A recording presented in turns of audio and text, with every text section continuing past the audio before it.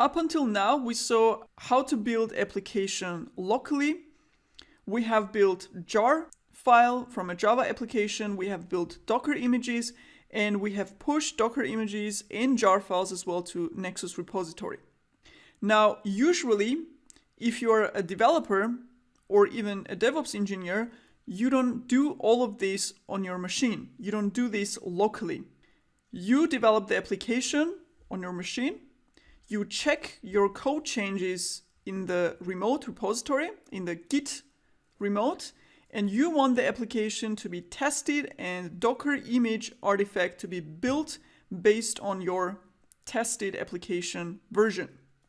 Now, imagine if developers had to do all of this, like run the test and build the artifact and push to Nexus locally on their machine. First of all, you're developing and you have some changes in your branch, which you're working in. Now the time comes to create a new artifact, so to say, from your application, a new release. Now you have to stash all your changes in your code and move to master branch because that's where you build the application from. And you have to update your local master branch state by doing git pull from remote. You have to make sure you're logged into the correct Docker repository. If you are going to build a Docker image from your application, so if it's a Nexus repository, you will have to log into Docker repository on Nexus. You have to set up the test environment to run the tests and then execute those tests. And while the tests are running, which may take, depending on how many tests you have, 10 to 30 minutes, maybe even more. So while this is happening, you probably cannot code. So you're just blocked and waiting. And after that, you would build a Docker image and then push that to a repository. So if one of the developers in the team had to do this every time you decide to release a new version, then there should be always one person willing to do this, to stop what they're doing currently and then prepare all the environment and do all of this. So this can actually slow down the team and interfere with the normal workflow. So obviously not a good idea because you want a dedicated server to execute all of these things. So once the developer checks their code changes in the Git repository, you want the tests to be run, the application version to be built and pushed to a repository automatically. And you want that to happen on a separate machine, on a separate dedicated server. And the test environment will be prepared there to run the tests, and Docker credentials should be configured, and all the tools must be installed to execute commands. So you should have Docker installed there. If you need npm or Gradle commands to build the application before you build the Docker image, those tools need to be installed there, and so on. And also, you don't want to SSH into this server and execute these commands manually. You want it to happen automatically when you push your new changes, new stuff to master branch.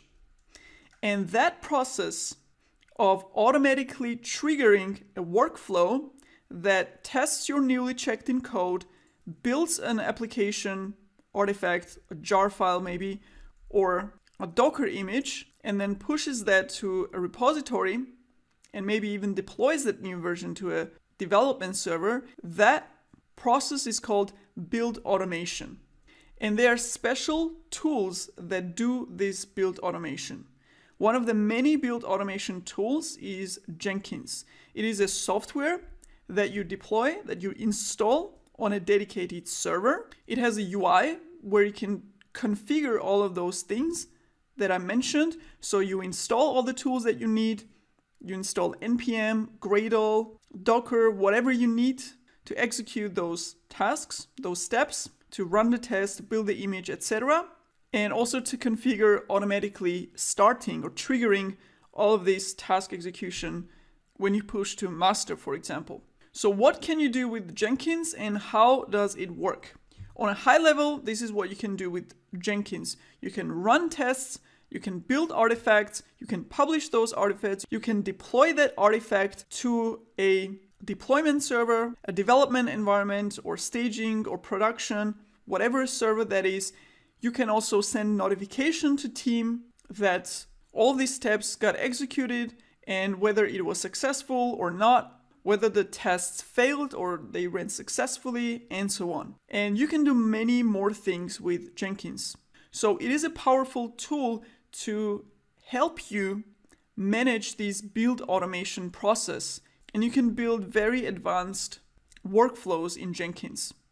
And as you would imagine, Jenkins is its own software, but it needs to integrate with many other tools like Docker, like different build tools, Nexus repository, maybe other different repositories, as well as deployment servers, right? Because Jenkins is kind of a middleman that is managing and handling your code changes to be tested and built and then deployed on some server, right? So it needs integration with all those tools involved in this whole process. And because of this, Jenkins has a lot of plugins in order to make it easy to integrate with all of these technologies.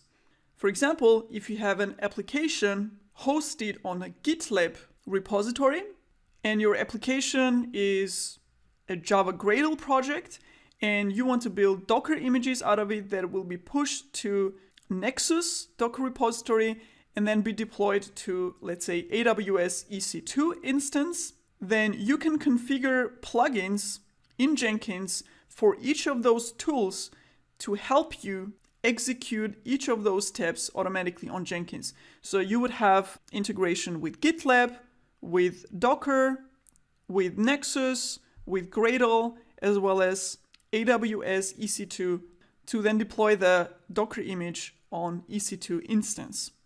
So what do you need to configure on Jenkins to make all of this possible? First of all, when you run tests, you execute a test command of a package manager tool or build tool like npm test or Gradle test or Maven test. So you need these tools to be available in Jenkins. Also, when you run tests, you need test environments.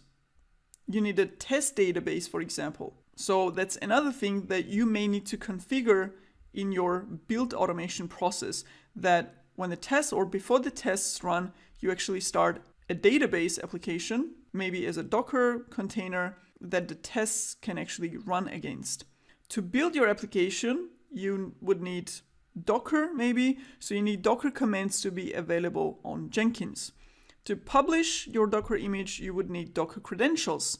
So you need a way to store credentials on Jenkins, some sensitive data, username and passwords for authenticating to Nexus, for example, or some other Docker repository, as well as deployment server.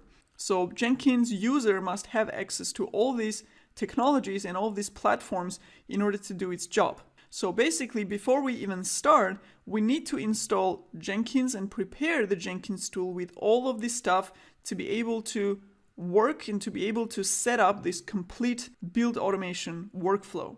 The good thing is we only need the setup once. When npm and Docker and all other stuff are set up and configured through plugins, you can use it for multiple projects which also need npm, Docker, etc. And we will see all of this in action right now. In this module, you will learn one of the most important concepts in DevOps, which is build automation and continuous integration for applications. We will look at high-level concepts and best practices to really understand what build automation is and why it's important. For this, you're going to learn and work with one of the most popular build automation tools, which is Jenkins. After setting up Jenkins, we will dive right in to learn different job types in Jenkins and build a complete pipeline for our application, just like it's done in real projects. Again, to give you an overview of what we'll learn step by step, first we will start with the basic concepts of what build automation in Jenkins actually is and what problems they solve. After that, we will deploy Jenkins on our DigitalOcean server and learn how to install and use different build tools in Jenkins. After that, we will create our first simple freestyle job, configure credentials and plugins in Jenkins, and connect it to our Git repository. As a next step, we will integrate Docker in the build automation process by building a Docker image and pushing it to a private Docker repository from Jenkins.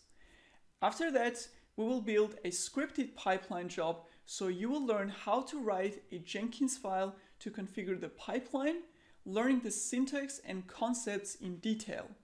Finally, we will create a scripted multi-branch pipeline for handling multiple branches of our Git repository. And as part of that demo, we will also configure automated version incrementation of our application.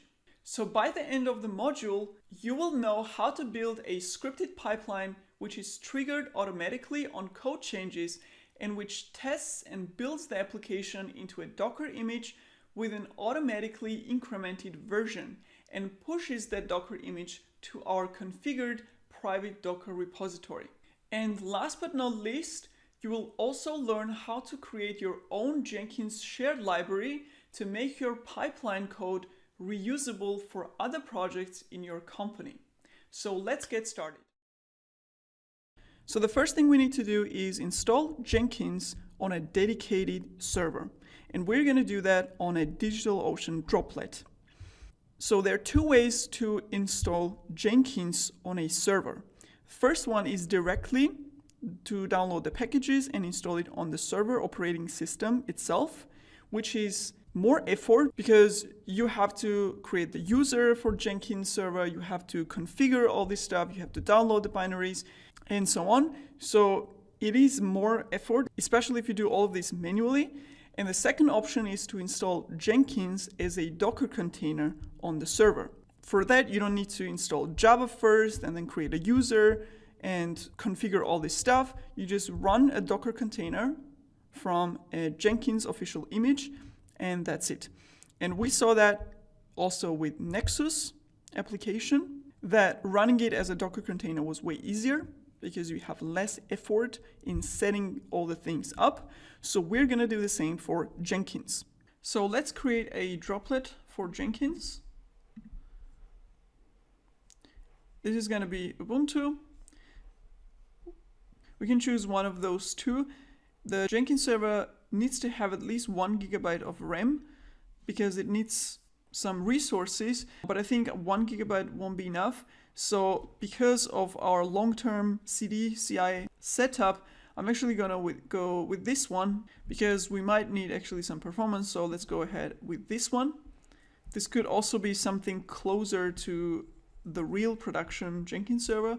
So I'm gonna choose this one, your region, which is closest to you, and we can create a droplet from this. We're going to actually change the name of this droplet so that we know which server is running what application. And we can call it Jenkins server because that's going to be running Jenkins. And as always, we're going to attach a firewall to it. So let's go to networking, edit, firewall. And this firewall is already configured for Nexus, and we're going to need different ports for Jenkins actually. So we can just create a new firewall for Jenkins. So let's call it Jenkins firewall. The port 22 must be open because we want to SSH into the server. You can enter your own IP address. I'm just going to leave it at this because it's temporary and because my IP address is dynamic and it changes, so I don't want to update that always. But security best practice is to have specific IP addresses whitelisted and all the rest don't have access to it. And here I'm just going to add a custom port 8080. This is where Jenkins application starts, and this is where we're going to expose it on the host as well. So we're going to open this port for inbound rules from everywhere. And here we're going to choose a droplet that we want to attach the firewall to and create firewall. Awesome. So now our Jenkins server has its own firewall with all these rules. And now we can connect to it from our laptop. SSH.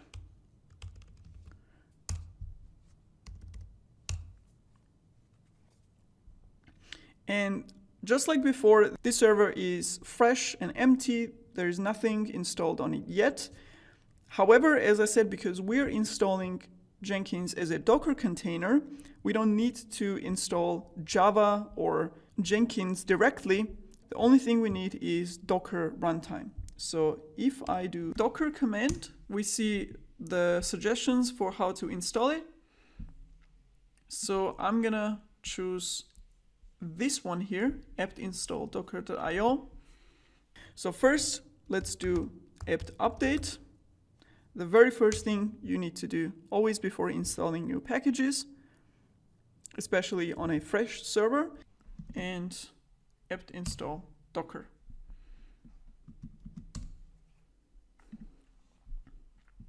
And once installed, we can execute Docker commands here. We have Docker available. So now we can install Jenkins container on this droplet. Let's clean this up and examine the command in order to run Jenkins in detail. So first of all, we're gonna do Docker run. That's the first thing. The second is we want to expose the port. The first port that we are gonna expose is the one that we need browser access to.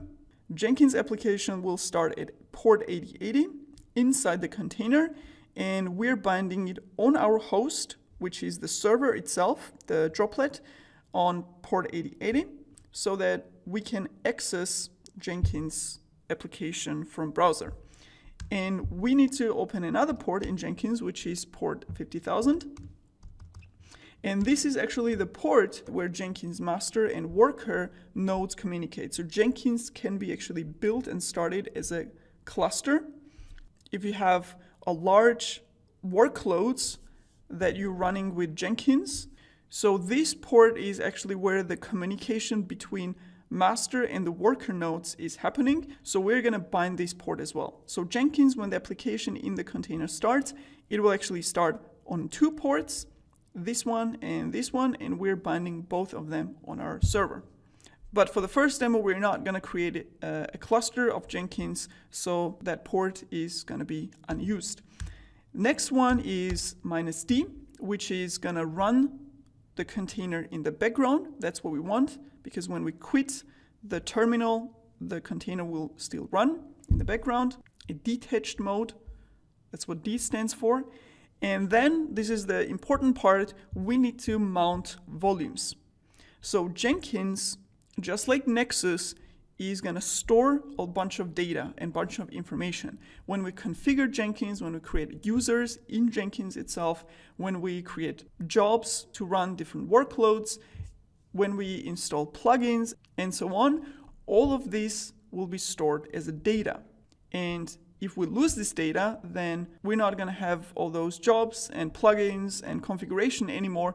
We will need to start from scratch. So persisting those data and backing them up is very important. So to persist the data in Jenkins, we're gonna attach a volume, and we're gonna call that volume Jenkins home. This folder doesn't exist yet on our host. This is the named volume that you learned in the Docker part. So this is just a name reference. Docker will actually create a physical path on the server that will store the data, and we can reference that path. Instead of just writing the absolute path, we can reference it by name. That's the named volume. And we're gonna attach that volume on the server to container folder. Let's actually put it on the next line so we see it better. -v Jenkins home. And this will be mounted into /var/Jenkins home. And this is an actual directory in container, in Jenkins container itself. So all this data that Jenkins container creates and writes will be persisted on the server on a physical location that this named volume will reference. And at the end, we're gonna write the name of the image, Jenkins, with a tag. This is the official image of Jenkins. This is a fully functional Jenkins server, which is available at Docker Hub. You can see it here, Jenkins/Jenkins by Jenkins community. And if we execute this command, Jenkins will be installed up and running in just a couple of minutes. So we can check docker ps, our container is running, and the port 8080 is exposed on the server, which means that now we can access Jenkins from the browser. Let's copy the IP address of Jenkins server, port 8080. And there you go, we have Jenkins login or initialization form. And we have to provide the first initial admin password, which is just one-time use. And here you see it is located at /var/Jenkins home secrets. So this path inside the container, right? This is where the Jenkins is running. So what we're going to do is we're going to enter the Docker container of Jenkins using docker exec, the container name and bash. And here you see we are logged in as a Jenkins user. Again, a good practice to start applications not with root user, but rather with the service user. And here we can actually see the password, this path inside the container. So there you go. And this is exactly the container where we mounted our volume to, right? So Jenkins application, when it starts in the container, it writes some initial data to this container path, and then this will be replicated on the server path because we attach the volume. So this means that we could actually find the same information on the server itself. And we can check that as well. So if I do docker volume inspect and then volume name, we called our volume Jenkins home. This is the named volume. Here we see the path of that volume on the server. So we can actually find the same information that we found in the container right here. Let's actually check that as well.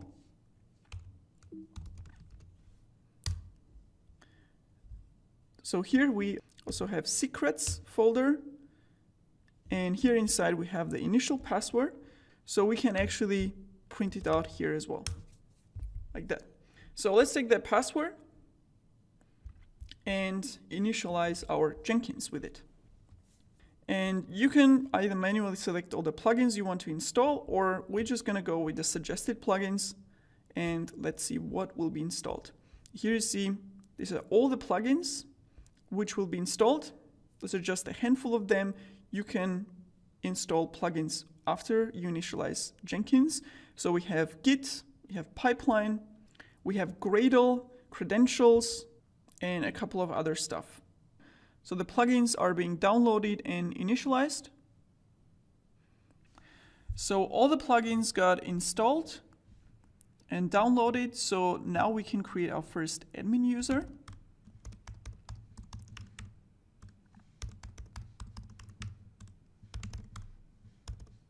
So let's save that user.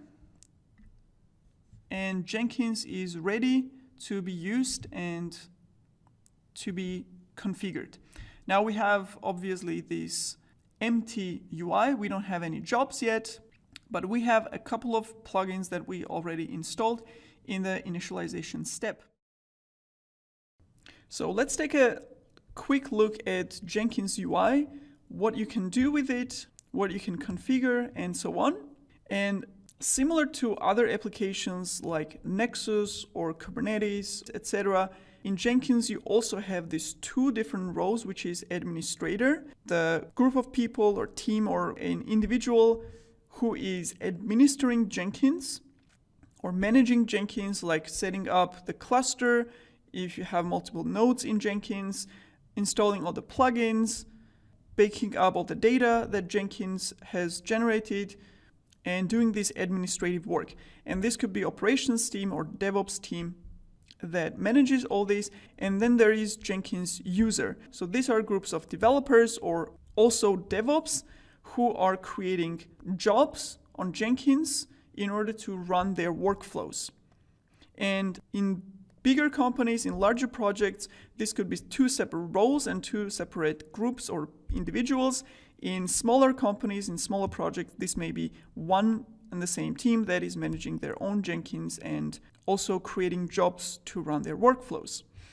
So for the administrator, someone who is managing Jenkins, there is an own section which is Manage Jenkins, and you have all the configuration in here.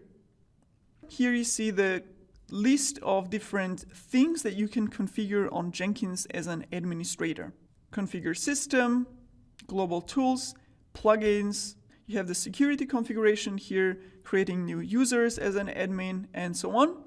We're not going to go into much detail on all of these different stuff, just the ones we need. We're going to go through them step by step in different sections. And as a Jenkins user, you're interested into creating new jobs in order to automate your workflow, to set up a CI/CD pipeline, etc. And you can do that also in UI. In new item, you have different types of jobs that you can configure, and you can create your workflows here. This is just a very brief overview of Jenkins UI. Of course, we're going to see all of these in action in more detail in later sections. Now, the first thing you need to do as a user in Jenkins usually is to create a job to automate your application's testing and building workflow.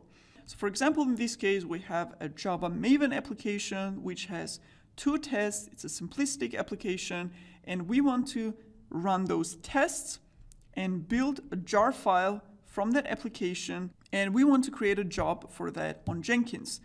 So this job needs to run Maven commands. Maven test, which will run the test, and Maven package, which will create the jar file. So this means that we need Maven commands to be available in our job or in the whole Jenkins for different jobs. As a second example, let's say we also have a JavaScript, a Node application that we also want to run tests on and then package it and maybe push to Nexus repository. In order to execute the tests, we will need npm to be available on Jenkins so that we can run npm test and then npm pack, etc. So depending on what application you're building and what build tools or package manager tools their application needs, you have to have those tools configured and installed on Jenkins. So there are 2 ways to configure those tools in Jenkins. One is the easier way, which is through plugins. We just install a plugin of the tool that we need, for example, Node.js or Docker or whatever, and then we can use it in Jenkins. The second one is to install those tools directly on the server. So from the command line, enter the server where Jenkins is running. In this case, it's not going to be the droplet that is running Jenkins container, but the container itself. So inside the container, install those tools so that we can execute commands of those tools in the Jenkins jobs. And we're going to see both of them. First of all, let's configure a plugin for Maven. So most of these tools are already there through plugins, so we don't have to install any plugins. And there is a place where we can manage all those tools in one place. In the global tool configuration, this is where we can configure all those build tools and package manager tools, etc. So if we go inside, here you see configuration of different tools. We have Git, we have JDK, and here we have Gradle, and Maven. These are all for Java applications. And by managing these tools or configuring these tools, I mean deciding which version of the respective tool you need and also making them available in your jobs. So let's start with Maven. If we click Add Maven, here you see a little section. We can give it a name. Let's say Maven version 3.6. This is the latest one here, as you see. So this will install and download Maven, this version, and then we will have Maven command available in our jobs. Alternative to installing it directly from internet is, we can see another installer here, is running a shell command where we can write the actual command for downloading Maven. or batch command, depending whether it's a Windows or Linux server where Jenkins is running. But in this case, we're downloading it straight from Apache, which is more convenient. And I'm gonna save this. So now we should have Maven commands available in the whole Jenkins. So whatever job I create, I should have Maven available. And here now you see that I have a list of Maven's installations because I have configured one. And we're going to be using Maven when we create our first simple job. As an alternative, as I said, we can also install a tool directly on the server where Jenkins is running.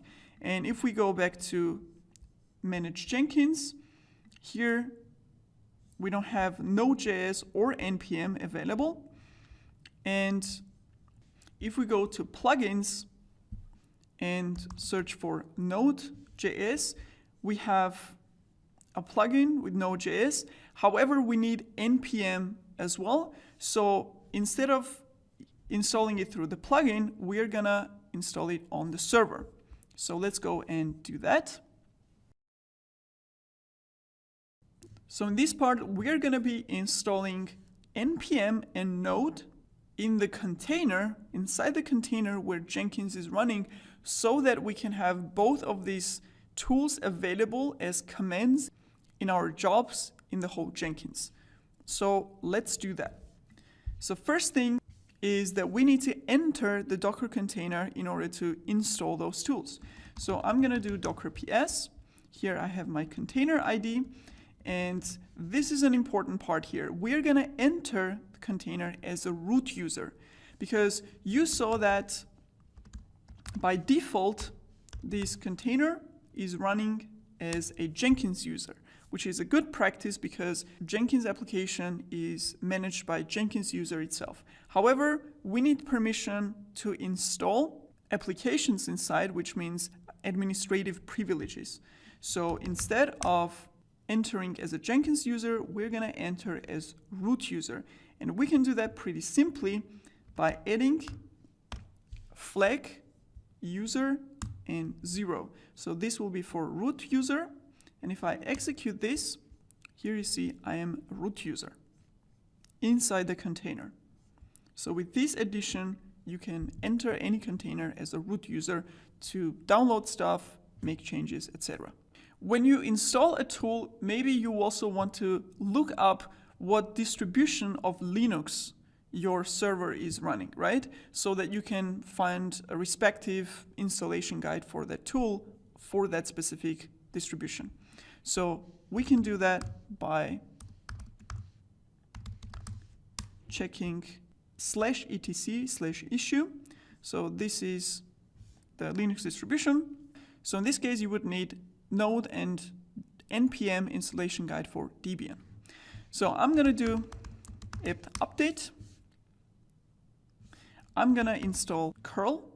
Let's see if curl is available already. It is not. So I'm going to install curl. And using curl, I'm going to download a script from this address that will have all the commands to install Node.js and NPM. So if I do ls, here's the script, and now we're going to execute that script. Installing Node.js.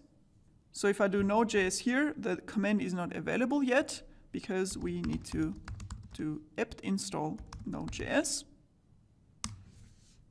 And now Node.js and NPM will actually be downloaded. The latest version, so if we do Node.js -v, we have version 10, and npm -v, we have npm installed as well. So both of these tools are available inside Jenkins, so we can use those in our jobs. So these are the two alternatives. We're going to see both of those used in action when we create our first job.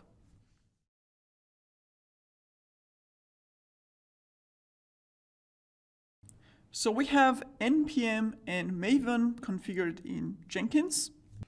So now we can actually create a job in order to run those commands.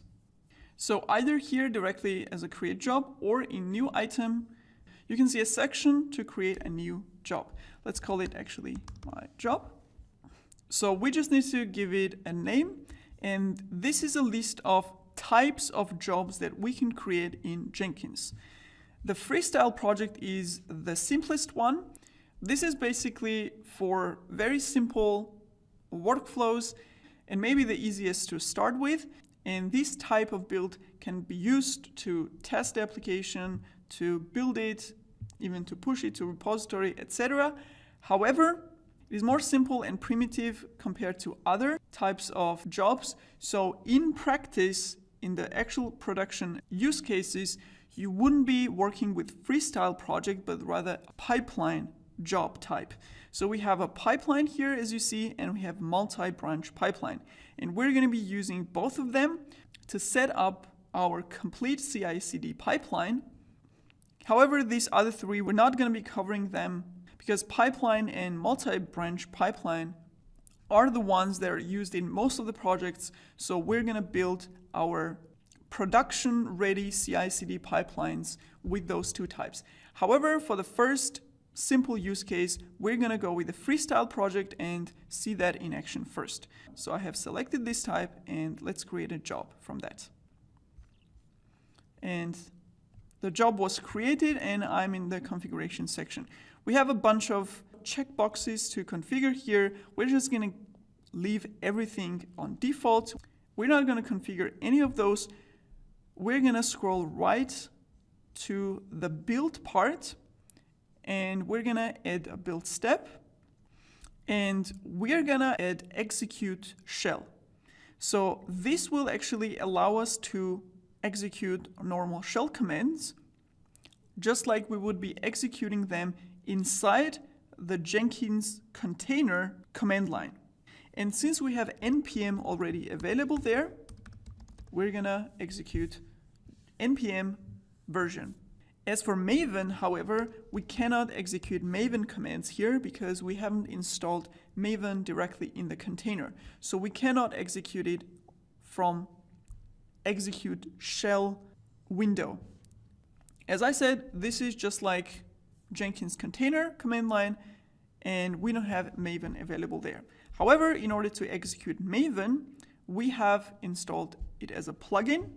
So if I click here again, I see the plugin available right here. Invoke top-level Maven targets. So this will allow me to actually execute Maven commands.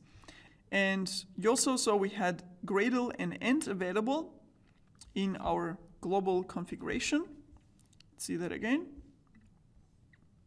Global tool configuration, we had Gradle and End, and therefore I have those plugins available as well. So all the tools that I have already configured, I can actually use right here. I haven't configured Gradle and End because they're not installed in Jenkins. However, I have installed Maven, so I can use it now. Maven version, this is the one that I have created. This is the name that I just gave it.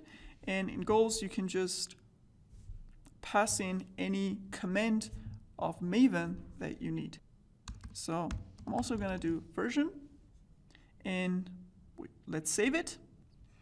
And if I go to Jenkins main view, you see we have a list of jobs here, and inside every job you actually have all of these options to configure your job, to delete the project, and also to build the project. So we're going to build a job.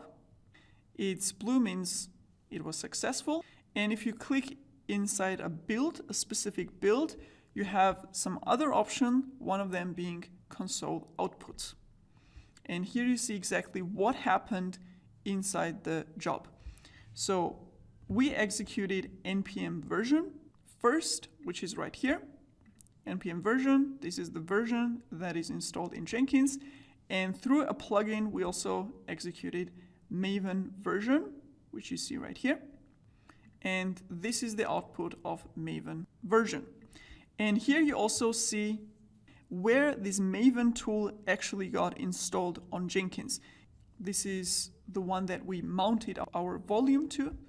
So all the plugins, all the tools that we actually install through the UI in Jenkins end up in that folder as part of the Jenkins configuration. So the command gets executed from there. The npm, however, we installed in the whole container, so it is available as a command throughout Jenkins without using a plugin. Now, there are two things that I want to mention related to these build tools. First, let's go back to configure. And here you see the different executions for npm and Maven because we have installed them differently. So even though installing a tool directly on the server of Jenkins is a little bit more effort than installing it and configuring from plugin, it is much more flexible. Because here you see that the plugin gives you a UI with pre-configured input fields, etc., and some options. Here you need to configure them through input fields that this plugin provides you with, which can be limited depending on the plugin. However, if you want to script something using these commands, it is much more flexible to be able to use those commands directly as you would on the command line. So this is a difference between them. Another thing that I want to mention is how you can configure additional tools like Node.js, for example, which we don't have available right here through Jenkins UI. So in order for a tool to appear here, it needs to be installed through plugin first. So let's go to plugin section, available, and look up Node.js and install it. Successful. Now if I go back to global tool configuration and refresh, here you see Node.js just got added. So for a tool to appear here, it needs to be installed first through a plugin. And once it is installed as a plugin, then it is available to be configured. So I don't have Node.js available yet in jobs. I cannot use it. So now I have to configure it to be able to use it. So add Node.js. And here you see a similar setup to Maven.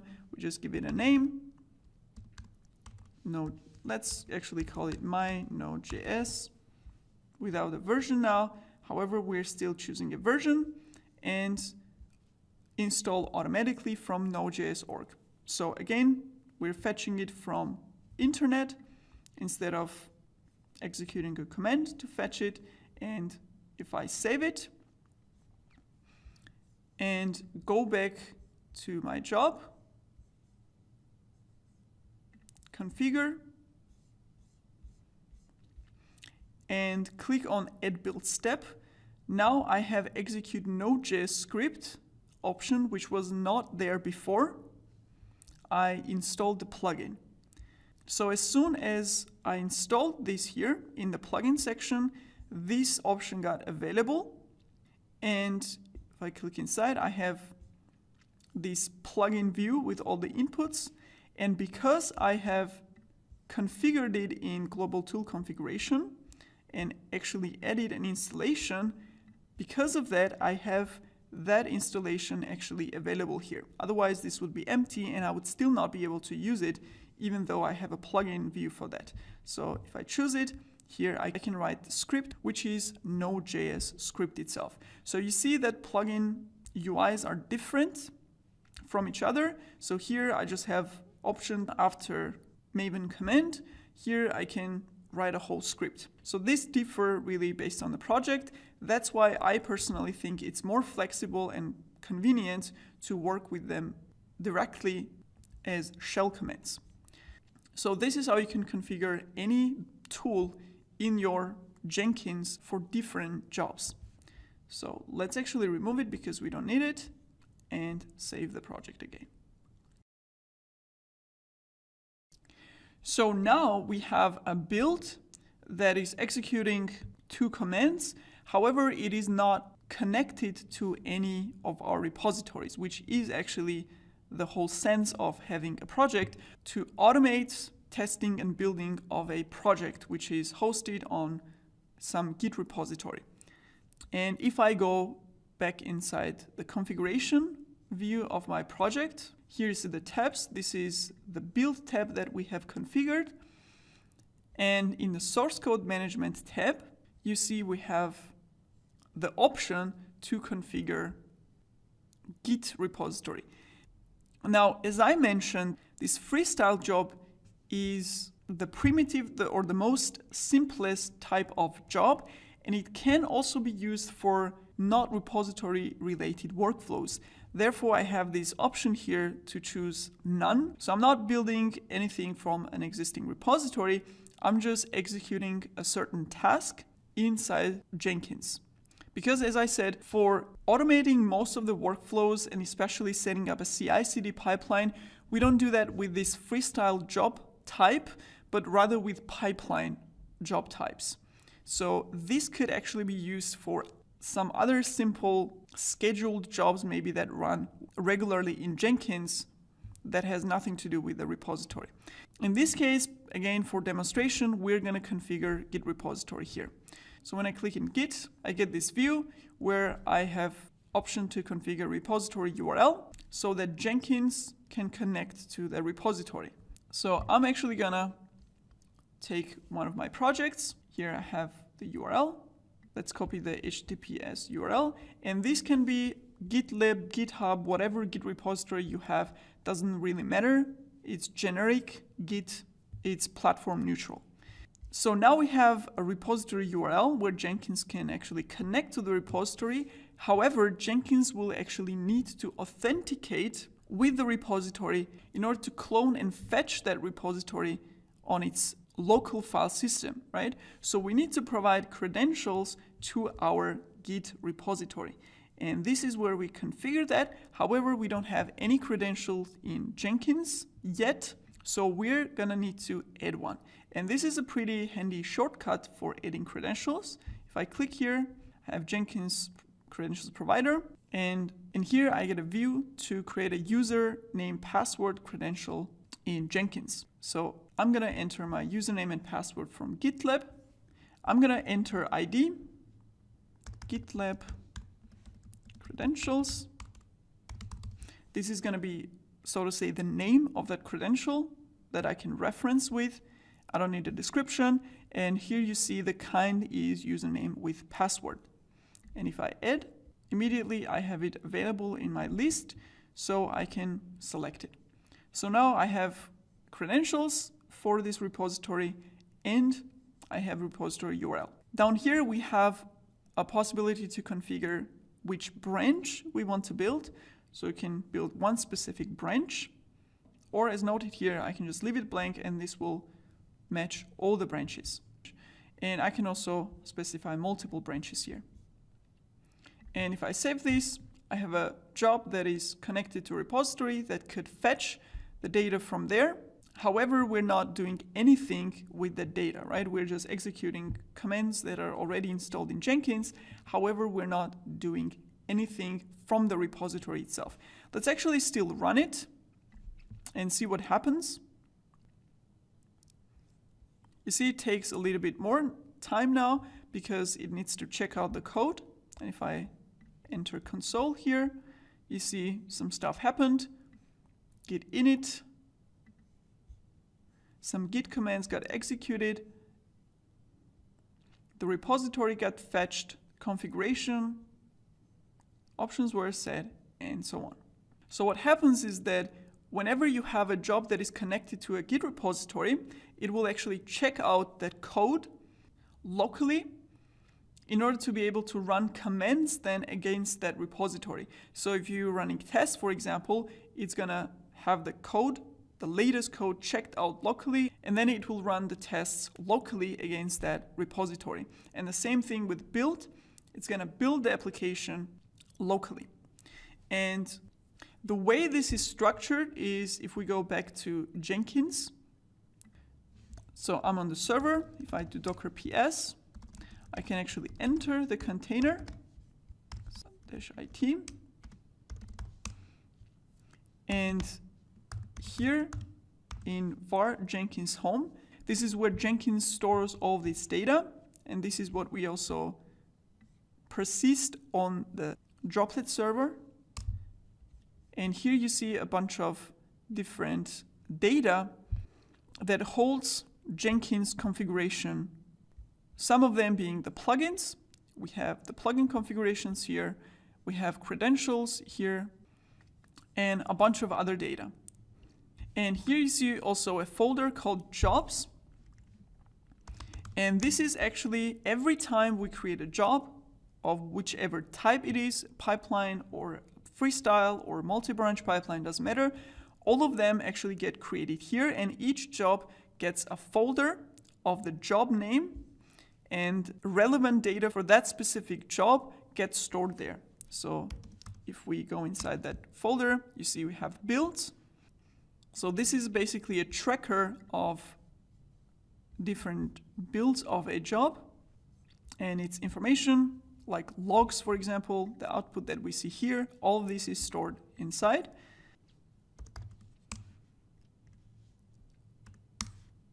Here you see we have the number of the build and some log files.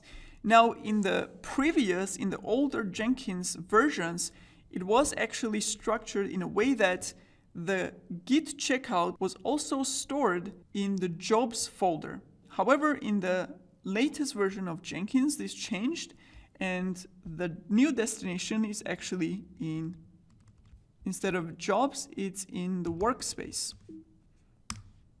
And in workspace, you see I have two folders for my job. And if I check this one here, my job, I see the Git repository actually checked out locally here. This is exactly the repository files that I have in my project. So in master, I have Jenkins file, pom.xml, and this source folder.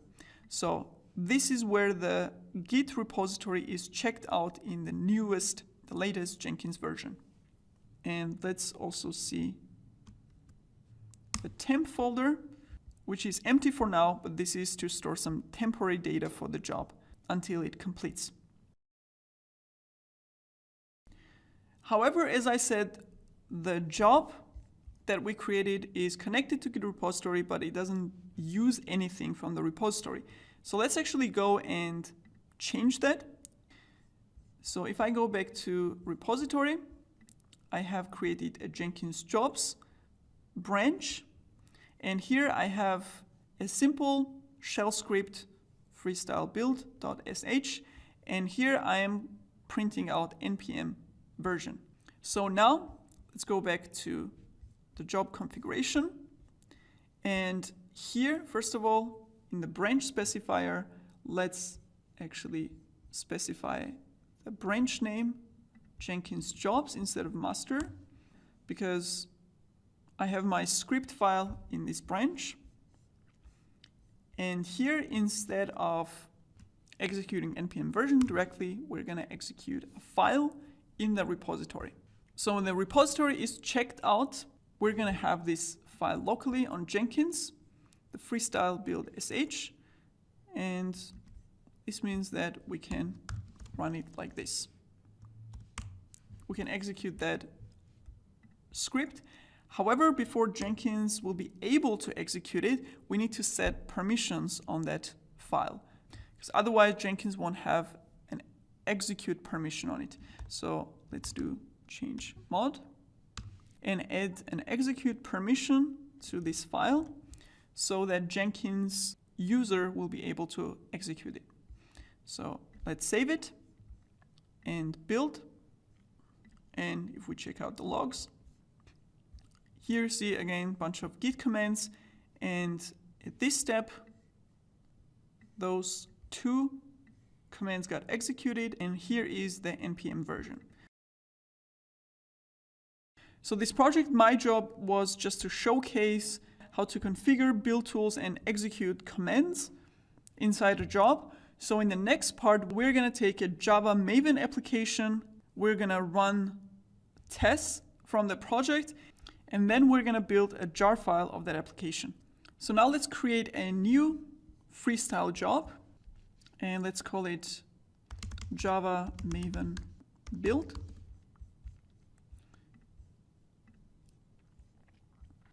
In the configuration, we're going to build from Git, copy Git URL. We have the credentials already, so let's choose it. The branch will be Jenkins jobs. And here in the build part, now we only need Maven because it's a Maven project. So I'm going to choose that plugin. And I'm going to execute Maven test. And then I'm going to execute Maven package command. And here in this branch, I actually have one super simple test that runs this here. It just initiates the application and tests one single function. So the test should run and the application jar should be created. So with this configuration, let's actually save it and run it. And it was pretty quick. In the console output, let's see what happened. Since this was the first build, it checked out the initial Git repository and initialized it. This is for the very first build. Here we see Maven test command got executed with all this output, and we have one test that ran. And here we have Maven package. Maven package actually also runs tests before packaging, so we see an output of tests again. And here all the dependencies got downloaded and installed in order to package the application into a jar file. So now if we go back to Jenkins server, var Jenkins home jobs, you see we have a new job that we created, and in the workspace we should see a new folder for Java Maven build as well. Let's check what's inside. And here you see the repository got checked out. These are all the files, and the target folder got created because we executed Maven package. And in the target folder, we should be able to see the jar file. And here is our jar file. So the application got tested and packaged as well.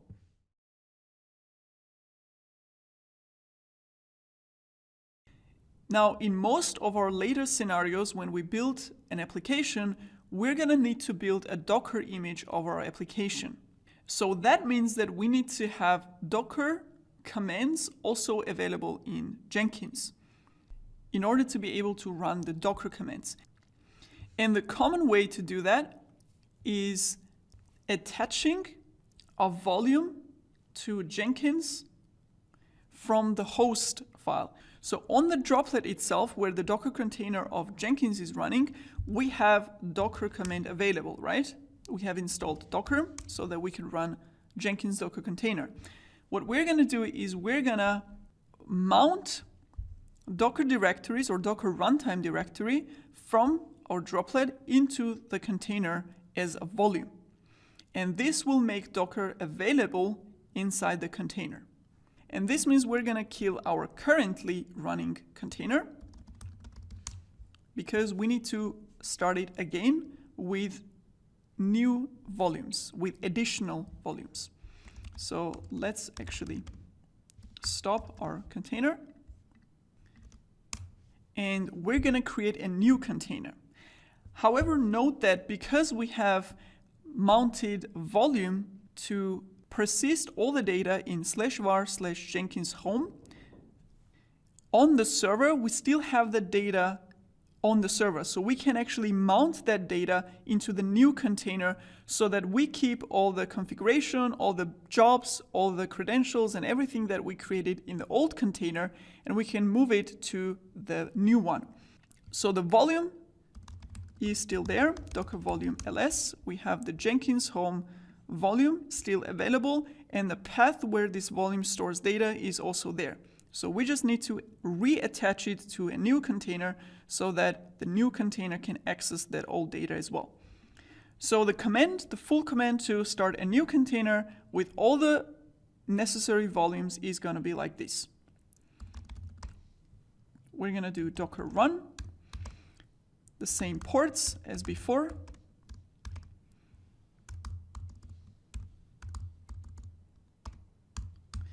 And here we're going to list all the volumes we need. The first one is the same one as before. Jenkins home volume already exists, so it's not going to be recreated.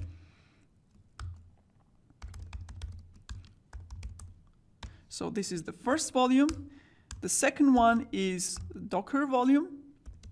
This is on the host, on the droplet itself. And we're gonna mount it into the container under the same exact destination. And the third volume is gonna be the Docker runtime. This is where the Docker commands get executed from. And for that we can actually use a variable, which is which Docker. This actually points to the Docker executable binary on the host, on droplet, and we're gonna mount it into the container under usr bin docker. And those two volumes will make Docker available and Docker commands available inside Jenkins container. And now we're gonna do Jenkins latest and execute it. And this time, as I said, we don't need to initialize Jenkins and install the plugins and create the job, because all the data from the old container is still there, and we're just reattaching that to the new container. So now let's refresh our Jenkins server. The user should be there as well from the previous container. And we have our jobs available. So Jenkins is running, and if we go to the container, let's do docker ps. And if I enter the container,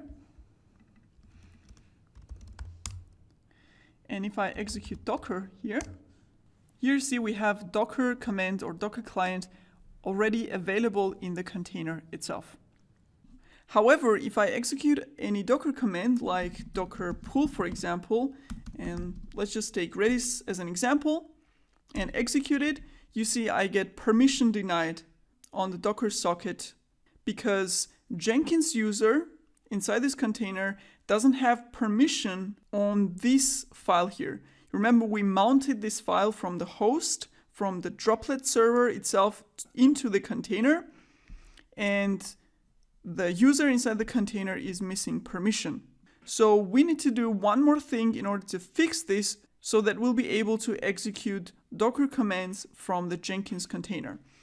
And that is to fix the permission of that file. And we mounted that file actually inside the container under the same path.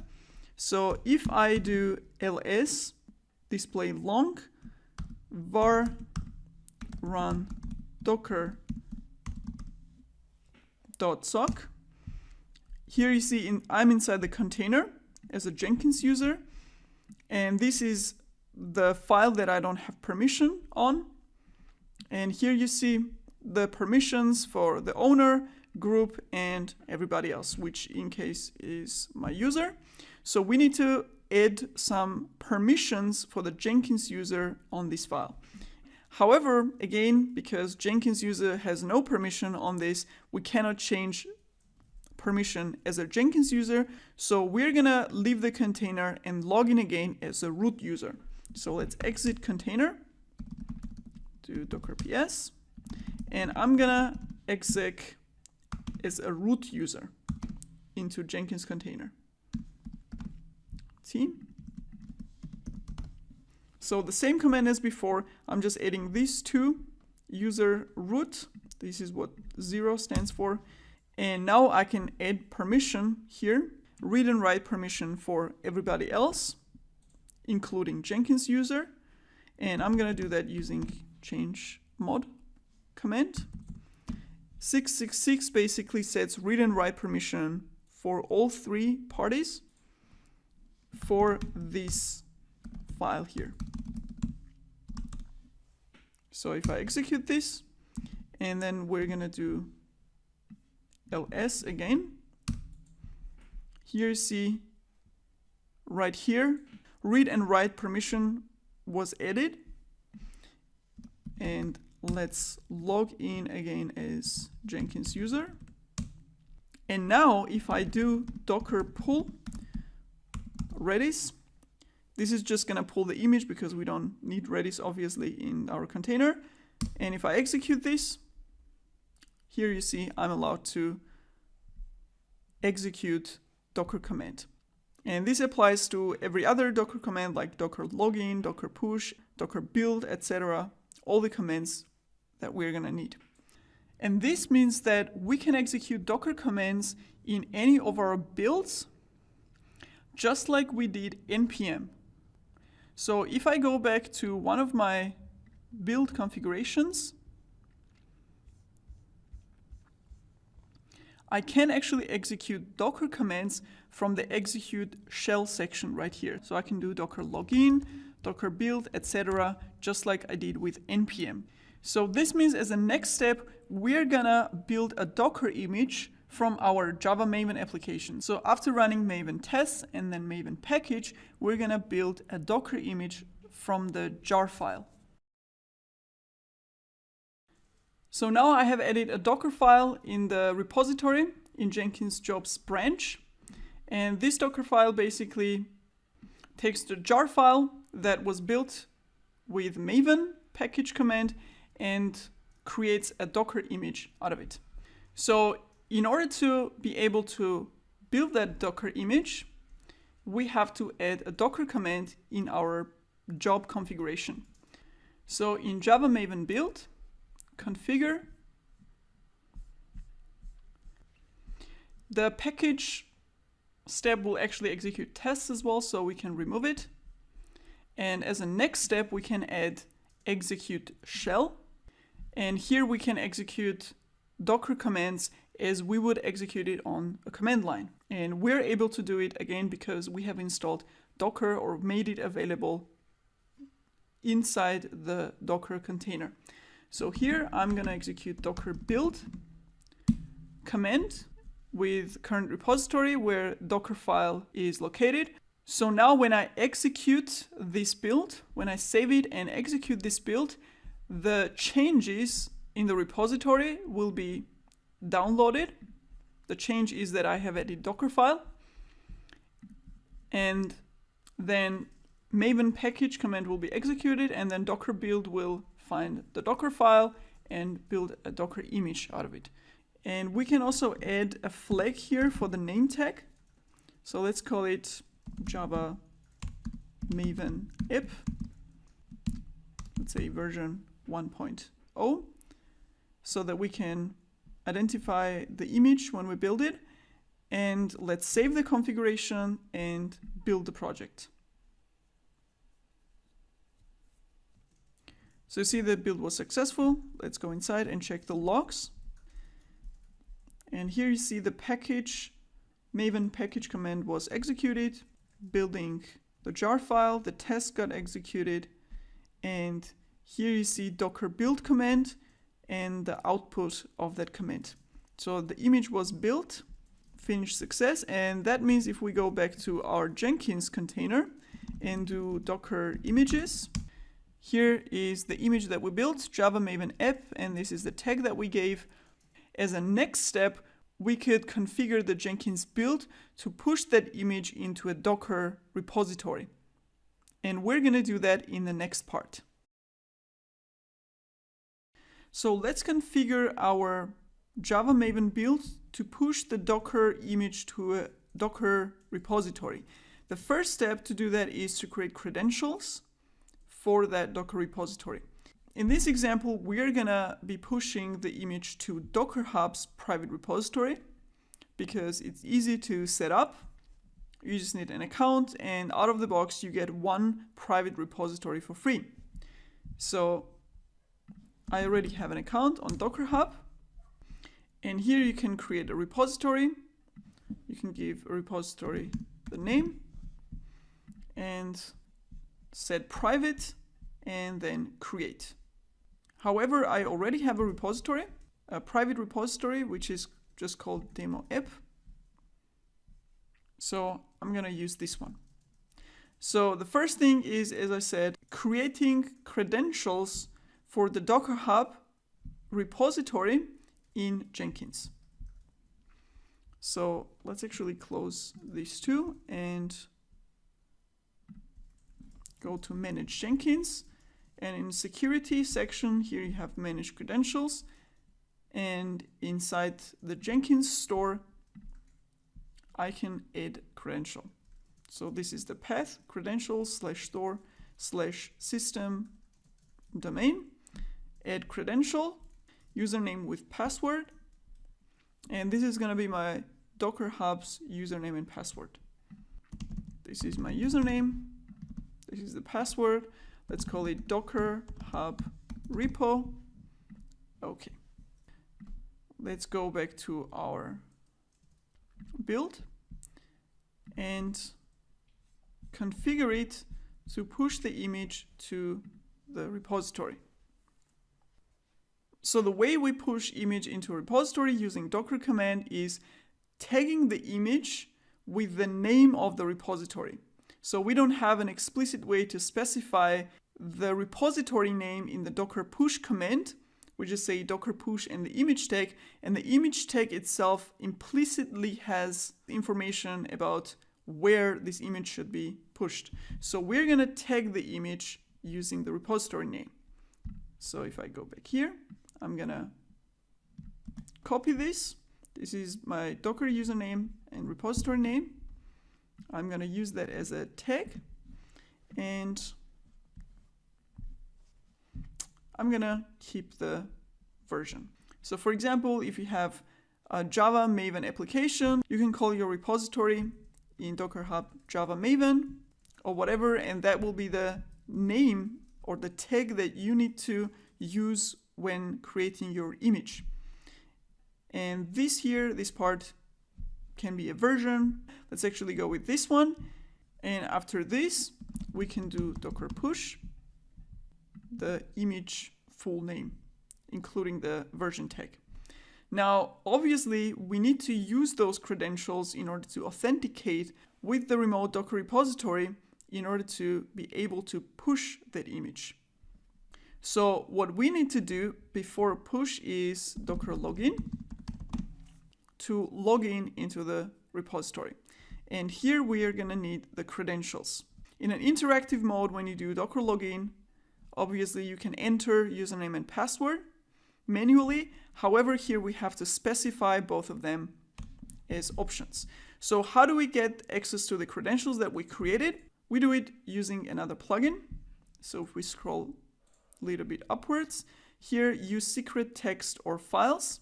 And if I click inside, I get this bindings section, and the binding plugin basically allows me to use my credentials that I have created in Jenkins. We have created a username and password credential, and these two options are basically for either using username and password separately, so you have username and you have the password, or using them together as a credentials object. We're gonna go with individual ones, and now you get this view. So pretty simple configuration here. Actually, we're gonna define the variable name ourselves for the username. Let's say this is username. And same thing with password variable, we're gonna give it the variable name. And we're gonna choose the credential. In this case, this is the correct one. This is the Docker Hub credentials. And this will make the username and password available throughout the whole build now using these variables. So I can just copy one of those, scroll back to our Docker login command. I'm gonna do -u for username and variable username. With the $, you can reference a global variable. Then we can do p, and that is going to be our password variable, and this should log us in Docker Hub. Now, Docker Hub is the default repository for Docker client. So because of that, in the login command, we don't have to specify here the Docker Hub repository server name. If you have your private repository on Nexus, for example, or AWS, etc., then you would have to specify the repository host name as an additional parameter here. But as I said, because Docker Hub is the default one, we don't have to specify here anything. And this should actually be enough to be able to push our image there. Let's actually tag it with Java Maven app -1.0 so that it's unique. Let's change it here as well.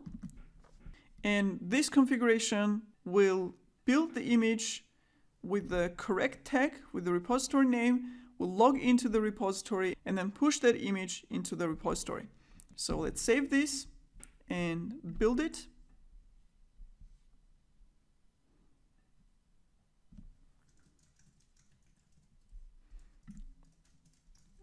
The build was successful. Let's see the output.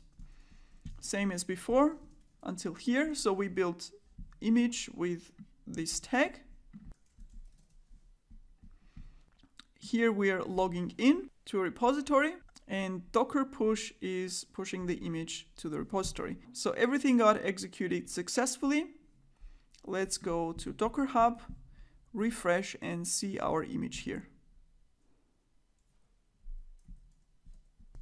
And there you go. I have some other images here that I built before, but this is our image, which we called JMA for Java Maven app, pushed a minute ago.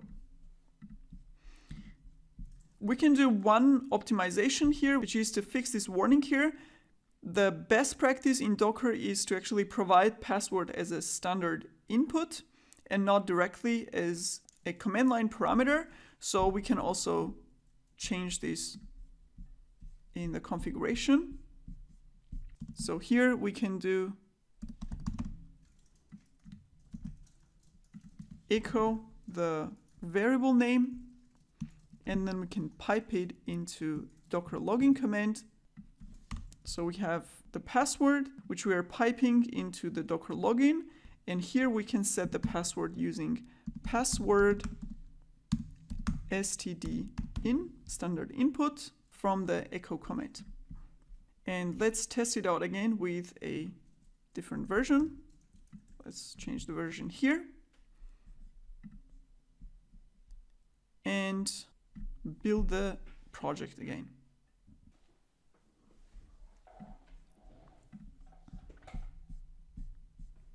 So here you see that one warning is gone, and in Docker Hub, if I refresh again, I should see the latest tag 1.1, which was pushed a few seconds ago. So this is how you build and push a Docker image into a Docker Hub private repository from a freestyle build job in Jenkins.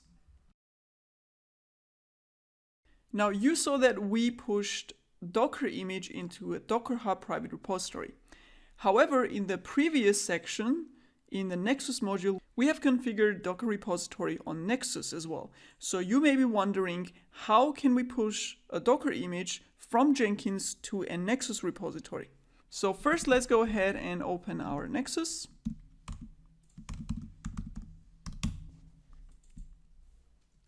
I'm already logged in, and in the browse section, we have this Docker hosted repository that is currently hosting just one image, which is called my image. So we want to push from Jenkins to this repository right here. Because Nexus connection is currently not secure, because it's running on HTTP port, so we have no secure connection with the Nexus repository. Because of that, we need to configure these insecure repositories for Jenkins as well. Previously, we did it locally on our laptop so that we could push images from our laptops to Nexus repository. Now we are doing the same from Jenkins server, so we need to do that configuration in the Jenkins itself. So let's do that first. I'm gonna head over to Droplet where Jenkins is running. And since this is a Linux machine, we can do it directly in a file instead of the user interface like we did for laptop.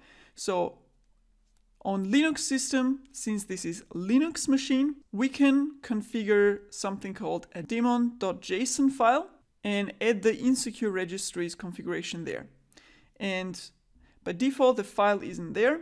So if I do etc docker, there's just one key.json file.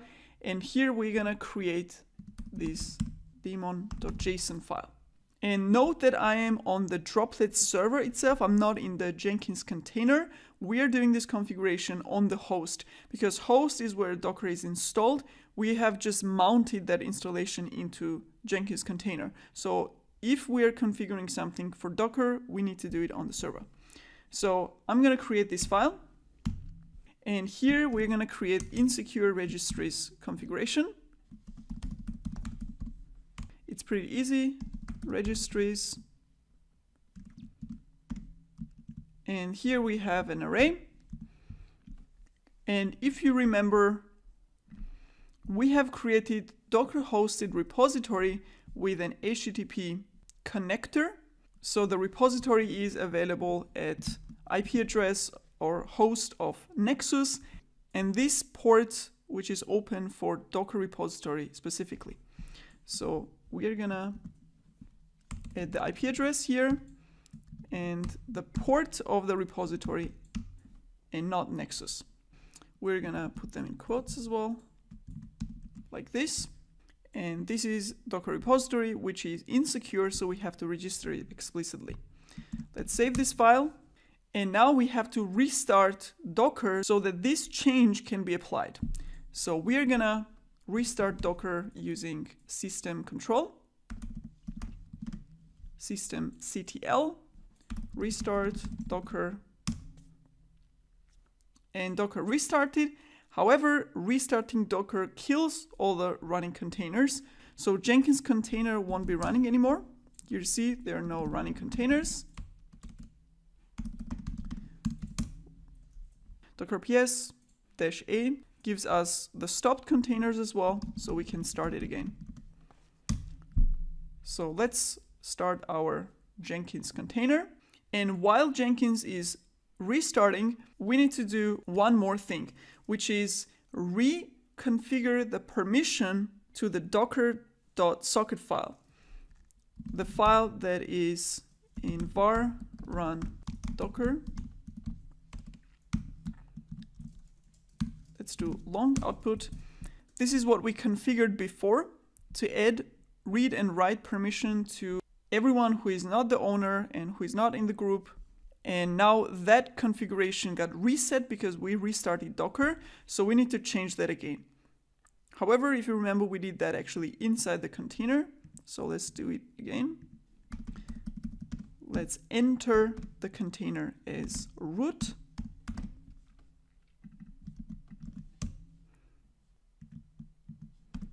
I forgot the bash here.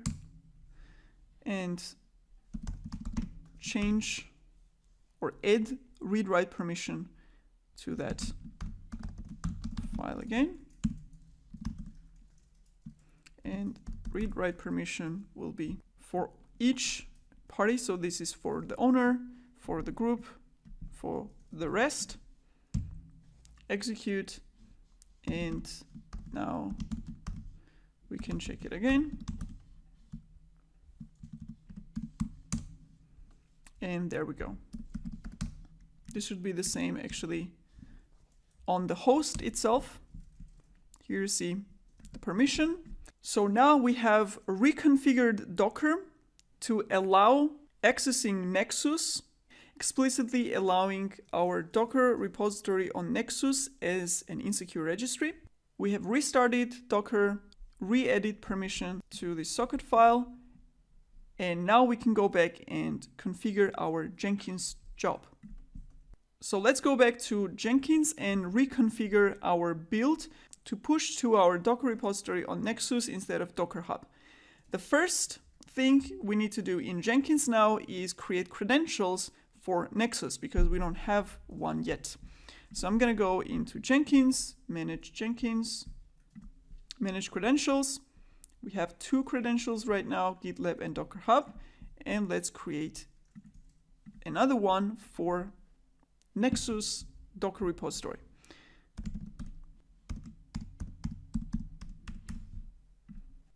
Nexus Docker repo.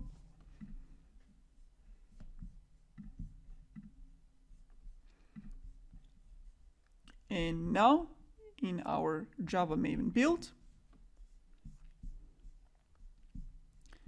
instead of Docker Hub credentials, I'm gonna choose the Nexus Docker repository credentials. And here we need some changes. First of all, we said that we need to tag every image that we're pushing to the repository with the repository name, so the Docker client knows where to push that image, right? And this was the repository name of Docker Hub, which no longer applies now. I'm gonna remove that, and we're gonna use repository name of Nexus repository, which is the IP address and port of the repository. I believe this URL should work too. However, let's actually stick with the repository host that we have been using. So this is Nexus repository URL. This format, however, will not work, so we have to add the name here. We can actually call it Java Maven app, and let's have this as a tag. So this whole thing will actually be the name of the image. This will be the tag, and this will be the repository name of the image. And for the Docker login, as I mentioned, if you're not using Docker Hub, which is the default repository registry for Docker client, you have to specify the repository host. And in this case, we're not using Docker Hub, we're using Nexus. So right here at the end, I have to specify repository host. And obviously the password and username will be substituted from the correct credential for Nexus. And finally, in Docker push command, we need to update the image name. This is the image that we're building. So this is actually the name of that image, the full name. And then we're taking that image name and pushing to the repository that we just logged into. So I'm going to save this configuration and let's build it. And the build was successful. Let's see the console output. So image was built here. Docker login succeeded, and Docker push the image name. So we can go to Nexus, browse Docker hosted, and here is our image, Java Maven app. This is this part right here. So this was actually generated as this top level folder, Java Maven app, and inside we have tags, and this is the tag. And in the Jenkins container, if I do Docker images, I have a bunch of images already built, and this is our Java Maven app. So repository, this is the repository part, and this is the tag. And this builds the complete image name. So with this, we have successfully built and pushed a Docker image to our Nexus Docker repository. Of course, if our Nexus is secured and we have HTTPS here, we don't need to do the insecure configuration and Docker restart, etc. It will be easier, but we had to do it for this specific use case. So we have created a freestyle job in Jenkins, and we have executed a couple of different steps with it, like building a Java application with Maven, running tests, building a Docker image, and then pushing that Docker image to Docker repository. Now, a common practice in Jenkins with freestyle jobs is actually to have them execute one individual step. So you would have a freestyle job for running integration tests for your application. You would have a second freestyle job for building the application. You would have another one for deploying the application, and so on. So freestyle job is more used or seen as a standalone job that executes one single step. So in practice, to build this kind of sequence of actions or steps, Jenkins users used to chain multiple of these freestyle jobs to execute after another. So if I go inside the configuration part of my freestyle job, and let's say this only does Maven package, in the post build action, you could choose an option, build other projects. And here you can choose another freestyle job. In this case, we have my job to trigger right afterwards, right? So you could say if Maven package was successful, then you can build a job that creates a Docker image. And if that was successful, then you can push that image to repository. So this is how freestyle jobs were actually used in practice to cover this whole workflow. And this was before the pipeline type of job was created. With this type of chained build workflow, you had lots of limitations. So for example, Jenkins was actually built during the time where UI-based tools were much more popular than scripting your configuration or infrastructure or any related stuff. So you would have tools that were hugely UI-based, and most of the logic and most of the configuration options were actually done through the UI. So you didn't have the scripting options, and that meant that if you needed additional functionality, for example, adding some condition to your build, you would have to install a plugin. And for each functionality for your build, you would have multiple plugins. And in plugins, you're always limited to what the plugin developer actually provided you with, right? So whatever plugin you're using, for example, this one right here, or this Maven plugin, you basically have given input fields, and this is all you can use. You don't have so much flexibility. So because the actual workflows of how we build CI/CD pipelines today, the new concepts and so on emerged and got more complex and got more developed and sophisticated, these chained freestyle jobs were not enough to set up these complex workflows. So something much more maintainable, much more reliable, and much more flexible was needed, especially with the emergence of CI/CD concepts and emergence of infrastructure as code concepts. So moving from UI-based configuration to scripted configuration. And all of these new concepts and developments, in addition to limitations of UI-based build configuration, actually resulted in creation of pipeline type of jobs in Jenkins. And this means that now, if you are a DevOps engineer or if you're a developer that is working with Jenkins, you should be working with pipeline jobs and not freestyle jobs for most of your workflows, maybe for all of your workflows. And you should be scripting your build configuration and not freestyle projects. However, what you learned about the freestyle build and all these configurations that we did in the previous section will actually be pretty useful for you to compare the two, to see the advantages and disadvantages, and also to understand the basic fundamental principles in Jenkins when it comes to using plugins, executing different tools, and so on. But as I said, from now on, we're only going to be working with pipeline type of jobs. So as a next step, we're going to create a simple pipeline job and see how that works. So let's go and create a pipeline. Let's actually call it pipeline my pipeline, and I'm gonna choose a regular one, this pipeline here, and this is the configuration view where we can configure all the stuff.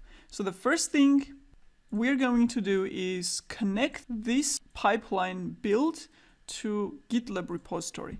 This is basically the main use case for all of the builds that you need to execute a workflow for your application repository.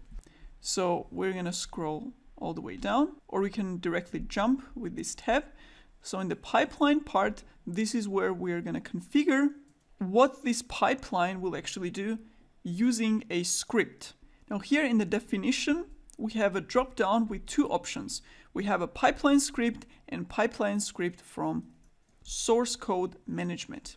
So what is this part right here? First of all, I mentioned that pipelines are scripted. So instead of configuring all the stuff in UI, just like we did in our freestyle build configuration, so going here and adding all these plugins and configuring them and writing everything in here, we do the configuration in a script. And this script is actually written using Groovy. And Groovy is a programming language for the Java platform. It has a similar syntax to Java, but a little bit more improved and less complex than Java. So basically you can program the whole thing in Groovy as you would in Java. So it is a fully fledged programming language and you can write any logic with it. And this is the language that we are writing pipeline configuration with. And this option here, pipeline script, gives you a possibility to write the script directly in here. And to see how that script looks like, you have some samples here. Let's choose Hello World. This is how it's gonna look like. This is a syntax. If we choose GitHub Maven, you have some more logic. And this is the script that we're gonna be writing in order to configure our pipeline. And this Groovy Sandbox checkbox here basically means, to explain very shortly, it means that you are allowed to use a limited number of Groovy functions, built-in functions, in this script without needing permission or acceptance from a Jenkins administrator. So these are the functions that are not seen as risky or insecure when they are executed on Jenkins. So they're kind of whitelisted. And if you want to use a Groovy library or some other functions, then you would need, for those specific functions, you would need approval of the Jenkins administrator. Or if you are a Jenkins administrator, you'll have to just approve the script. And the sandbox is basically to allow you to execute the whitelisted functions without any manual script acceptance. So this means that you can write the whole script that configures your pipeline in here using this template. However, this is not the best practice, because the best practice, especially according to infrastructure as code concept, is to have the infrastructure, the configuration management, and all this configuration in your application code, which means that you should have this Groovy script in your source code management together with your application. So this means that we're gonna switch to pipeline script from source code management. And here we get a different view. The Groovy sandbox is gone and the script section is gone as well. We have here a possibility to configure a Git repository. And let's actually take our Java Maven project. This is the endpoint. We already have credentials from the previous job, so I'm going to take that credential. So repository is configured, credentials, and now we have to set the branch. So instead of master branch, we're gonna take Jenkins jobs. So the Git connectivity is configured, and here we have script path Jenkins file. So This means that this pipeline job will check out the repository, and inside the repository, in the root folder, it is going to look for a file called the Jenkins file, which will contain this Groovy script that configures the pipeline. And now if we save this pipeline configuration and build, we have a build failure, and it says it was unable to find Jenkins file in the repository because we don't have a Jenkins file defined yet. So this is going to be our next step. We're going to create a Jenkins file and then rerun our pipeline to execute whatever is defined in the Jenkins file. So back in the Git repository, in this branch, I'm going to create a new file, and we're going to call it Jenkins file. So this is a standardized name. You could give it some other name and configure in the configuration of pipeline what this new name is, but this is a standard, so you should go with Jenkins file as well. And this is where we're going to write our Groovy script for the pipeline job. And this is the most basic Jenkins file that basically does nothing. But this is the basic syntax. We're going to go through a Jenkins file syntax in more detail in a later section, but here I'm going to explain you the required attributes for Jenkins file. So the first thing is that Jenkins file can be written as a scripted pipeline or a declarative pipeline.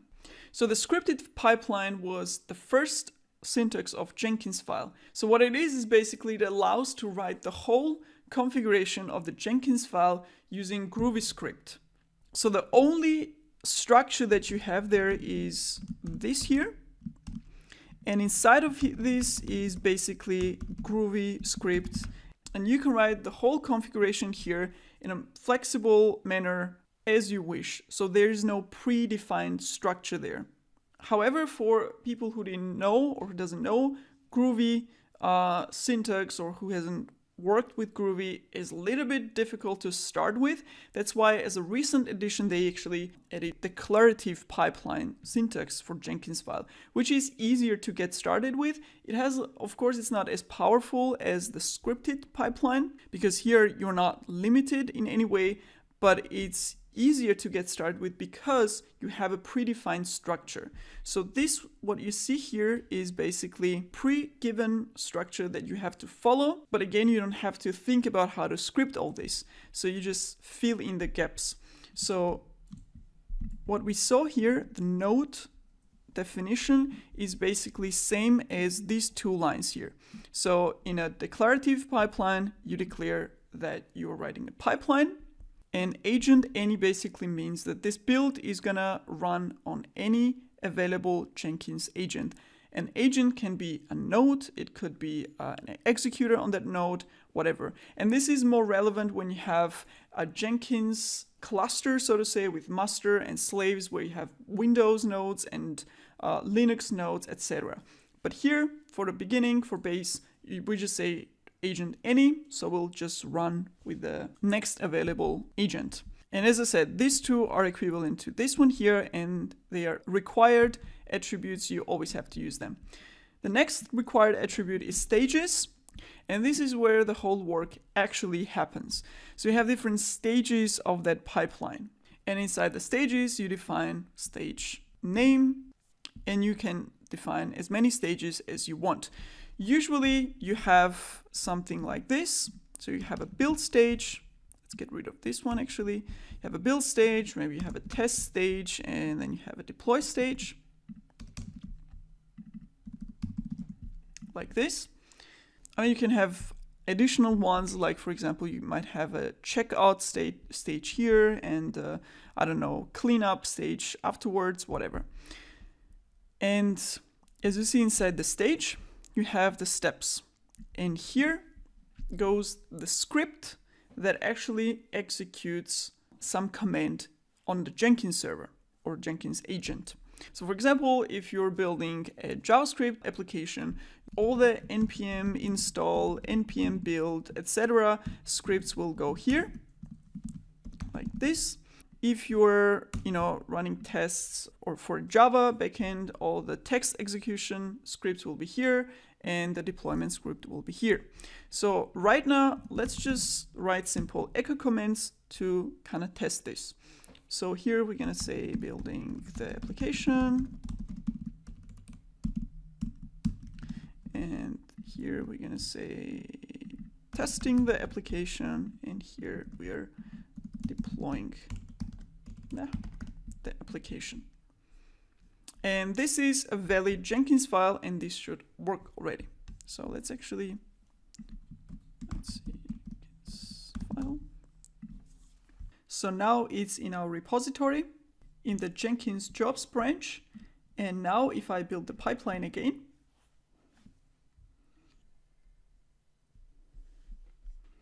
here you see it was successful. And you also see a UI view of different steps that got executed.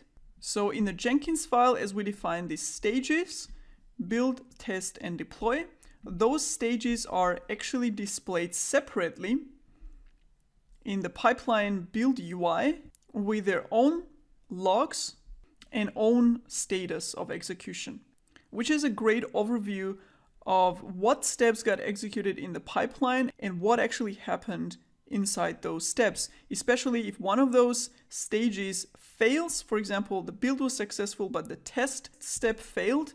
You see it immediately from the overview which step failed, and then you can directly see the logs there. Right now we have just echoed some stuff. So this is all we're gonna see here: building the application, testing the application, and so on. And you can see those logs from here directly as well. So these are the three stages that we defined in Jenkins file, but we also have this initial step that we haven't defined in the Jenkins file. This is checkout source code management.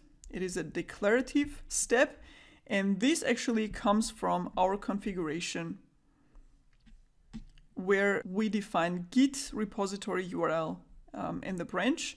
So this part here is step 1 in the pipeline, which is checkout SCM. And we see that step separately as well. So for example, if checkout doesn't work, we're going to see an error here. Now, you may be wondering if we can actually do exactly the same thing by chaining multiple builds. Why is it such a big improvement to have this pipeline? Why is it so revolutionary? So there are two main advantages that comes with scripted pipeline rather than using this old practice of chained freestyle jobs that execute different steps one after another. The first one is that because freestyle jobs are UI based, you have to do all the configuration through UI, and the moment you have a little bit of complexity in your pipeline logic, so for example, if you want to execute two tasks in parallel, for example, running unit tests and running integration tests based on some condition, or you need some user input to, for example, select a version to execute the next step, or maybe you need some conditional statement to decide when to execute the next step, and so on. So at the moment you need some kind of conditional logic or a little bit more complex logic between the steps, you are very limited in the UI-based configuration because you are reliant on plugins. And even if you find a plugin that actually helps you do exactly that, you will end up having all these different plugins in multiple of your jobs, and then you have to manage all those plugins. So you have a high maintenance cost. Compared to that, if you script your pipeline programmatically using Groovy, it is going to be super easy to programmatically write those conditional, because this is exactly what programming languages are made for, right? So you can very easily express any kind of conditional, you can set variables, you can have complex logic without being limited by UI and some plugin implementations. That's one major advantage of scripted pipeline.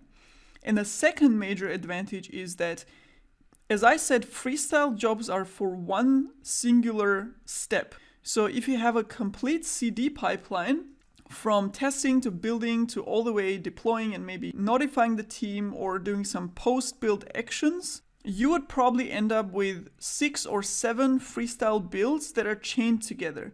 So now you have to manage 7 jobs and maintain those 7 jobs and different plugins and configuration in all of those. Now what happens if you decide to change a build tool? For example, instead of Maven, you want to switch to Gradle. You have to go and change the build tool maybe in all of those 7 jobs, or maybe at least 4 or 5 of them, to switch from Maven to Gradle. So any such change will be time consuming. And again, you'll have to do this through UI configuration of these builds. With Pipeline, however, you don't have 7 different builds that are chained, but rather you just have one build with multiple steps. And each step is a sub job, so to say, with its own configuration, with its own task, but you don't have any effort in chaining them or connecting them because they're part of one same pipeline, one job, and you have the seamless integration of multiple steps. So Pipeline is basically the superset of multiple freestyle jobs, but in a much more simplistic way. So it simplifies the whole process. So you have way less maintenance effort.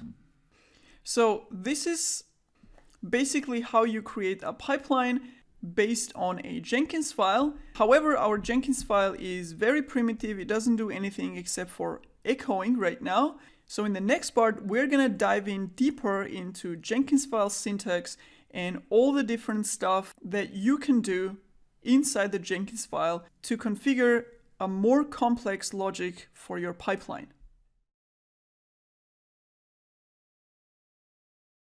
So let's go back to the Jenkins file and how can we see what attributes we can use to configure different parts of the build. So this is the basic syntax where we have the base construct inside the stages where we defined 3 different stages. So another thing you can do with Jenkins file is that at the end of it, you can define post attribute. So what it does is basically executes some kind of logic or some kind of scripts after all the stages are done. And inside the post, there are different conditions that you can execute your scripts on. So for example, if I say always in the post condition, it means that this script or this logic, whatever is in there, will be executed always, no matter if the build failed or if it succeeded or whatever happened, this will be always executed. And this could be something like sending an email out to the team about the build condition because you want to know whether it failed or succeeded or whatever happened. Another condition is success. So you will execute a script here that is only relevant if the build succeeded. And you have the same thing with failure.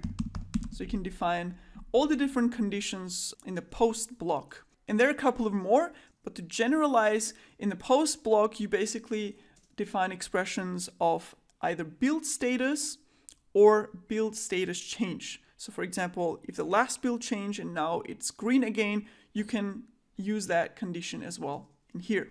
So now let's actually switch to the editor so that we can see the highlighting as well. And let's continue from here. Another thing you can do in Jenkins file, which is very useful, is define expressions or conditionals for each stage. So for example, you only want to run the tests on development branch build. You don't want to run tests for feature branch build or any other builds. What you can do here is inside the stage block, you can define so-called when expressions. So when should this stage execute? And the syntax for that is like this. And inside you have expression block. And here you find basically your Boolean expressions. And the branch name or the active branch name in the build is always available in Jenkins file through an environmental variable that Jenkins provides it. Environmental variable is called branch name. And that is just available, or you can also write like this. And that is basically just available for you out of the box, and you can use it to check what the current branch that's building is. So if I want to check that it's a dev branch, I can do like this. And this stage will only execute, or this part of the stage will only execute if the current branch is dev. If not, it's just going to skip. And the same way like you would do in if expressions, you can also add or end expressions here. So you can say, I want to run this stage if it's a dev build or if it's a master build, let's say. You can do it like this. Or another applicable use case for when expressions is, for example, you only want to build your application if there are code changes made in the project. So for example, in the build step, I can do something like if it's a dev and code changes equals true. And this could be a variable that you define yourself at the beginning, let's say outside the pipeline. And that basically has logic where get git changes or something like this. So basically, this will be a Groovy script that checks whether there has been any changes made in the code and sets the value of this to Boolean. So let's clear all this up again. And talk about environmental variables in Jenkins file, which is a very important concept. So as I just showed, Jenkins provides some environmental variables out of the box for you to use them in Jenkins file, like current branch name. But there's some other stuff that you might need for the logic. For example, you want to know which build number the current build has so you can use it in your versioning, or some other stuff. So how do you know what variables you have available from Jenkins? The location where you can find that, which I find pretty practical, is in your Jenkins. There's a URL, env_vars.html, that basically provides you with the list of all the environmental variables, and you can use them in your Jenkins file. This is the one that we used, and also you have descriptions for each one of those that you want to use. But in addition to the ones that Jenkins provides, you can define your own environmental variables. And this is also a common practice. So let's see how to do that. In Jenkins file, there is an attribute called environment. And whatever environmental variables you define here will be available for all the stages that you have in the pipeline. So for example, if you need a version in many different stages in your pipeline, you would define that version here. Let's actually go and do that. So version, and let's just say whatever. Usually you would calculate the version, like you would extract it from your code, but I'm just going to write it like this. And the way that you can use that environmental variable in your script is like this. So let's see, building version new version. And you also see the syntax highlighting that this is interpreted as a variable. And important thing to note here is that if I copy that and I put this in single quotes, this is what happens. And this is a syntax of Groovy. If you want the variable to be interpreted as a variable in a string, you have to enclose it in double quotes. Something to be aware. But otherwise, if you have a simple string, you can use either. Another practical example of using environmental variable can be credentials. So for example, you have a stage that deploys your newly built application to a development server, let's say, and for that stage you need credentials of the development server to connect to it and to copy the newly built artifact. So you would define credentials in Jenkins.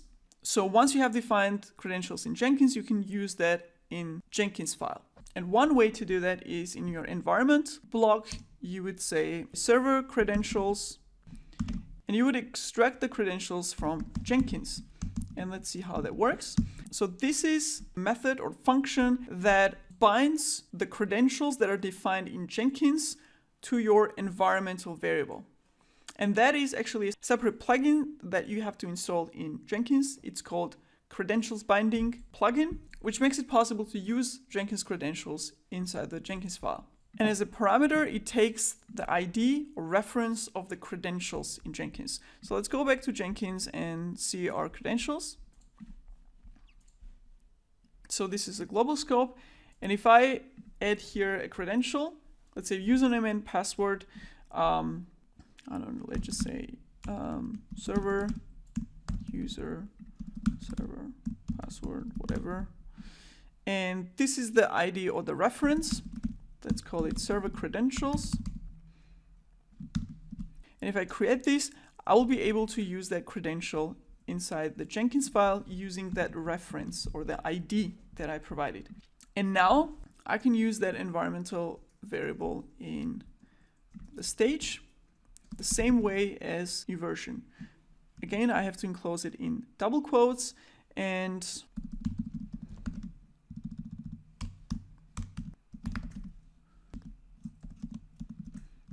like this. And obviously you're not going to be using that credentials in a string. It would be a shell script. So the same way you can provide it inside there. Now, if you need that credentials only in one stage, it actually makes sense to read it from Jenkins in that stage as well. So another way to do that is instead of defining that in environment block, and this is the syntax of wrappers, so to say, you can directly define it here. So let me delete that. Instead, what you can do is use with credentials wrapper.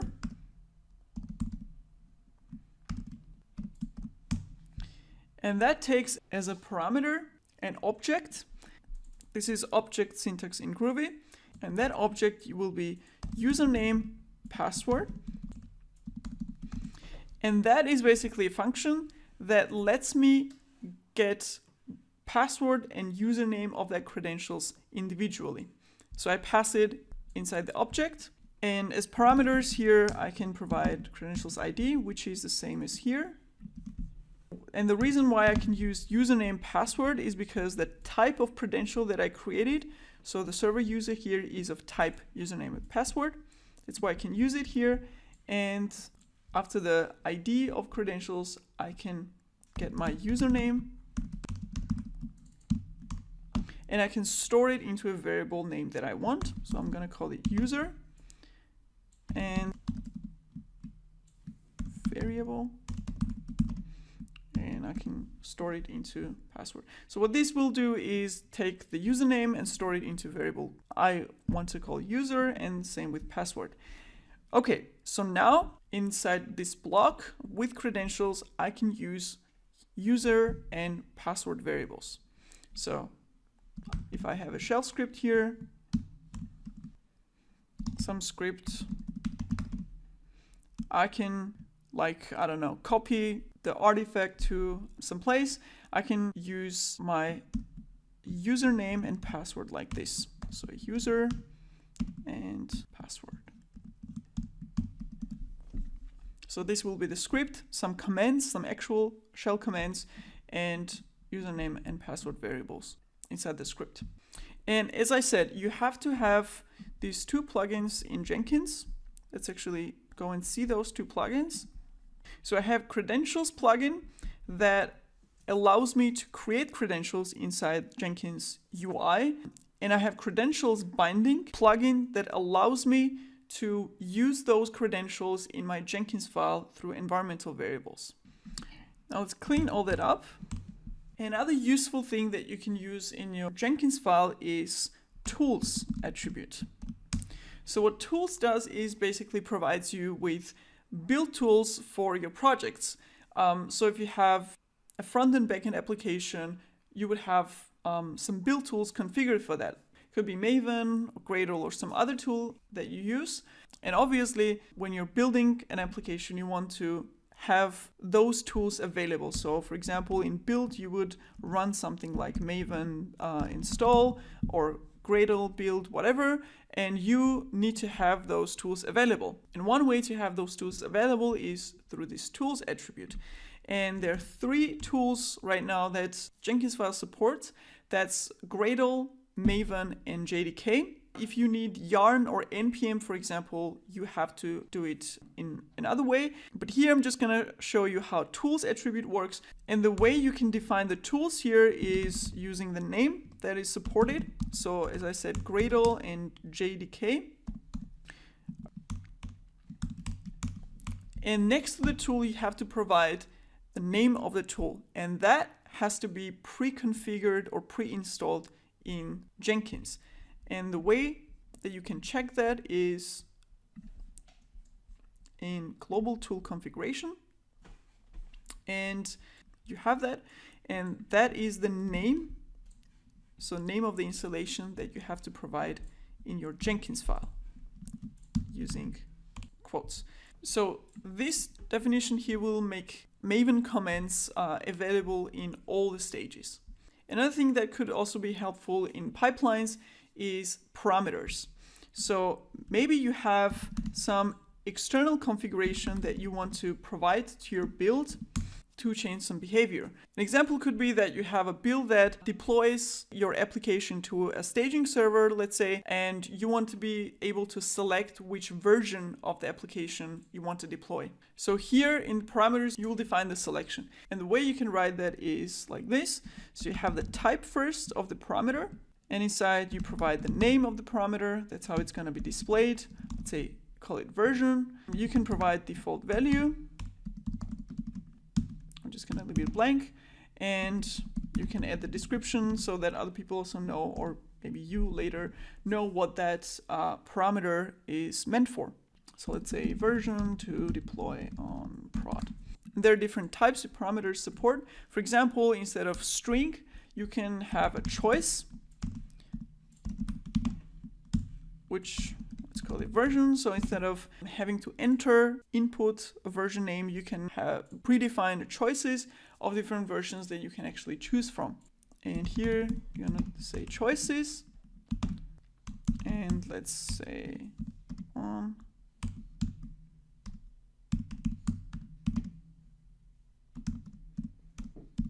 Like this. And this will also have its description. Let's leave it blank for now. And you also have some other types like Boolean, param. And this could be, for example, you want to skip a certain stage on some builds, and you can do that here. So let's say you say execute tests. Parameter default value will be true, and description, let's leave it here. So we can delete one of those two. So now we've defined the parameters, and we can actually see in practice how they're displayed in Jenkins build. And now you can use these parameters in any of your stages, which is pretty straightforward. You remember the when expression that we used? So parameters are suitable usage for expressions. So for example, here we want to define that whenever expression, so in the when expression, we can use the parameter. So we can say that if execute tests parameter is set to true, only then we're gonna run tests. If not, we're gonna skip that. So this step will only execute if execute tests, and this is how you can use the parameters, if execute tests is true. So you can write it either like this, or you can just leave that equals true out, and this will work as well. So if params execute test is set to true, this is gonna execute. If you set it to false, this will be skipped. And the version we can use in deploy, let's say, double quotes, deploying version like this. And let's actually execute this Jenkins file to see how it looks like in Jenkins. So I'm gonna copy that. So I'm gonna edit this file here, and let's copy our changes. And let's check that everything is correct. This should be params.version, like here. And as I said, this can be all caps or camel case, it doesn't really matter. And we can commit the changes. So this is our new Jenkins file, and let's head over to our pipeline job and execute it. So we have configured the parameters, but we don't see the parameter option yet. So I'm going to build it first. And now if we refresh, I have build with parameters option here.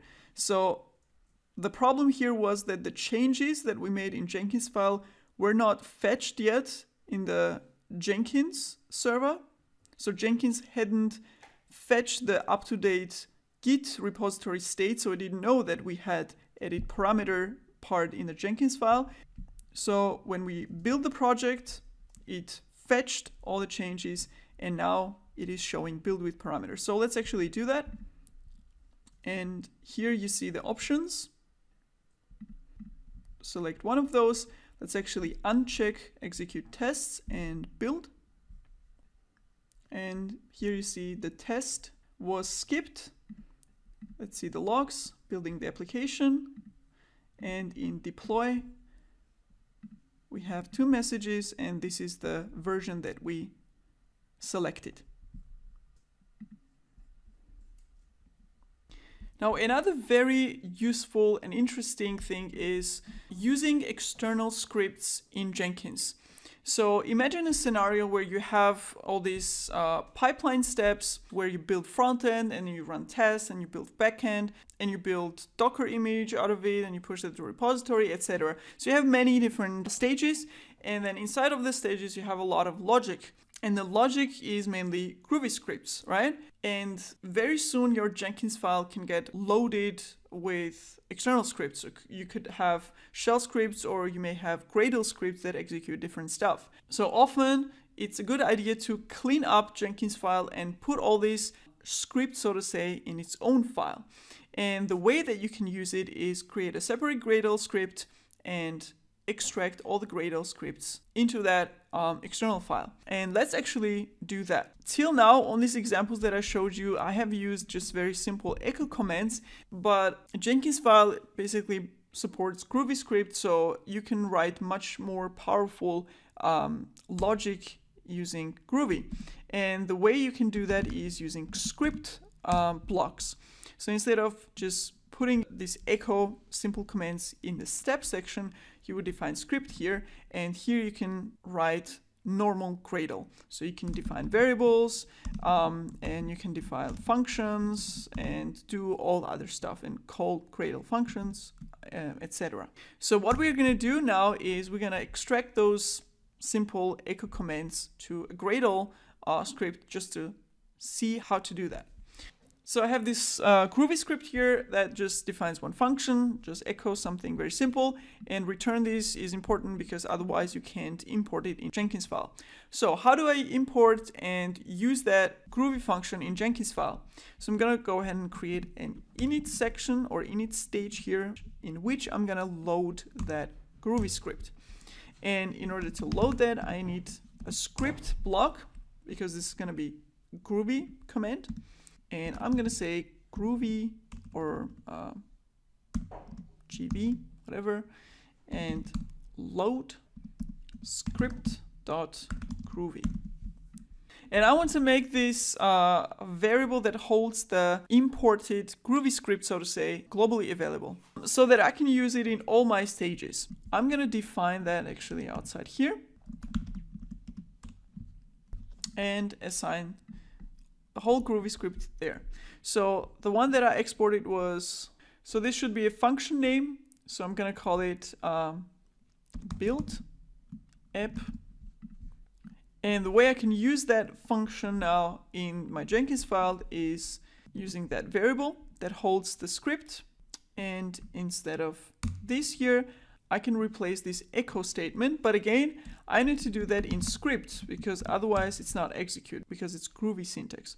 So the variable name and the function name. And the function name, very simple.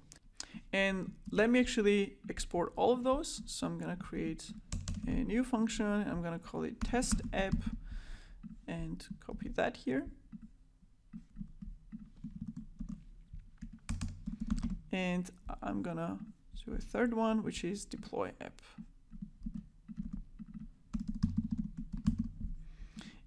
And again, I'm gonna copy the whole thing here. And I need to put them in script. This is going to be test app, and this is going to be deploy app. And one thing you may already noticed here is that the echo command with version parameter, this should be params.version actually, I put that in deploy app in the Groovy script. So basically all the environmental variables that you have accessible here through parameters attribute or environment attribute or out of the box available from Jenkins, you can use all of them in Groovy. So you have access to them inside your script. So you don't have to configure anything for that. So now we have exported each stage functionality to Groovy script. So whenever, for example, your logic of building the application changes and you have some complex logic here. For example, in build application, you may want to extract the version from your POM file or from your Gradle file, or maybe some other place, and you have to build a new version construct depending on how you version your application. So all that logic will live in Groovy script, and Jenkins file will have more slim and simple structure. What you can also extract to Groovy is your expression. So basically everything that is Groovy script you can extract to the external script. So let's actually execute that now and see how it works. So let's edit our Jenkins file with the changes, commit the update, and we also need to add our Groovy script, obviously. So in the same folder, let's add a new file, script.groovy, and I'm going to copy that file, contents here, and let's commit those changes as well. And with this too, now we can run our pipeline. Let's do build with parameters.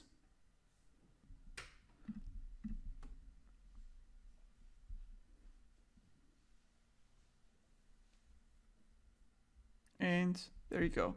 So, and all the echo messages are still there. And one more practical thing with Jenkins pipelines is that if we go to one of those builds in the history, let's say number 4, here we have this replay button. And if I click on this, I can see the Jenkins file script in edit mode, so that I can make any changes that I want to test without pushing those changes into the repository and then starting the build to check out those changes. I can directly make those changes here to test some of the things that I want. So I could just do some change in the step and execute it. And with Groovy script, now if I go back to the last build that included Groovy script and do replay here, you see that not only Jenkins file is in the edit mode, but also the Groovy script file. So I can change any of those to test some changes, some new stuff, without the effort of pushing and then checking it out. So for example, if I do here changes and run it again, and let's see in the deploy logs, print message, and then changes here.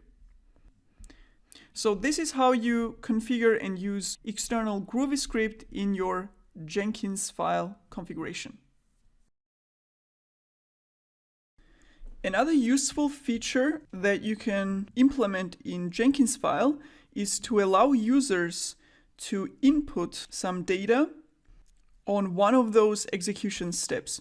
So for example, you're building the application, you have run the tests, you have built the artifact, you have pushed it, and at the end, maybe you want to allow user to select which environment this built artifact should be deployed on. Or maybe you are building a new pipeline and you want the user to be able to input a version of the artifact that should be deployed to a staging server. And it's pretty easy to allow user input in any of those steps. So let's go back to our Jenkins file and edit. And let's say in the deployment phase, we want to let users select a version. And here on the same level as steps, we're gonna define input block, and this will basically allow user input. And here we have to define a couple of parameters. So first of all, we have message, which is a required field. We have to basically tell a user what they're gonna input. So let's say select the environment to deploy to. That's the message. We also have an attribute for OK. This is basically when the user confirms their selection. Let's say environment selected, or confirm, or done. Let's do done. And this is where the actual input options go. So here we're going to define parameters. And this parameters block, maybe you already see that it's familiar. This is actually the same one as we have defined here. So parameters block that we used here to allow users to input parameters before the build starts is the same one that we use as input. So you have same types available, same syntax, and so on. So I'm going to copy this choice part here because it's going to be a drop down where user can select the environment. So I'm going to paste it in here. Let's call it env, environment to deploy. And let's make choices, dev, staging, production. And let's leave the description as is. And basically we have input for a user, and we can also access this environment and print it in here. Let's do echo deploying to env and end quote. So we're not accessing the attribute here with params.env, we're just doing env, the name of that parameter. Now in this case, this parameter will only be available within the scope inside this deploy stage. However, if, for example, you are choosing a version at the beginning and you want that version to be available for other stages because you need that information elsewhere, then you can assign it to a global variable and then make it available everywhere. Because this parameter here is scoped, so it's only inside the stage. So let's save these changes and let's execute our pipeline again. Let's leave the defaults. And there you go. In the deploy stage, you see the build is paused. So nothing is happening right now. Paused for 11 seconds. And if I hover my mouse over it, I see the input field here. So if I click here, I have my choices. Let's do staging. So this build is going to be paused until a user inputs or selects some value. And I have option to abort the whole build, the whole pipeline. So it's going to stop there, or I can confirm my choice and do done. And there you go. Let's look at the logs. Deploying to staging. So this is how you allow user input. What you can also do, and this could also be useful in some cases, in this input we had just ability to select one environment. Let's say we want to deploy to multiple environments. So we want the user to be able to select multiple options. So this multi-input or multi-select is also pretty easy to do. Let's go back to our Jenkins file. Inside the parameters, we can actually duplicate this choice, but we have to give the parameters unique names, obviously. So let's actually call them 1 and 2, and let's echo them here.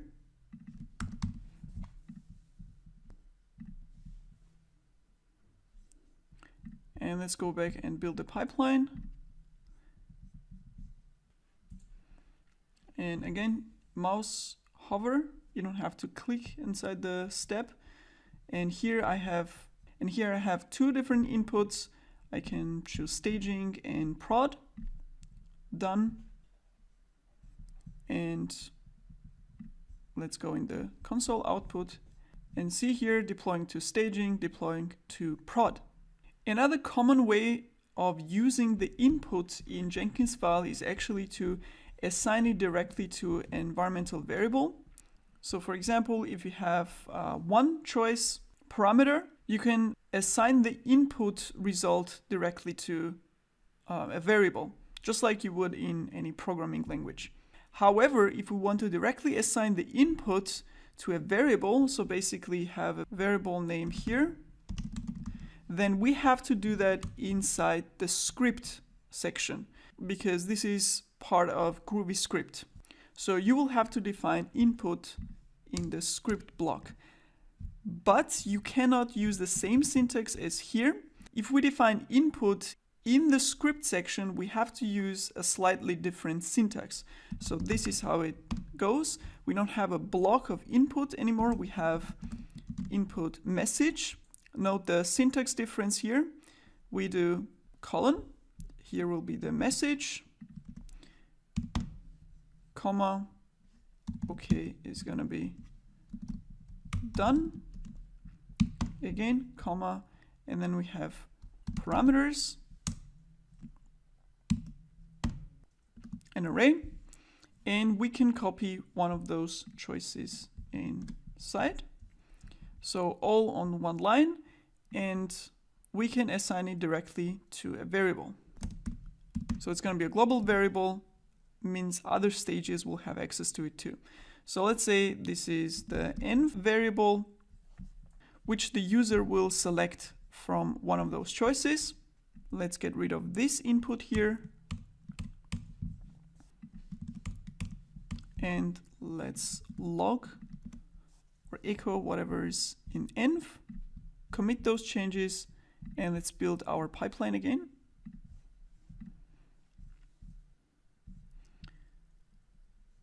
And if I choose prod,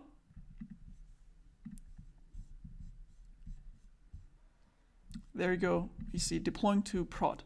So this is another common way to use input, meaning directly in your script and assign it to a variable, especially if you have one input and if you are going to use that variable in other stages. Now that you know exactly how Jenkins file can be written, you understand the syntax concepts and so on, we can write a Jenkins file for our pipeline, which does the same as our freestyle job. So you remember in Java Maven build, which is a freestyle job, we defined a couple of actions. Repository is getting checked out, then we execute Maven package. We build a Docker image. We log into a Docker Hub repository and we push that Docker image to the Docker Hub repository. So we're going to do exactly these steps in our pipeline using Jenkins file. So I have created a basic Jenkins file here. This is a template that we are going to start with, and these are our stages. So first we're going to have a build jar step. This is basically where Maven command will get executed. So here inside the script block, we are gonna do shell Maven package. So Maven package command will be executed. However, Maven command to be available in this whole pipeline block, we have to define it with tools attribute. So here we're gonna add tools block Maven. And here, as you remember, we have to define the name of the Maven installation that we have configured. So this is the value in quotes. So this will make Maven commands available in different stages, so we can do Maven package here. As a next step, we're gonna build Docker image and push it to repository. So I'm gonna copy this stage and we can name it build image, building the Docker image. So here we're gonna have docker build, docker login, and docker push commands. However, in order to do docker login, we need access to credentials to our GitHub private repository.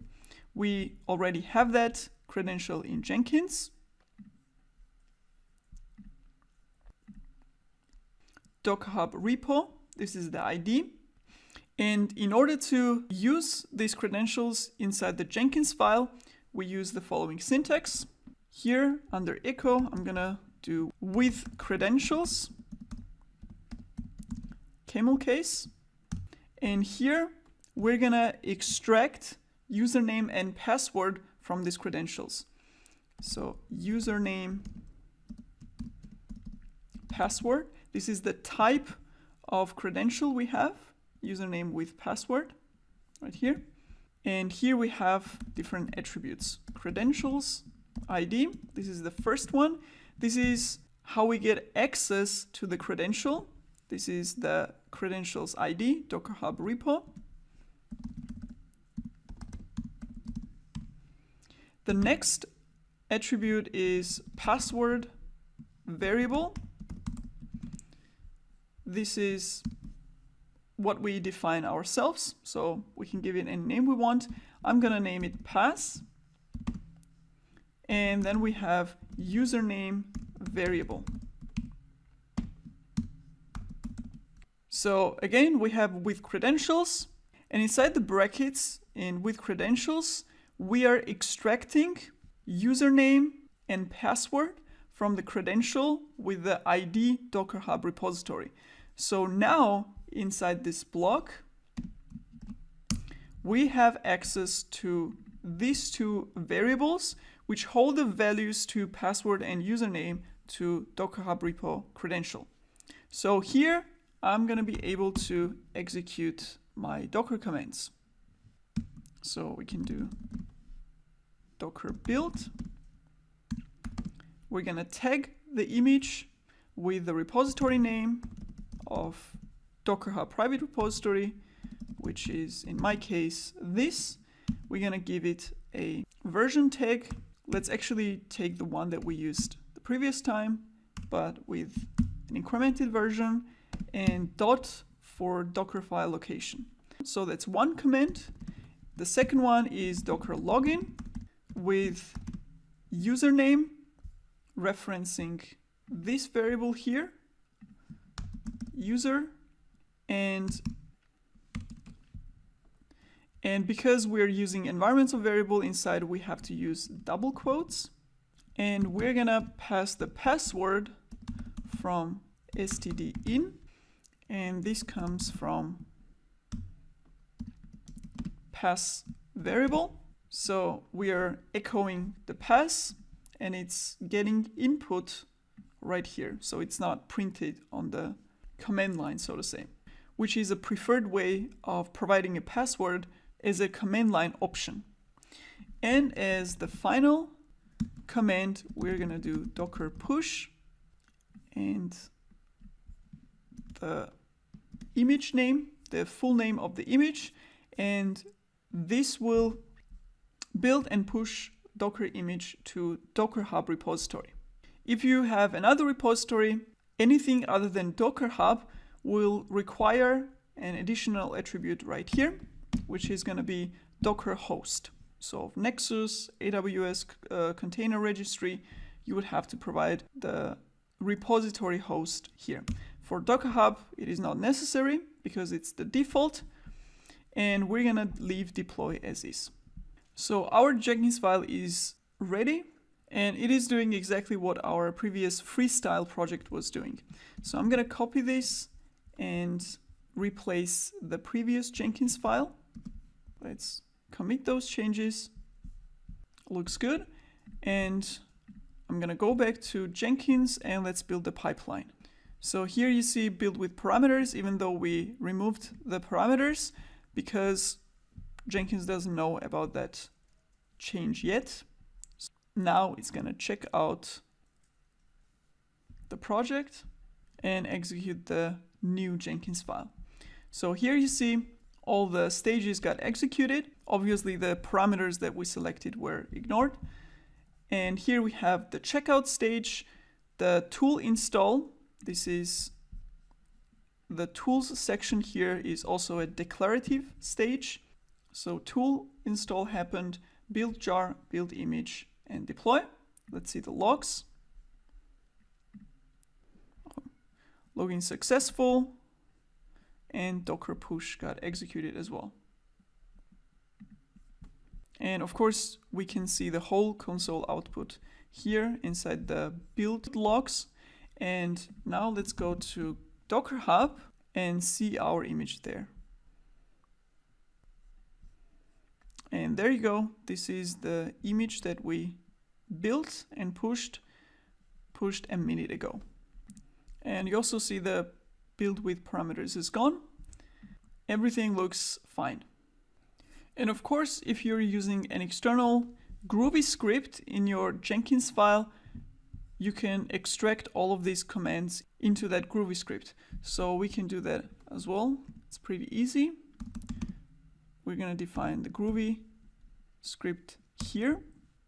I'm going to add an init state again, where we initialize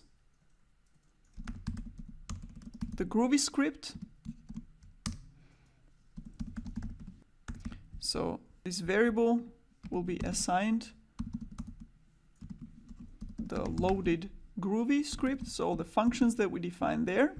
So now we can execute the functions in the script in the Jenkins file. So build jar can be extracted here. Let's call it build jar function and execute it here. So all of this will take place in the Groovy script, and we can create a new function which will be called build image or build and push image, and copy all of this inside.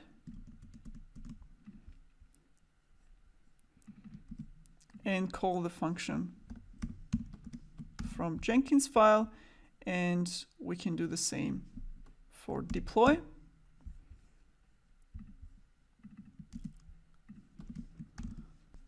And this will actually give us cleaner Jenkins file where we're just referencing the functions from external script, and all of the functionality, all of the logic is defined in the Groovy script.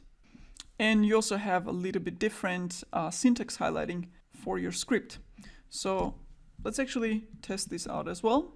Let's replace Jenkins file.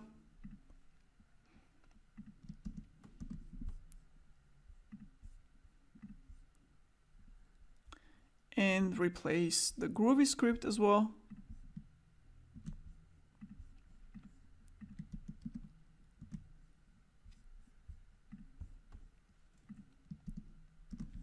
You could also push those changes from Git or locally, doesn't matter, I'm just doing it from the UI. And commit the changes, and let's execute the pipeline again.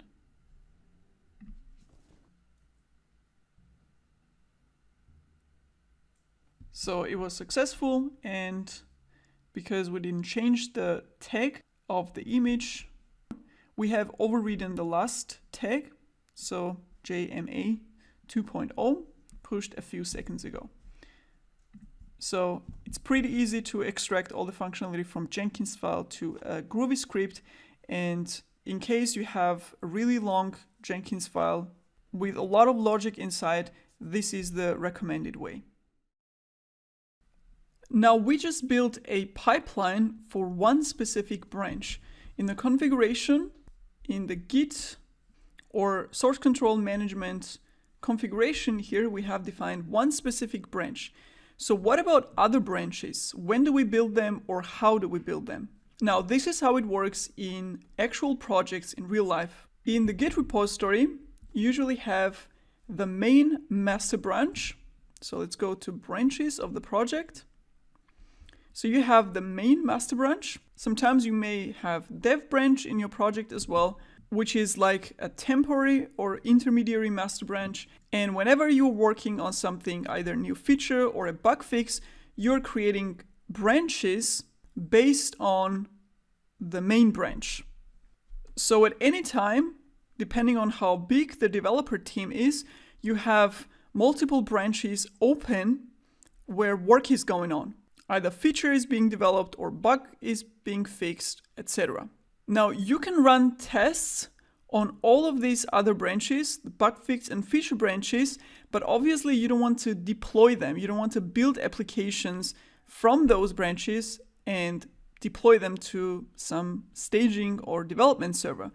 In master branch, however, whenever changes are pushed, for example, a feature branch is merged once it's complete, or a bug fix is complete and this branch gets merged into master, whenever this happens, you want to test and build the application as well as deploy it afterwards. This means we have 2 points here. One, we need pipelines for all the branches so that we can run tests.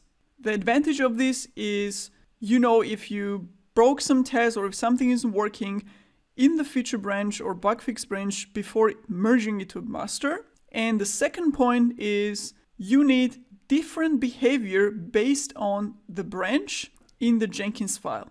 So if it's master, you want to build and deploy.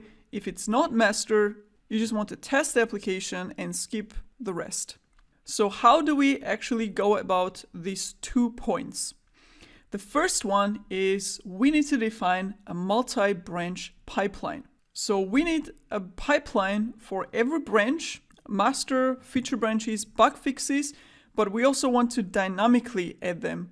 So whenever a new feature branch is added or new bug fix branch gets added, we want a pipeline to be created for that automatically without us configuring the branch name. And that's exactly what a multi-branch pipeline type is for. So here, let's create my multi-branch pipeline. Now, usually the name of the job would be an application name.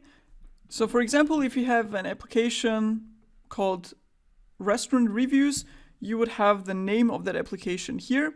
However, in this case, we're just going with the technical name so that we can differentiate the builds. And as a type, I'm gonna select multi-branch pipeline. And this is the configuration for the multi-branch pipeline. And in the branch sources, this is the second tab, right at the beginning, we can configure the Git repository for our pipeline. So I'm gonna add git source. Let's copy the URL. We already have the credentials.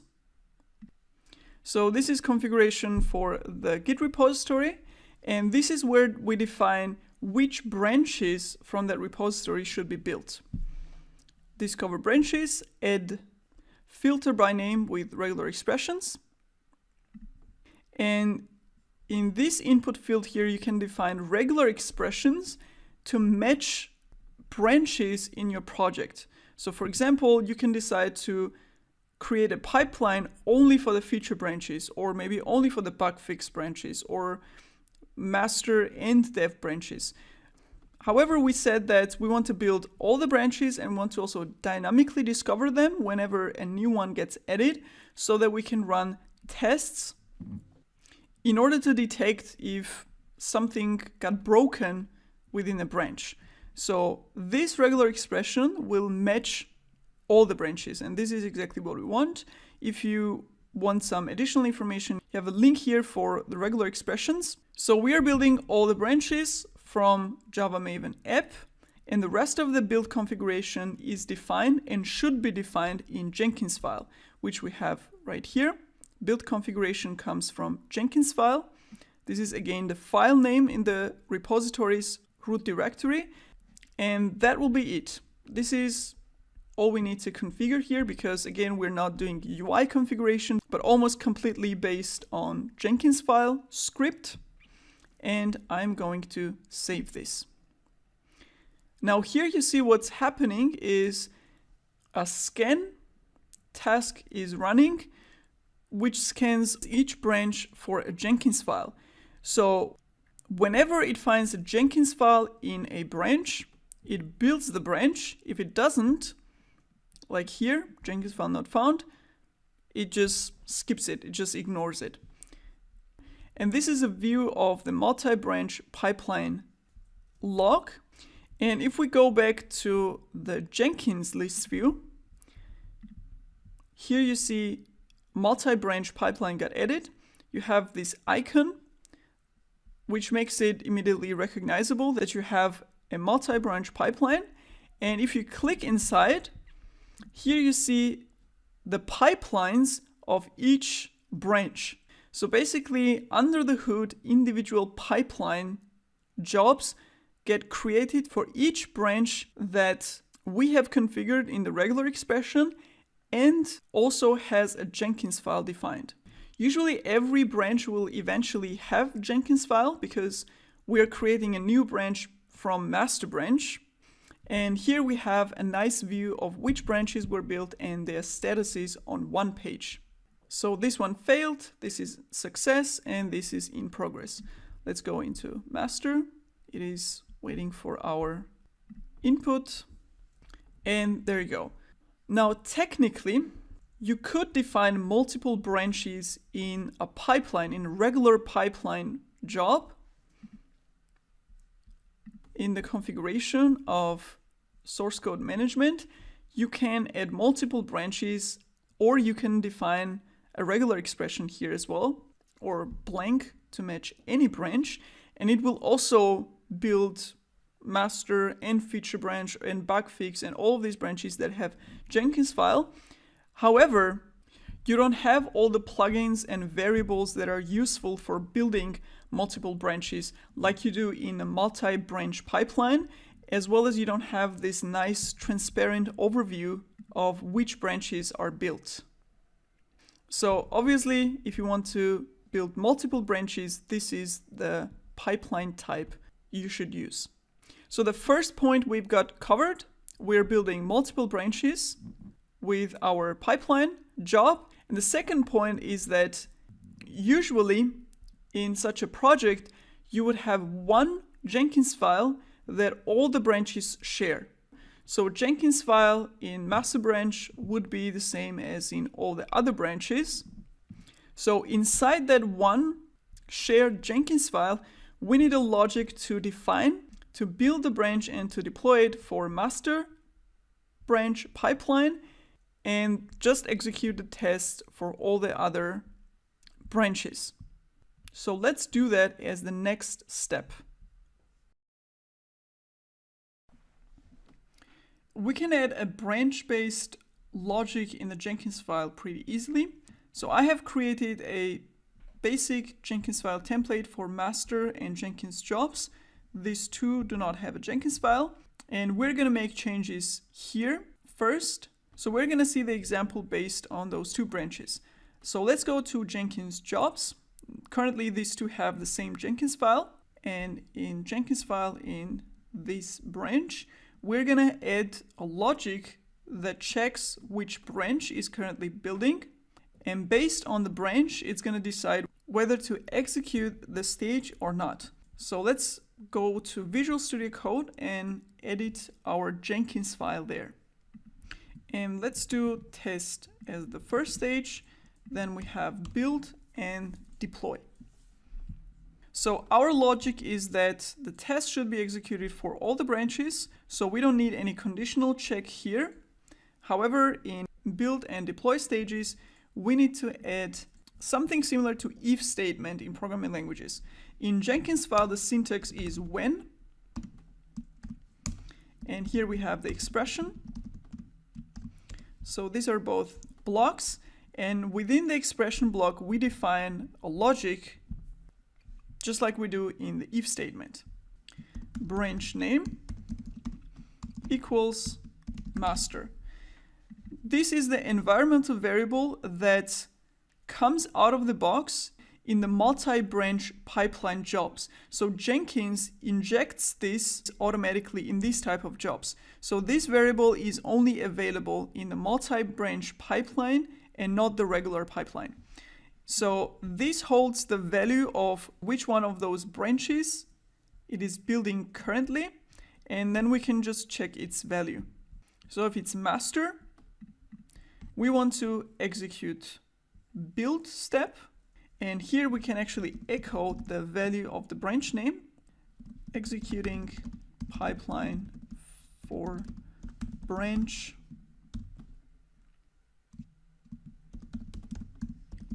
name. And we need the same condition in deploy. So only build and deploy if it's master branch that is currently building. And I'm going to just copy this, like always, paste it here. So I have the changes in Jenkins jobs branch, and we need those changes in the master branch as well. So either you can merge the whole Jenkins jobs branch into master, or we can do it a different way.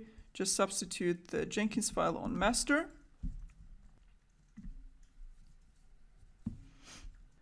And let's go back to our multi-branch pipeline. And here I'm going to execute scan multi-branch pipeline now. So this basically is like a parent of all the sub-pipelines for the individual branches. So this will go through all the branches matched by the regular expression and try to build all those branches with their respective changes. So if you have changes in multiple branches, then it will execute and build all of those. However, if you just want to rebuild or build a specific branch in your list here, you can go into the pipeline of that branch and build it. However, we are going to do scan from the list view here, and let's see what happens. And these are the logs, and here you see the only two branches that contain Jenkins file. Both of them were built. So let's go inside and check the logs. Let's see Jenkins jobs first. Testing the application, executing pipeline for branch. This is the branch name. Build skipped due to when conditional, deploy skipped. And let's check master branch. Executing pipeline for branch master, and build and deploy got executed. So now if I go back to my Git repository, to branches, and if I were to create a new branch, and I'm creating a new feature, let's say about payment, and based on the master branch, so we have a new branch. If I go back to the pipeline and scan, and let's refresh, there you go, you see a new pipeline got created for this new branch. And if we check the logs, pipeline for branch feature / payment, build and deploy got skipped. So this is how you can add conditional based on a branch name in your Jenkins file. So to wrap this up, we have created 3 different types of build jobs. We have the freestyle job, these 2 right here. We created a regular pipeline and a multi-branch pipeline. The freestyle job was created for the purpose of executing a single task as a standalone job. So in a whole workflow, like continuous delivery workflow, for example, individual steps like test, build, and deploy would be individual freestyle jobs. And as a simpler solution for having multiple jobs for each of these stages, a pipeline job type was created to have one single job for all of those steps, where you can have a nice overview of exactly which stages get executed in your pipeline build. So pipeline is like a supersede or an umbrella for tasks that were previously defined by freestyle jobs. And then we have a multi-branch pipeline, which is like a supersede or a parent of pipeline jobs. So one regular pipeline is meant for one single branch. However, if we want to build multiple branches in our Git repository, then we have to have multiple pipeline jobs for each of those branches. And if it's the same repository, it doesn't make sense to create those different pipelines manually for each branch. Instead, we have this multi-branch pipeline job type that allows us to define the configuration once, to create just one build, and under the hood, it creates the regular pipelines for each branch that matches the regular expression in the configuration. So these individual pipelines have the same view as a regular pipeline. When you click inside them, you have the build option. So you have all these options here just as for regular pipeline, and in one of those builds, if you click inside, you have a bunch more options here, like seeing the output of the pipeline. You also have the replay, which I mentioned previously, where you can just test changes to your Jenkins file without committing that to a repository and rerun the build. And you also have this cool feature of restarting from stage, meaning if you have a pipeline with 5 stages, you can rerun the pipeline from a specific stage and skipping all the previous stages. So if I just wanted to replay the deploy and rerun the pipeline, I can just rerun the deploy stage. And the advantage of this is if tests take 10 minutes and the build takes 2 minutes, and I'm interested in replaying just one stage, I don't want to wait for execution of other or previous stages that I'm not interested in. So I can just skip all of those. In this part, we're going to talk in more detail about credentials. In our previous videos, we have created credentials for our jobs, and we have referenced them through the credentials plugin. So here we have created a couple of them, all of them being username, password type of credentials, and we have used them in our jobs. Now there are a couple of more things you should know about credentials.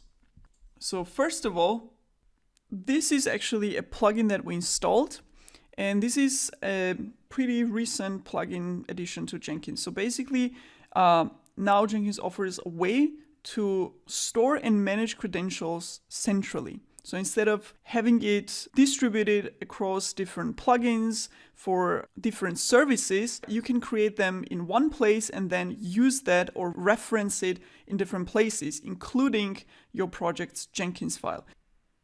And here you see we have one store, a Jenkins store, and global domain inside that store.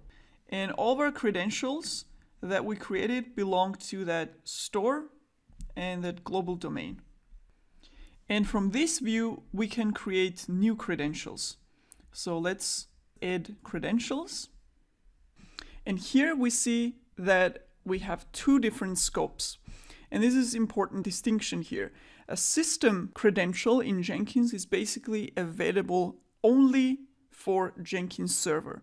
So for example, if you're a Jenkins administrator that administers the Jenkins server, that does all the administrative work, for example, configures Jenkins communication or interface with other services, etc., you're going to create a system credential, because system credential is not visible or accessible by Jenkins jobs, for example. So in our pipeline, we wouldn't see the Jenkins system credential. The global credential, however, is accessible everywhere. It's accessible to the Jenkins administrators and all the build jobs, pipeline jobs, so everything across Jenkins. So that's the scope of the credential, and then there is a type of credential. The most commonly used one is username and password, but of course you can also have other types. So you can have a certificate, you can have a secret file, secret text. If Jenkins needs to connect to some other services, it might be using a secret file and not a username and password. So I have different options here, and also note that depending on what other plugins you have installed in Jenkins, you might get new types of credentials. So a new Jenkins plugin might actually come with its own type of credential. For example, a GitHub, I think, has its own GitHub user access token type. So we're gonna use the username and password, and I'm gonna actually create the global credential. And so username and password is obvious, and the ID is very important here because this is how you're gonna reference credentials everywhere. So in your build job or in a Jenkins file. So this is an important one. This is a handle to your credential, so to say. And I'm gonna create that one. And I'm gonna create another one, a system variable. So I'm gonna call it system.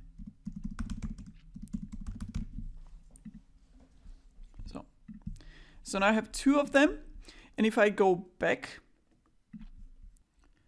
to the Manage Jenkins page, and this is an important thing here.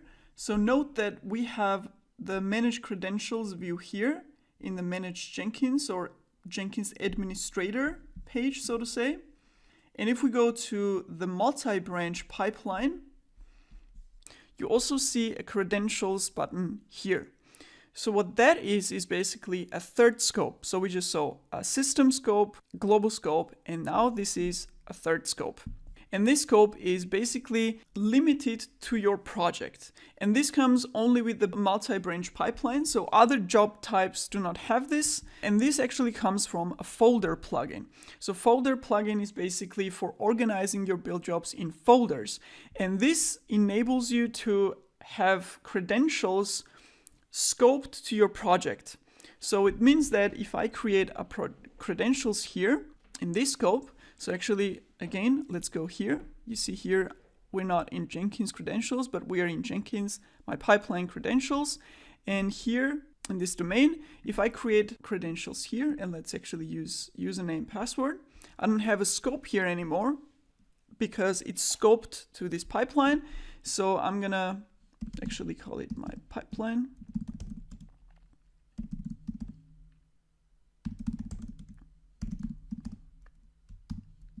I mean, the names are pretty stupid, but it's good for demonstrating the accessibility. So I'm going to create that one.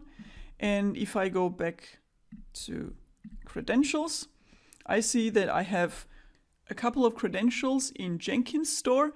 And then I have one which is in my multi-branch pipeline store. So the system credential is not accessible for this project or for any other projects.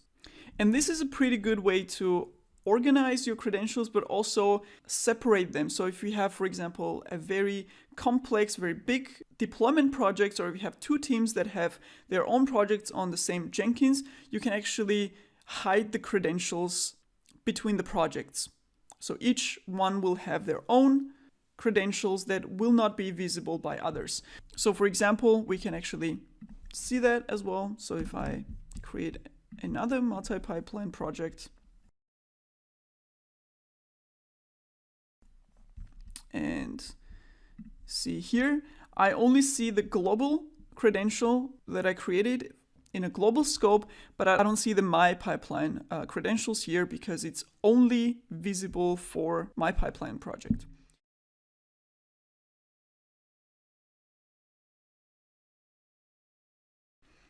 Now let's say we are working on an application which is a microservice application. So we have 10 different microservices that are all Java Maven projects. And all these microservices basically build or contribute to one whole application. In Jenkins, we would need pipelines or multi-branch pipelines for each of those microservices. So we would build each microservice as a separate application. And that would mean that, and let's say this multi-branch pipeline is microservice, let's actually rename it. Let's say this is microservice user authentication, authorization. And then we have another microservice for payment, for example. And Either we can create a new one, an empty one, or we can also copy another microservice. So here I get a list of all the other jobs that I have available in Jenkins, so I can just copy from that. And if it has a different repository, then we would have another repository URL here with the right credentials and so on, and its own Jenkins file, and some more microservices. Now that means that you have multiple projects that all have their own Jenkins files that are building a pipeline in Jenkins. And if all of those microservices or some of those microservices are also Java Maven applications, and we're building Docker images from all of those, then we have functionalities, we have logic inside those pipelines that are 90% same, or that are mostly same. So if we look at our Jenkins file,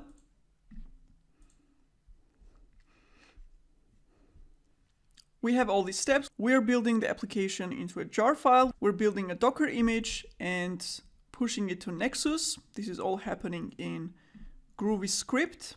So all of this logic, or most of it, is actually going to be same across all those 10 microservices.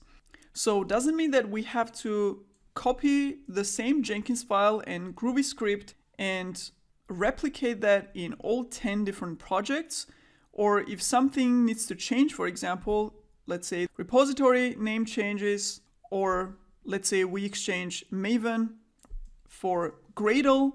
So obviously that will be very inconvenient, and also it'll be very inefficient because we don't want to replicate the same logic in all those similar microservice projects. So a solution for that is something called Jenkins Shared Library. So this is an extension, so to say, to pipeline. And Jenkins Shared Library is its own repository, which is written in Groovy, just like our Jenkins file. And we can write all the logic that is going to be shared across many different applications in a shared library and reference that logic from Jenkins file in each project. So instead of this here, we're just going to have a function call basically that references a function in Jenkins Shared Library. So this is a scenario where you have microservices, which are usually similar applications, and you have to share the logic. What about if you're in a company that has multiple projects with multiple teams working on those projects? Now, all these applications and all these teams may not be using the same exact technology stack. However, some of the logic will still be the same. So for example, maybe company is using a company-wide Nexus repository. So all the teams in all the projects are pushing their artifacts into Nexus repository.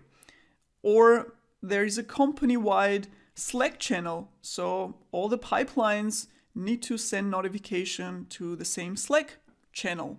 Or maybe there is a company-wide support email for a Jenkins administrator. So all of these are something that can be shared across multiple projects in the same company in their pipelines. So again, you don't want to replicate and write the same code in different projects. Instead, if one team writes this logic, maybe other teams may benefit from just using it instead of writing their own logic again. So in this case, Jenkins Shared Library as an additional benefit can actually promote collaboration between multiple teams in the company, even when they're not working on the same application. So these are the main advantages of using Jenkins Shared Library, and probably if you are in a medium or small project, you would have to use Jenkins Shared Library. So in this part, we're going to create Jenkins Shared Library, which is its own repository.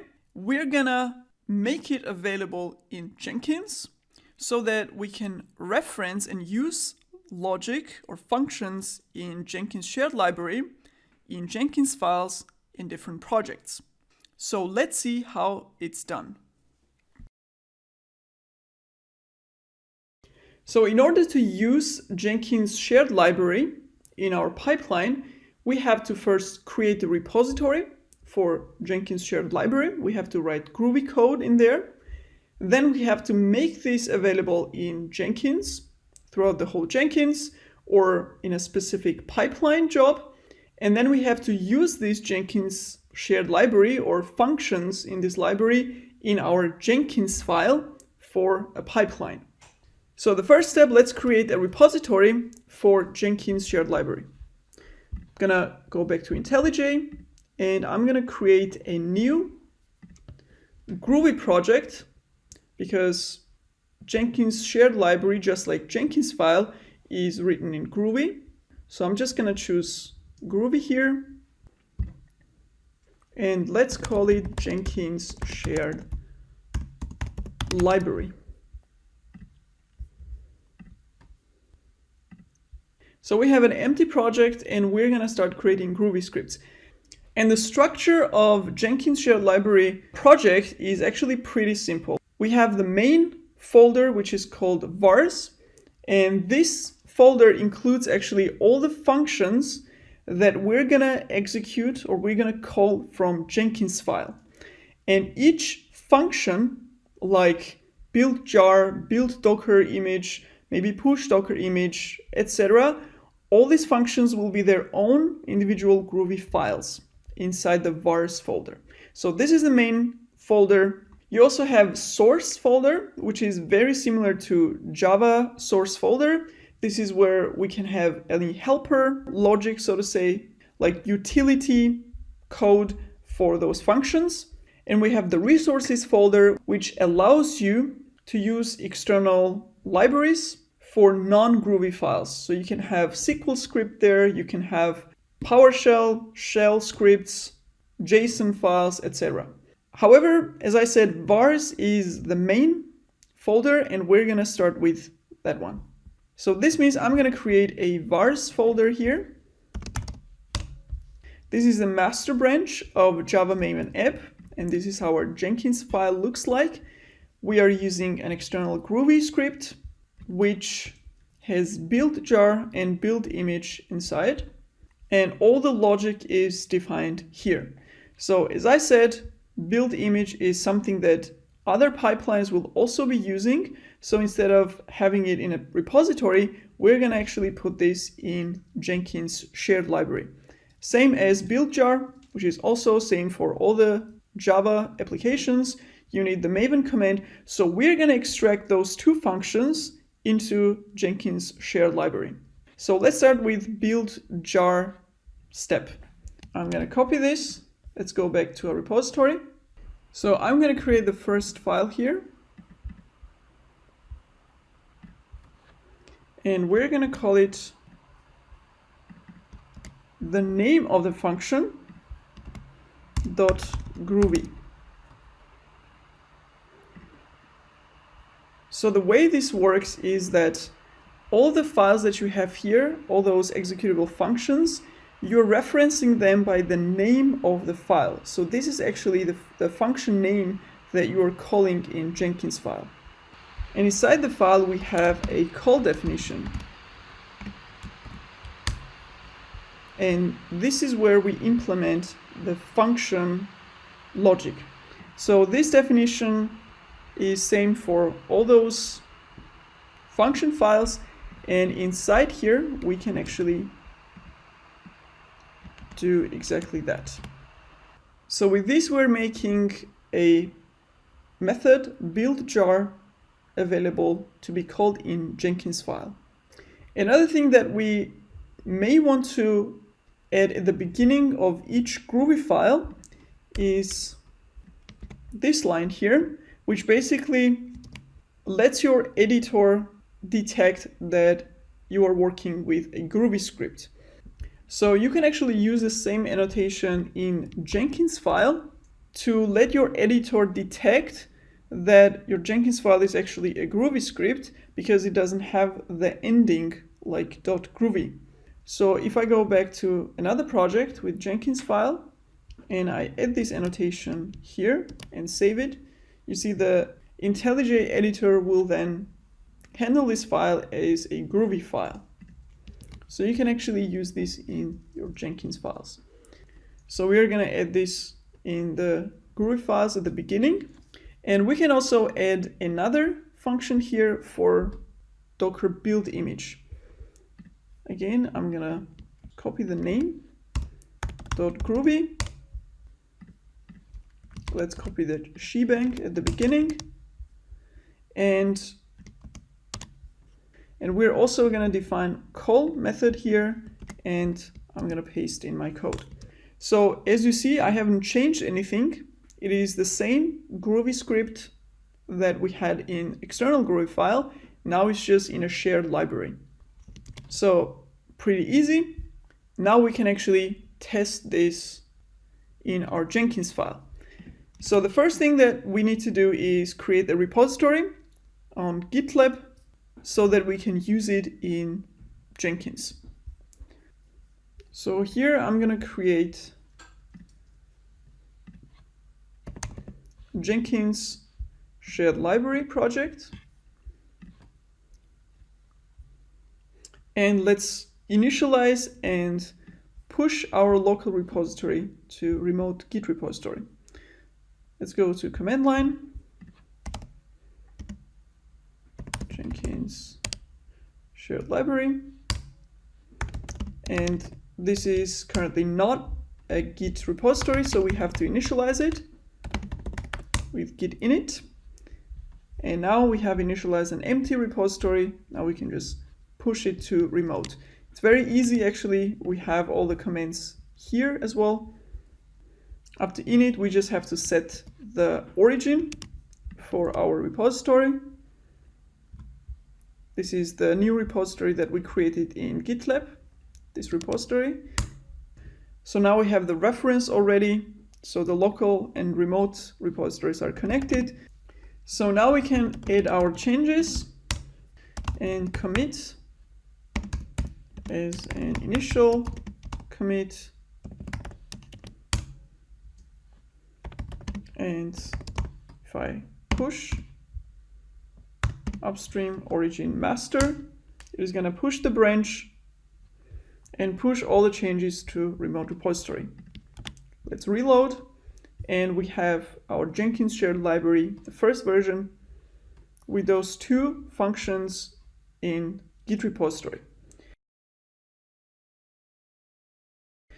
The second step is to use it or to make it available to use in a Jenkins file. So one way to do that is to make the whole Jenkins shared library. For example, if it's a company-wide Jenkins library which all the different projects share, it makes sense to make it available for all the projects and all the builds in Jenkins. And for that, you will go to Manage Jenkins, Configure System, and Global Pipeline Libraries, this section here, and we're gonna add our library. Let's call it Jenkins shared library. So this is the name that we're giving it. It doesn't have to be the same as the repository name. And we have the default version. Now this can be either a branch. In this case, we have master branch. This could also be a commit hash. So if we say we want that specific commit state to be available and not the up-to-date master branch, or this could be a tag. And this means that just like any other application and project, you should actually be versioning your Jenkins shared library. So whenever you make a change, you create a new version, you create a new tag, and then you can reference that tag right here. Because if you have master branch, which we're gonna do now for testing, however, if you define master branch here, then every new change or every commit to the repository will be immediately available in whole Jenkins for all the pipelines. And if it's a breaking change, then your Jenkins file or your pipelines will not work anymore. So having a fixed version is actually a good idea. However, we're just testing now, so I'm gonna leave it at master branch. And with this checkbox here, we can actually override that version, the default version, in our Jenkins file if we want to. So we have defined the library name and version. Now it's time to give it the address of the repository. So I'm going to choose modern SCM and Git, because it's a Git repository, it's a GitLab repository, and project repository is going to be the endpoint, and we have credentials already for a GitLab, and that's it. We have configured Jenkins shared library endpoint, repository endpoint, in the global pipeline library section. And if I save it, this library will be now available to be used by Jenkins files in all pipelines. So as a next step, we're gonna make changes in our Jenkins file to use these two functions. Let's go back to our Java Maven app, and I'm actually going to create a new branch from master, and let's call it Jenkins shared library branch, because this is where we're going to test the changes. And we can make the rest of the changes in IntelliJ actually. So let's go back to Java Maven app. I'm in the new feature branch in Jenkins shared libs, and let's now adjust our Jenkins file. First of all, let's add a Groovy line so IntelliJ can detect the Groovy script. And these two stages, or these two steps, are the ones that we want to replace. Now, you actually may have an additional Groovy script in your project in addition to Jenkins shared library, because you may have logic that is only relevant or only specific to your pipeline or to your project. So it actually makes sense to have this external Groovy script. So I'm going to leave this as a demonstration, because this could actually be a realistic Jenkins file where you have reference to your own Groovy script, and in addition to that, you have reference to Jenkins shared library. So we're gonna leave Groovy script for loading and executing the deploy app, and we're gonna replace these two parts here. Now, in order to use that build jar function from the library, we first have to import the library that we defined in the global configuration of Jenkins at the beginning. And the syntax for that is library, not this library actually, let's remove it.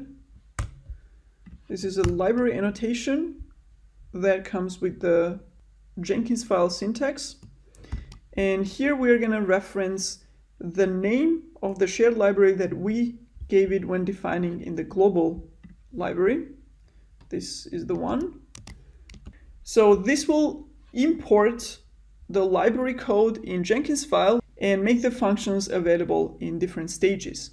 Now, one note here, if you don't have an import statement or variable definition directly after this line here, so for example, if you just had pipeline as a next step, you would have to add an underscore here. So this will basically tell Groovy kind of about the separation so that the pipeline syntax starts now. However, in our case, we have a variable definition, so we don't need the underscore. And now we can actually remove this code. We can also remove them from the script, since we're defining them in shared library.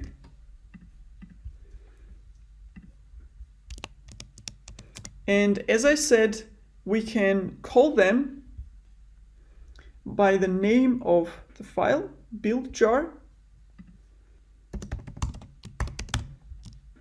And this will reference the function that we defined here. So build jar function will be executed here. And then we have build image. And that should be it. So this will call the two functions in Jenkins shared library, and this logic should be executed. So let's test this. I'm going to commit both changes in the remote repository.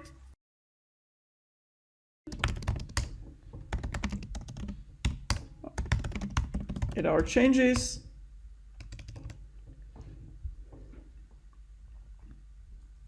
Call library functions in Jenkins file. That's what we're doing. And let's push that as well.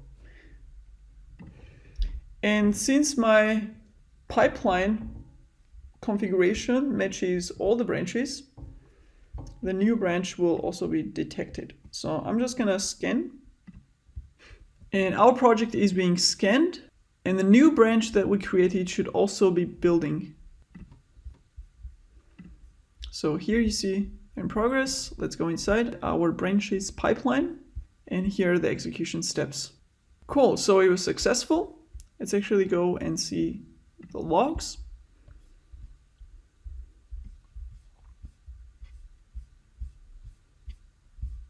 So here all the Docker commands got executed successfully.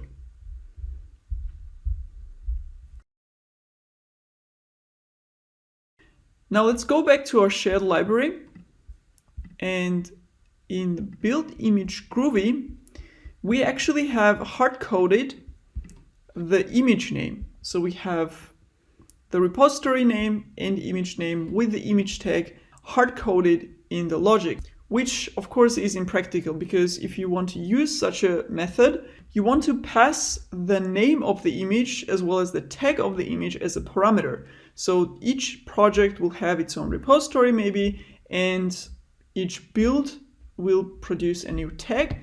So this whole thing should actually be a parameter. So how do we define methods in shared library with parameters? Pretty simple. In the call method here, we can simply define a parameter with a type. In our case, this is the image name. So we're having a string, and let's call it image name. And using it is also pretty simple. Let's replace this string with image name with $. This is how we reference a variable. However, whenever we have a variable inside a string, it has to be double quotes. This is Groovy syntax, and now it's recognized as a variable. Same here. This is also the image name, double quotes, and that's it.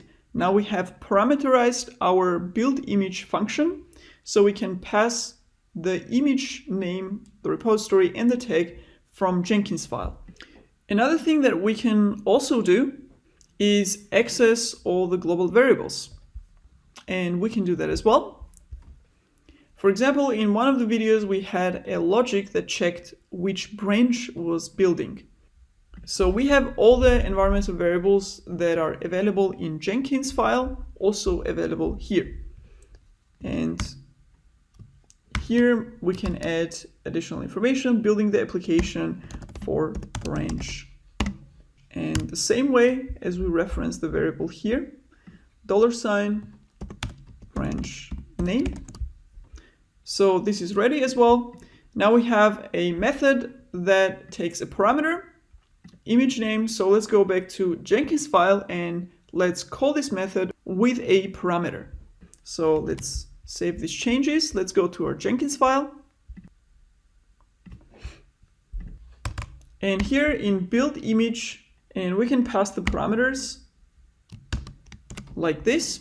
This is a string parameter, so we're passing in the whole name. You can also divide it and have two parameters, one for repository name, one for tag.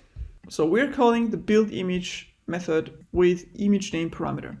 We can change it to version 3.0. Let's commit and push both repository changes to remote repositories and build the pipeline again. So commit the changes in Jenkins file, call docker build with param,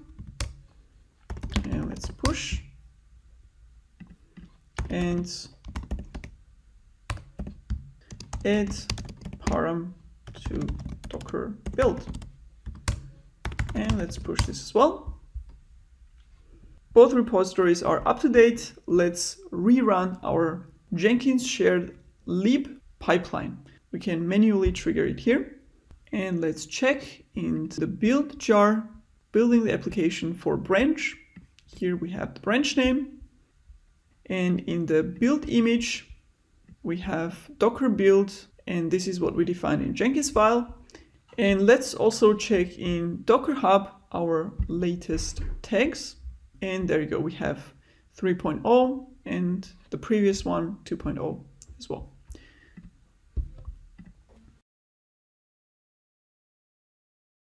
Now let's say that you decide to have separate individual functions for each Docker command. Or maybe you have multiple Maven commands or Git commands that you want to execute separately as separate functions. So that would mean that you have multiple Groovy files here, each of them implementing their own logic. So you have 3 Docker files here: build image, Docker login, Docker push, and so on. And these commands may share credentials or image name or repository URL, etc. And you may end up duplicating a lot of stuff in each function's own implementation.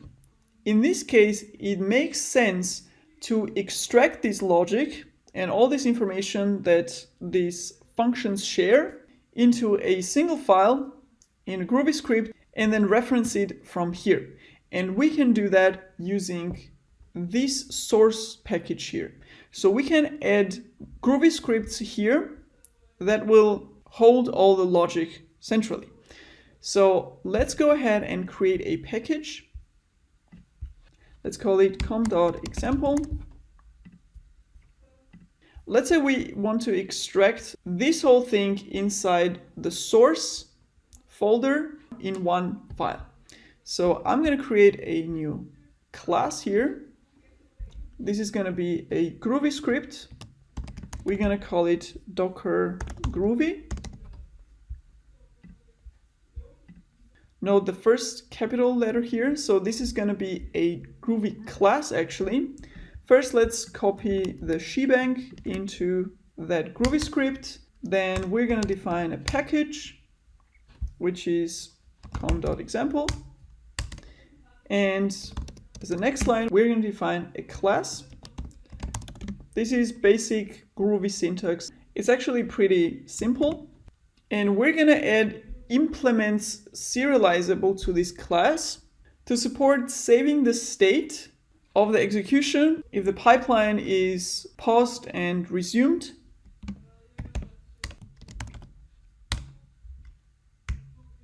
Another thing is that these methods here are exposed globally. So when we use them in Jenkins file, we have all of those things that are available in Jenkins file available directly here. So we have the pipeline syntax, so to say, available directly here. We have these shell executors, we have the with credentials, username and password. So everything that comes from these different plugins from Jenkins, which is specifically part of pipeline syntax of Groovy, are available here. However, if we're writing a simple Groovy in the source package like this, we don't have all those things available.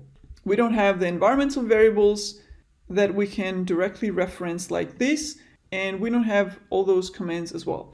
So in order to make this whole thing, the environment and all the pipeline syntax also available in these files, we can do it pretty easily. We're gonna pass a parameter from these methods, and we're gonna call it script.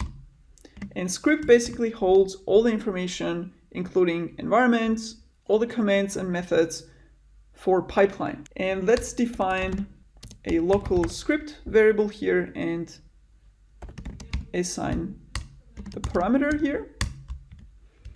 And the script will now allow us to execute all those commands. So first I'm going to copy all of this. Let's actually cut this out. And I'm going to create a single method here, build Docker image with string parameter as we had before. And I'm going to paste in the code from here in this function. As I said previously, we can have 3 different functions here instead of just one, with each one executing one single Docker command. But with just one function, we can also see how this works. So first of all, we can see the editor highlights, which says that these 3 are not used because we're not using the class and the function. And for those highlights, it just says it cannot resolve the symbol. So Groovy doesn't have those commands available, only through the script. So what we're going to do is we're going to execute them through script, like this. Script.echo, script.withCredentials, username, password, same. Same for all the sh commands. And now we have those 2 variables here. These variables come from extracting the username credentials. So we are defining those variables here, and we need to also reference them using script. And because they're inside the quotes, we are using the $sign.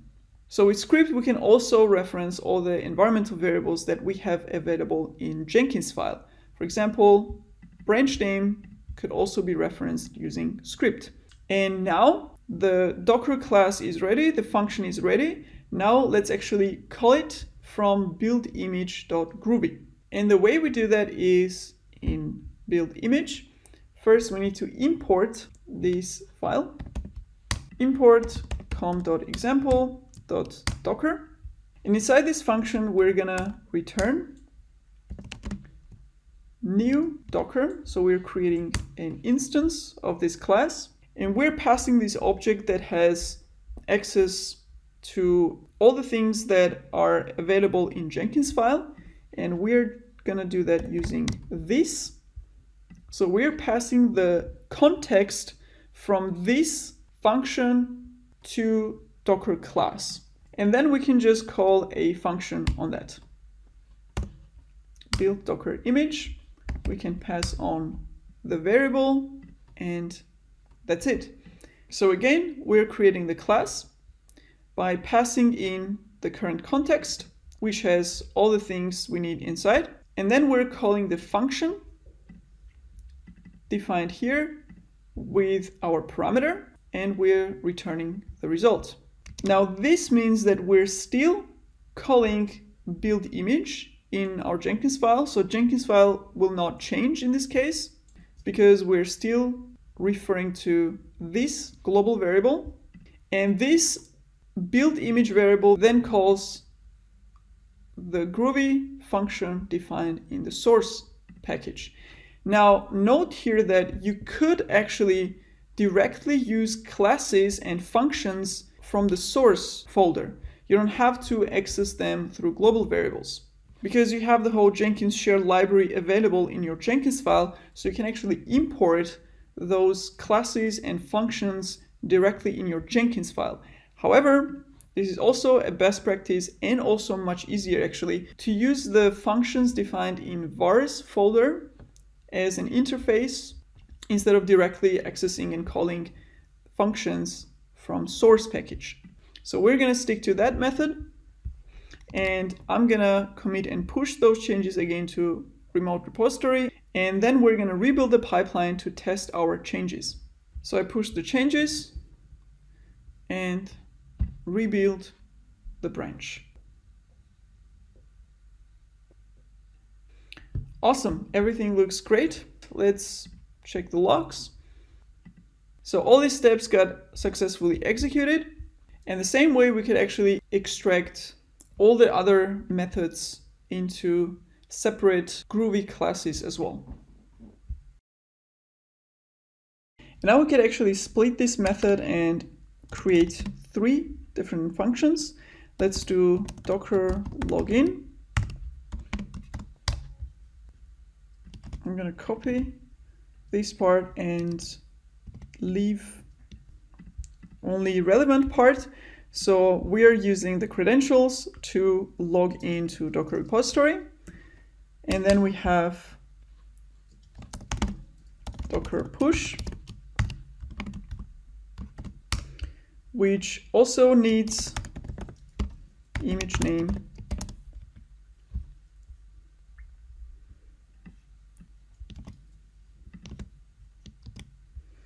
and in build Docker image we actually only need this part. Let's remove the rest.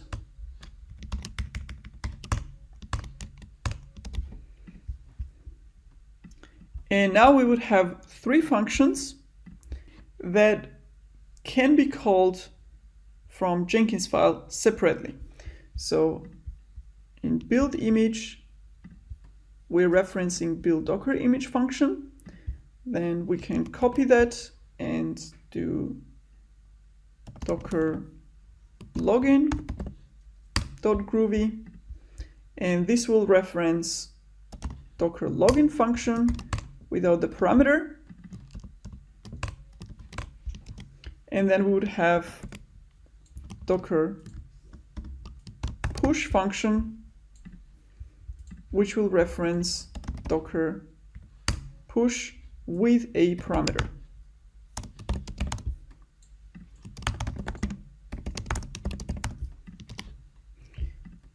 So the variables are just making calls to different functions in a single Docker class.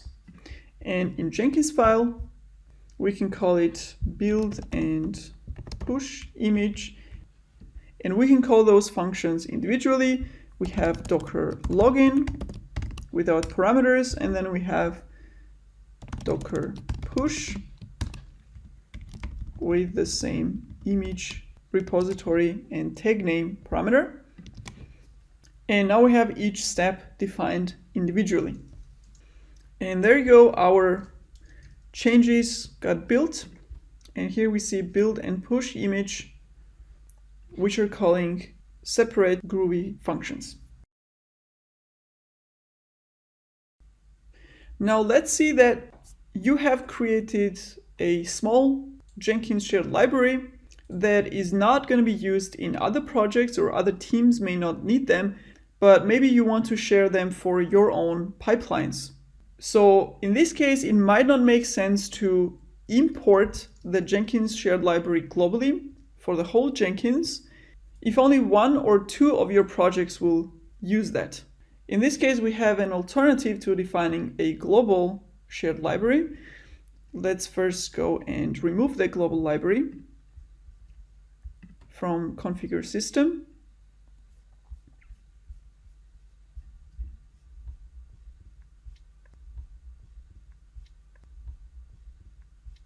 So I'm going to delete the globally imported library from here and save it.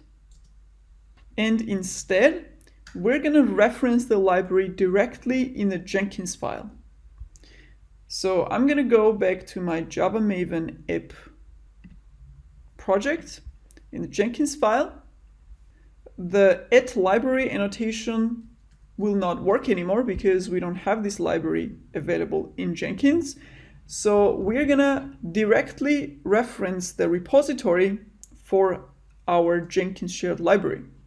So I'm gonna delete this line, and instead I'm gonna define library method, and we're gonna pass in some parameters. First one is identifier. This is similar to the name that we gave it when we imported it as a global library. So let's use the same name, Jenkins shared library. And just like in the Jenkins UI, we also have to specify a version like this. Again, this could be a branch, a tag, or a commit hash. We're going to go with master again. And by the way, in this annotation, library annotation of Jenkins file, where we were referencing the library, we can also add the version in a similar way like this. We can also define a version. This could be a tag, for example, like this. And if we have imported our Jenkins shared library from Jenkins UI with a default version like master branch, for example, we can override that in Jenkins file. So we can say this Jenkins file is using version 1 of the Jenkins shared library, and another Jenkins file is using another version. Again, this is for the case where we have the library available in the Jenkins, which we define through UI. So this is optional there in this kind of definition. Here it is required, so we have to define a version. Then we have another attribute, retriever, which is gonna call modern SCM. Again, same as through Jenkins UI. We also chose modern SCM option, and inside this we're gonna define Git URL and credentials. So in the next line we have an array, and here we're going to define class Git SCM source. These are pretty much matching what we actually saw in the UI. Here we have remote. This is the Git repository of our shared library. Repository URL of our shared library. I'm going to copy that. And we have credentials ID attribute. And this will be our GitLab credentials ID. So let's define that. And that's it. So if we test this, and let's run our Jenkins shared lib branch. And now if we test this in our pipeline, you see we can still access the library methods. Till now we have created some builds and we have triggered all those jobs manually. So in any of those, we have started the build by clicking the Build Now button. Now this is one way of starting or executing your jobs. Usually, whenever you have set up a pipeline that tests and builds your code, whenever a change is made into a repository, you want the pipeline job to be triggered automatically, because otherwise you will have to have a person that constantly watches that some change was pushed to a master branch or some feature branch and then goes to Jenkins and clicks the button to build now, which obviously doesn't make sense. So we want to trigger the build automatically whenever a commit is pushed into a Git repository, either in feature branch or in master branch, whatever we define. In this case, we're gonna configure Jenkins and GitLab, because we have our repository on GitLab, to communicate with each other, and for GitLab to notify Jenkins that the repository code has changed so that it should trigger a build. If your code is on some other repository like Bitbucket or GitHub, then you would have to do same configuration on that platform. So you would have to configure Jenkins and GitHub or Jenkins and Bitbucket to talk to each other to make this automatic triggering of a build possible. However, there are use cases where you might want to trigger builds manually. One use case for that is if you have a separate pipeline that deploys to production. In this case, maybe you don't want the build to be triggered automatically because you want to be able to decide when and what needs to be deployed to production environment. So this means you automate deployment to development and maybe staging environment, but you want to manually trigger deployment to production. And also another way to trigger builds is by scheduling them. So you can say, I want this build, this pipeline or freestyle job, whatever build, to run every 2 hours or maybe every day at this specific time. A use case for that is, let's say you have very extensive Selenium tests or maybe some end-to-end tests that take 2 hours, because you have a lot of tests and the tests themselves also take long. So in this case, you don't want to run these 2-hour tests every day and also overload Jenkins server with it while you have this automatic pipeline jobs running on every commit. So you may decide to schedule those Selenium tests, for example, to run at night when nobody's working every single day. So you can schedule that. So in this case, you just define the time. So Jenkins knows to trigger these builds automatically whenever it matches the time that you have defined. Another use case for that could be a long-running job that maybe cleans up some stuff in Jenkins and so on. So these are the main ways of how to trigger, how to start your configured jobs in Jenkins. And in this part, we're gonna configure automatic triggering of our pipeline. So we're gonna configure Jenkins so that every time we push a commit to Git repository, the pipeline starts automatically. So let's do that. Now, in order to configure an automated triggering of Jenkins pipeline or multi-branch pipeline, we need to use Jenkins plugins. So first we're going to do configuration in Jenkins, and as a next step, we're going to do configuration in our GitLab project itself. So we're going to go to Manage Jenkins, Manage Plugins, and we're going to install the first plugin, which is going to be GitLab, this one right here. This is a plugin for build triggers. So install without restart, and successfully installed.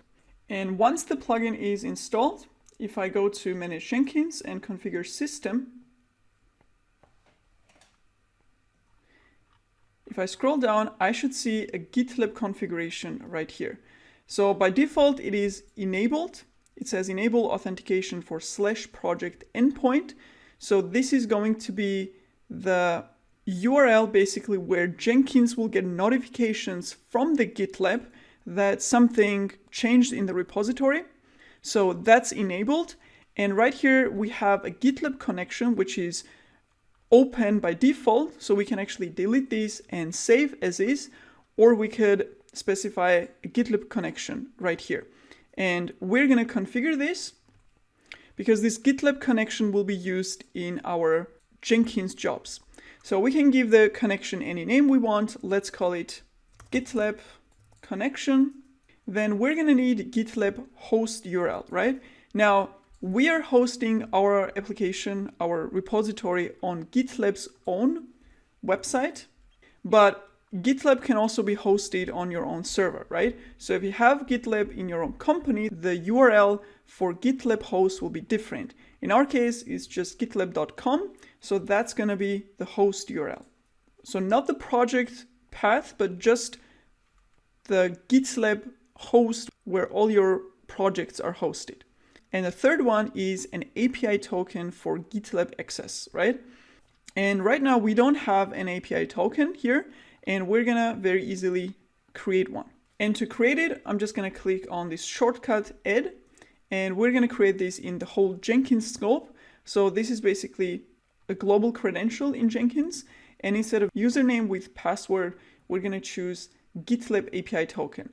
Now, also note that this specific type of credential was added through that plugin that we installed, right? The GitLab plugin. And that's why we have that now on our choice list. So I'm gonna select that. And right here, we're gonna need API token. So where do we get this API token? This is actually an API token from GitLab. So going back to GitLab, to my user profile, or my user's preferences actually, and I'm gonna open this in a new tab.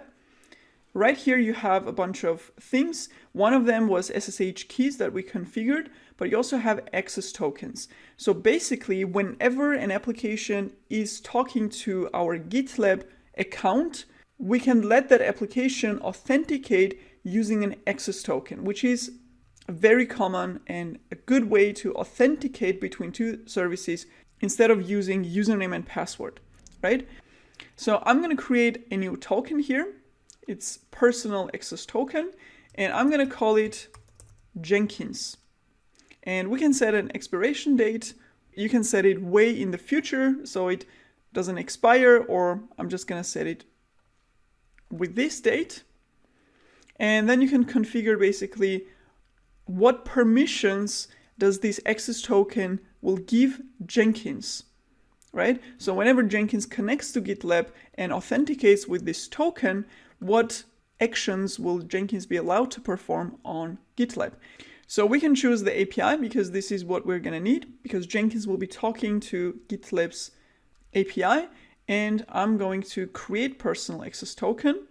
And when created, you see the token right here, and you should save it because once you refresh, then the token is gone, right? So you just see it once, so make sure to copy it and save it somewhere if you need that later. So I'm going to copy that token, and that's going to be the one we paste right here. And we can give our GitLab API token a name. Let's call it GitLab token and add, and we can choose it from here, right? So this basically configures Jenkins to talk to or to authenticate itself with GitLab and talk to its API. So I'm going to save this. And now an interesting thing that I'm going to show you here is if I go to my pipeline and configure, right here you see an addition. So this basically appeared here again because of that plugin that we installed, the GitLab plugin, and we have something called GitLab connection. So this is the GitLab connection that we created, and this is the name that we gave that connection. So for example, if you have multiple Git or GitLab accounts or GitLab hosts that you all want to connect with Jenkins, you will have a list of them, and then you can choose which GitLab connection your pipeline or your job should use. And if I scroll a little bit down, right here, you also see another addition, which is enabled by default, that says build when a change is pushed to GitLab. So basically this check mark here configures that Jenkins will expect or Jenkins will accept calls from GitLab on this URL for push notifications of push events or merge request events. So whatever is checkmarked here. And when that happens, this build will be triggered, right? So again, whenever GitLab sends Jenkins a request that push event happened or merge request event happened in the repository, and it sends it on this address, right? This is our Jenkins URL right here, and project and my pipeline, the name of the pipeline. So whenever that happens, it will trigger the build automatically, right? So all of that got configured automatically. I didn't have to check this on, so I don't need to save anything. Let's just leave that. And I'm also going to show you that configuration in the freestyle job right here, right? GitLab connection. Again, this is an addition from the plugin, and you have the same thing right here, which is not enabled. But we're interested in my pipeline and not the freestyle job. So as you saw for my pipeline, for the regular pipeline job, everything is already configured. Now, the second part of the task is to configure GitLab to automatically send notification to Jenkins whenever a commit happens or push happens, right? So for that, we're going to go back to the project. And right here in the settings, we have something called integrations. And if I click inside and scroll a little bit down, you see Jenkins CI. So this is the integration that we need. I'm going to click. And first of all, we're going to enable the integration. And we're going to configure this or configure GitLab to send a notification to Jenkins whenever someone pushes their code to this repository, right? So on push, we basically triggered the notification. We can do that on merge request as well, but I'm gonna leave it for now. And down here, we're gonna configure connection to Jenkins, right? The same way as we configured in the Jenkins where to connect to or where to talk to our GitLab account, the same way we need to tell GitLab where to talk to Jenkins, right? What is the address? So we need the Jenkins URL, which is this right here, including the port. Now, just a quick note here that if you are running Jenkins on a local host, this is not going to work, right? Because GitLab integrations do not allow local host here. So it has to be a real IP address or a domain name. After the Jenkins URL, we have to configure the project. And project name is actually the job name inside Jenkins. So in our case, our pipeline job is called my pipeline. So that's going to be the project name. And also, as we saw right here, you see project/my pipeline. So this is the URL that we're configuring here, the Jenkins host name and port, then /project and name of the project.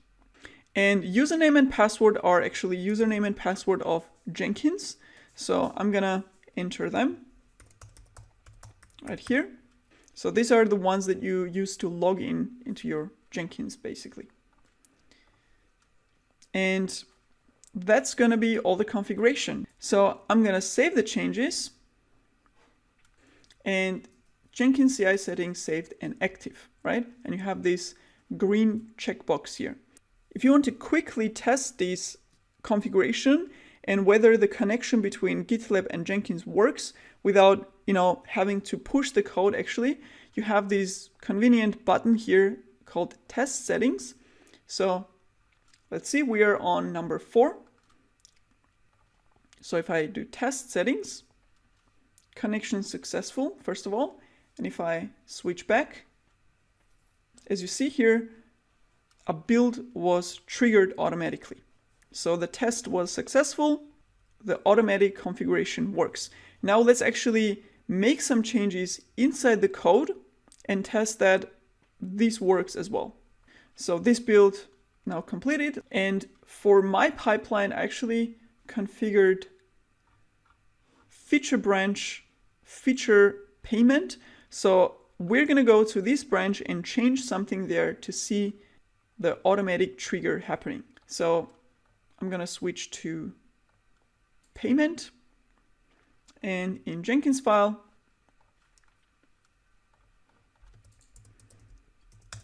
I'm gonna add testing the integration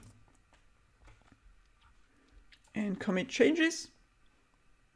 And as you see here, the build number 6 was automatically triggered. And if I check the logs, testing the application, testing the integration. So our code change is right here. So this integration worked for my pipeline. Everything is set up successfully. Now you're probably wondering, what about the multi-branch pipeline? How does it work there? Now, if we go inside and check the configuration, you see that we don't have any GitLab configuration here, like we had in the pipeline. So nothing is configured here. And if I go into one of those pipelines inside the multi-branch pipeline and view configuration, I see that GitLab connection is added here. This is not checked. And it's also just the view or read-only mode, so I can't actually adjust anything here, right? So the bottom line here is that it doesn't work the same for multi-branch pipelines. The older version of this plugin used to work for the multi-branch pipeline as well. However, this is not the case anymore, so we can't trigger the multi-branch pipeline the same way as the regular pipeline. So we will have to configure the automatic webhook for the multi-branch pipeline in a different way. And for that, we're going to need another plugin. Going back to Manage Jenkins and Manage Plugins, And we're going to look for multi-branch scan. So this is the plugin that we need, multi-branch scan webhook trigger. And as you see from the description, it is actually general purpose, so it's not specific to GitLab. You can configure this with any other type of repository. So I'm going to install that, which is usually a good thing because you're not using plugins for each and every tool. You can use one plugin for multiple tools. And now that the plugin got installed, we actually don't have to do anything in the configure system like we did with the previous plugin. Instead, we can just go back to our dashboard and inside the multi-branch pipeline configuration,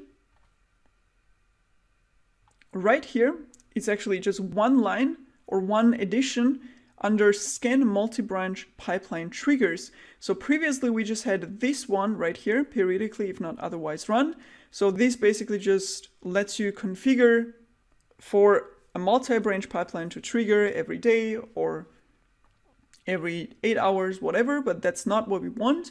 We want this to be triggered on every push to the repository. And the plugin that we just installed actually gave us this second option here, scan by webhook. And that's what we need. So I'm going to enable this. And right here we have an input for trigger token. And if you expand the information about this, first of all, you see link to the plugin itself, which is always useful. And second of all, you see the description to what that is. So basically, this is just a token that we can name whatever we want. So I can write here my token, doesn't really matter, or GitLab token. This token will basically be used for the communication between GitLab and Jenkins, or Jenkins and GitHub, or any other Git repository, right? As I said, it's not only for GitLab, this is more general purpose, which is a good thing. So we have specified the name for our token. Now, how do we use that token? To do that, we're going to configure GitLab. So going back to settings, now instead of integrations, I'm going to open webhooks. So webhook is basically something similar to integration, but it's more generic, right? So you can basically type here any URL that you want. And you have a little bit different configuration options right here.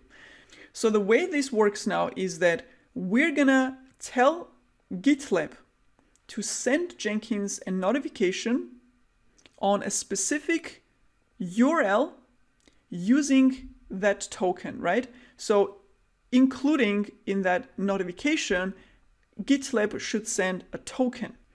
And when Jenkins receives that request, it will check the token and it will trigger the job or a multi-branch pipeline which has a scan by webhook configured for that specific token. And that URL where Jenkins expects a notification from GitLab is going to be this one right here. So I'm going to copy that.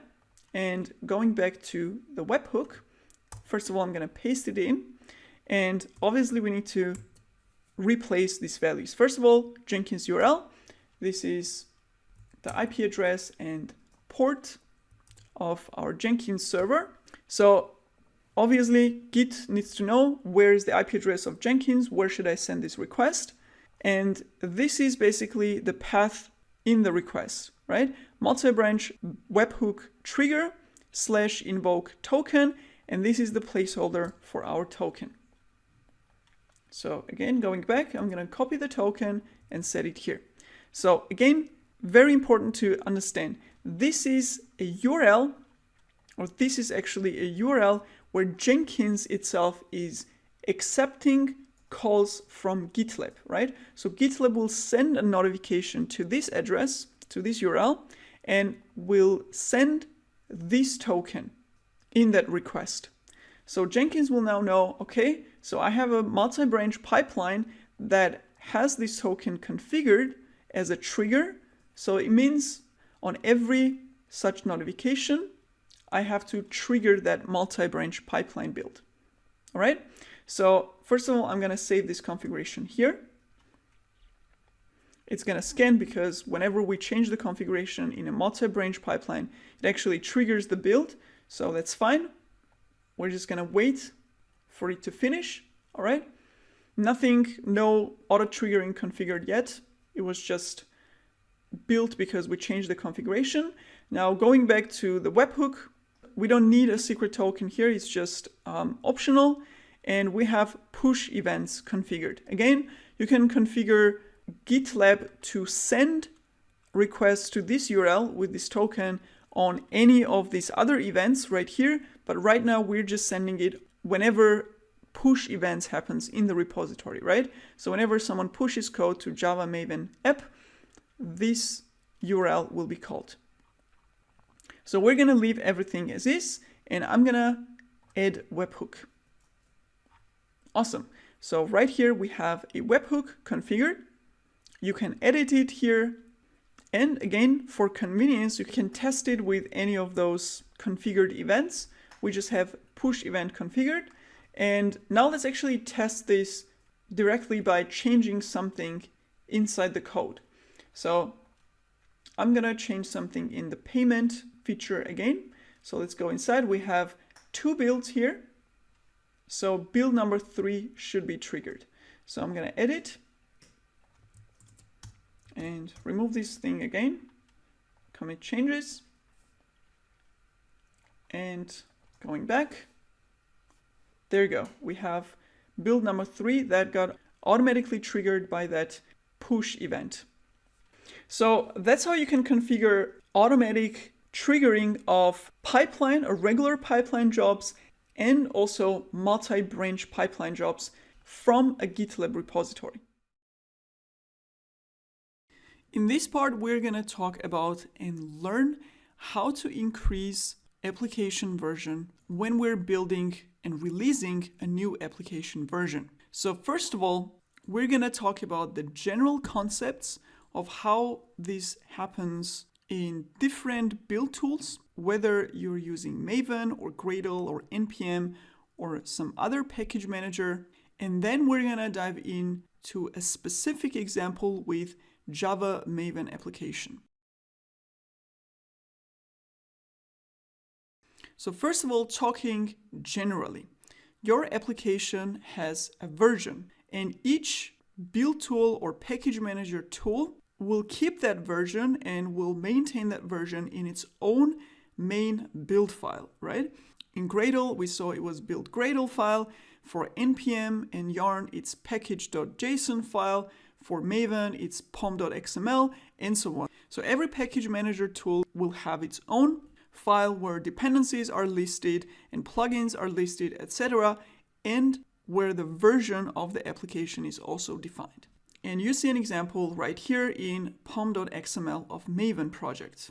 Now let's talk about the version itself. This is a version that you as a developer or maybe as a developer team decide on based on how you want to version your application. Of course, there are standards and best practices and guidelines, but this is pretty flexible. So there are different types of versioning that people use for their applications. And you have to remember this versioning is relevant when we're releasing a new version of our application. So basically, a developer team has developed some features and bug fixes, etc. And those code changes, whether it's a bug fix or new feature, basically needs to be available to the users of the application, right? So if you have a web application, the users who are using it through a browser need to get access to those bug fixes and features, right? So because of that, you need to release a new version of your application. Internally, you can decide how to increase the application version for each such release. And the most common way of using and configuring versioning is in the following way. So basically you have 3 parts of a version that are separated using these dots. The first one is the major version. The major version of an application basically means that if you are releasing a new version that contains a bunch of new features, basically you have reconfigured the whole application, you have upgraded features, you have introduced completely new concepts, etc. So basically this is a big jump from the previous version. That's the major version upgrade. And this applies for web applications, the ones that you know, Facebook, LinkedIn, Google, etc. But this also applies to programming languages, right? So for example, you have multiple versions of JavaScript because the language is developing all the time, so you have new versions. And whenever there is a big change in the JavaScript programming language itself, then you have a major version upgrade. Now the second one is a minor version. This is also when you have a lot of changes, but they're not as impactful as the major version upgrade, right? So there's not a huge jump from the previous version. However, you still have lots of changes, lots of bug fixes, lots of new features, and so on when you do a minor version upgrade. And the third one right here is the patch or incremental version. And this is basically for minor things. So for example, you have released a new minor version and there was some bug in there. So you basically fix that bug and you release the application again.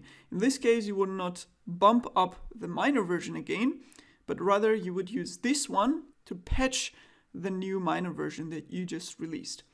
And what you see right here with dash snapshot is basically a suffix that you can add to your versions in order to give some more information. Snapshot usually is used for development versions. So for example, if you just want to test this version, but it's not going to be released, then you're going to add snapshot here. You can also do release candidate like RC. They're different suffixes that teams use across different projects, but this is basically to give just some additional information about the version. So you have the suffix. Here you see another example of using a suffix. This is actually a Maven plugin that we're using in our application, and the version is suffixed with release. And if I scroll further down, I see another Maven dependency that has also a similar versioning. So we have the major, minor, patch, and suffix here in a version. Here we have just those three, and there are also versioning schemas where you just have two version schemas where you just have two version parts. So as I said, there are different ways of versioning. It really is a decision that a developer team makes of how they want to version an application, but this is pretty much a standard. So basically, now whenever you're building a new application release, you need to increment your version. Depending on what changes you have made in the application, how impactful it's going to be, you're going to decide whether this is a major change, a minor change, or a very small incremental change. And based on that, you're going to bump up the respective version part. Now, how do you actually increase the version?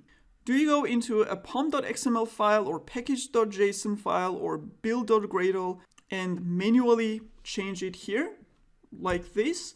Or is there an automatic and better way to do it? And the answer is, in most cases, you should actually do it automatically, especially when you're building a CI/CD pipeline, build automation for your application releases. You want to be able to automatically increase that version inside your build.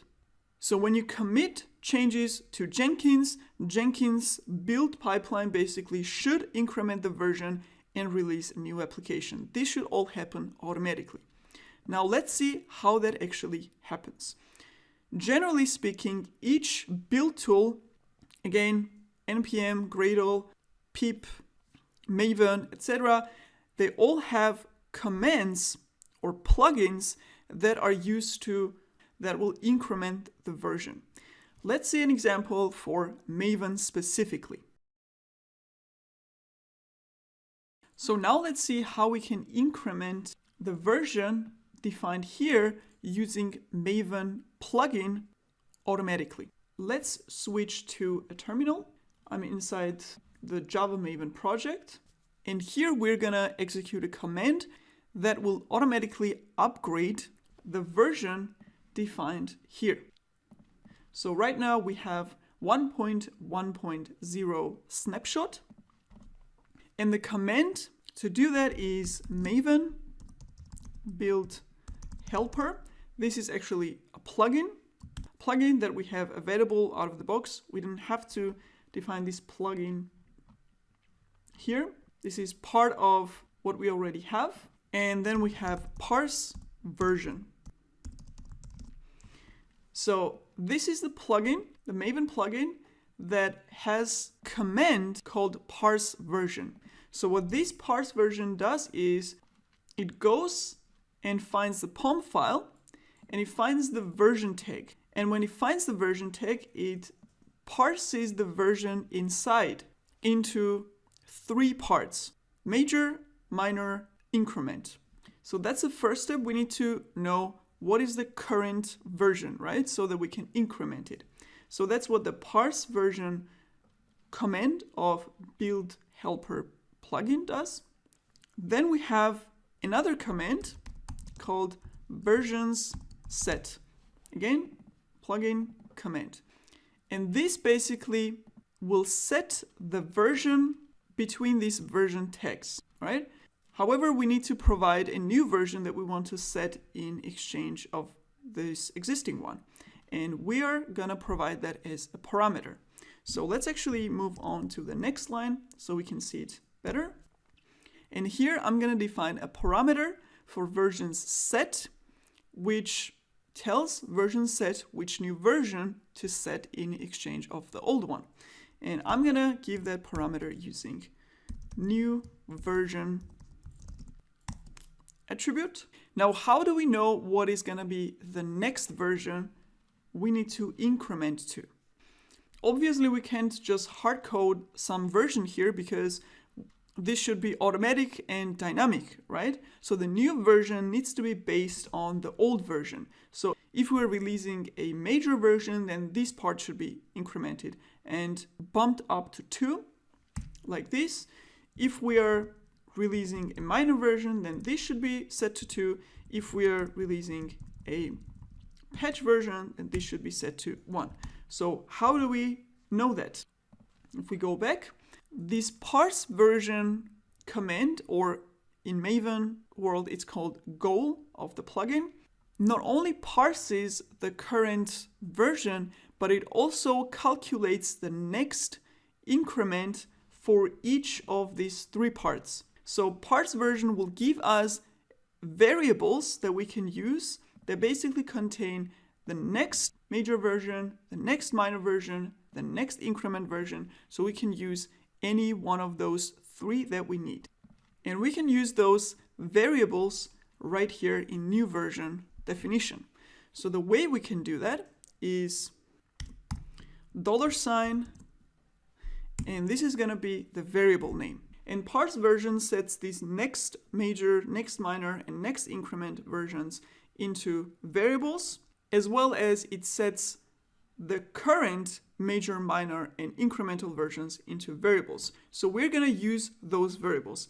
Let's say we want to release a patch version, okay? We have fixed a bug, or we have introduced a new feature. Not a big deal, it's not very impactful. We just want to increment the patch version, which is actually gonna be typical for CI/CD deployment because every such new change is automatically gonna be deployed, right?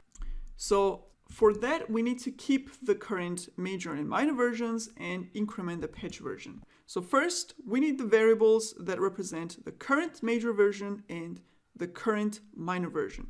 We can access those using parsed version dot major version. Again, as I said, this object, parse version, is created by parse version plugin command right here. Then we have the dot. So $, curly braces is how we can access variables on command line. And we need to escape the $, so it is interpreted as a variable. So the next one is current minor version. Again, we have that information in parsed version object dot minor version. And then we have, again, the patch version. But this time we don't want the current incremental version, we want the next incremental version. Right? So as I said, this parsed version actually contains 6 values. It has major version, next major version, then it has minor version, next minor version, and it has incremental version and next incremental version. And we can use any one of those that we need. So now the parse version will parse the existing version, create or calculate the increments of those, and version set will basically set this new version right here automatically by creating a new copy of pom.xml file. So it will still keep the old version. So once this actually works fine, we can now remove the old pom.xml version because we don't need the old copy anymore. And we can do that by versions, same plugin as here, and commit. So this is basically going to remove the old copy of the pom.xml file, and we're going to have a new copy with new version. And that's the command. We're going to execute this. And let's actually see what happened here. Building Java Maven app. This is the version that parse version parsed. And right here you see processing change from this version to this version, right? So we incremented the incremental, the patch version. And build was successful. So now if we go back to pom.xml, you see we have a new version in the pom.xml called 1.1.1. Now if I were to execute it again, now it got updated from 0.1 to 0.2. Let's go back again. And there you go. So this is how we can increment the version in Maven. Now, let's say we have this continuous integration, continuous deployment pipeline set up, and we are basically releasing every new commit into a new version, and we're incrementing this patch version. Now, let's say one of the developers wants to upgrade a dependency library version, or maybe they want to clean up the code a little bit and refactor it a little bit, right? And let's say this refactoring or library update change basically impacts a lot of the application. So they need to make a lot of changes in the code. And even though it's just one change or maybe one task, it impacts a lot of different features of the application. So when the developer is ready with the refactoring and merges their feature branch back into master, this is going to trigger a pipeline. And if it's a big change, then they may want to upgrade the minor version instead, because it's not just an incremental change now. So in this case, this command can be reconfigured to next minor version here, and the incremental version will stay the same. So if I execute this, you see that version was bumped up to 1.2.2. So this will increment the minor version. And this is an example of Java Maven application specifically. So this is how it works in Maven, but the idea is pretty similar in all different build tools and package manager tools. So if you're using NPM, you would basically have a plugin or a little script that reads the version from package.json, increments it, and saves it back into package.json. And the same way with Gradle and all the other tools. So it works conceptually pretty similar across all these package manager tools. And even in Maven, there are also a bunch of other options for doing this. There are other plugins that you can use to increment, bump this version, and combine it with the next Docker image version. But this is pretty straightforward, out of the box, version of doing it, pretty transparent. So we're gonna use this one. Now we have executed this command locally, right? This is just our own laptop, and I use this for demonstration so that you can see how this changes the version automatically.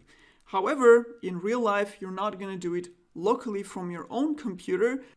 This should be a part of CI/CD pipeline. So this command should actually be executed by Jenkins when the application build process is running. So as a next step, we are gonna integrate this step of setting a new version in pom.xml file into a Jenkins file so that it's part of a build pipeline. So now let's actually integrate this version increment in our build pipeline. So let's open the Jenkins file in our project, the Java Maven project. And I have made some adjustments to Jenkins file. So we're gonna start with this version and integrate the version increment in this following pretty simple pipeline. Note that I'm not using Jenkins shared library. So the whole script is written directly in Jenkins file script blocks. And also I'm not using an external Groovy file. And the reason is because I just want to showcase the integration, and I want to have all of this code in one place so that it's easier to follow. And our code is actually pretty simple. We have 3 stages. We have building the application where jar file is being built with Maven package command. Then we have building image phase where we're building the Docker image with a fixed coded version. We are logging into Docker repository and then pushing that image into Docker repository. And then we have the deploy stage, which is basically just empty. And we're going to implement this part later in the series. So right now, let's actually concentrate on these 2 stages. First of all, let's look at Maven package command. So what does Maven package actually do? It builds a jar file with a version taken from pom.xml right here. And this is where the automatically generated built jar file is actually located in the target folder, right? And this is the jar file that is built using Maven package. So if I delete this, do Maven package here, I get a target folder where the jar file is located. And here you see the version 1.1.0-snapshot is actually taken from here. So Maven package command knows to use the defined version to build that jar file. So we have the jar file located here. That means that we need to do version increment before application build so that we get a jar file with the correct incremented version. So right here, before the build app stage, we're going to create a new stage called increment version.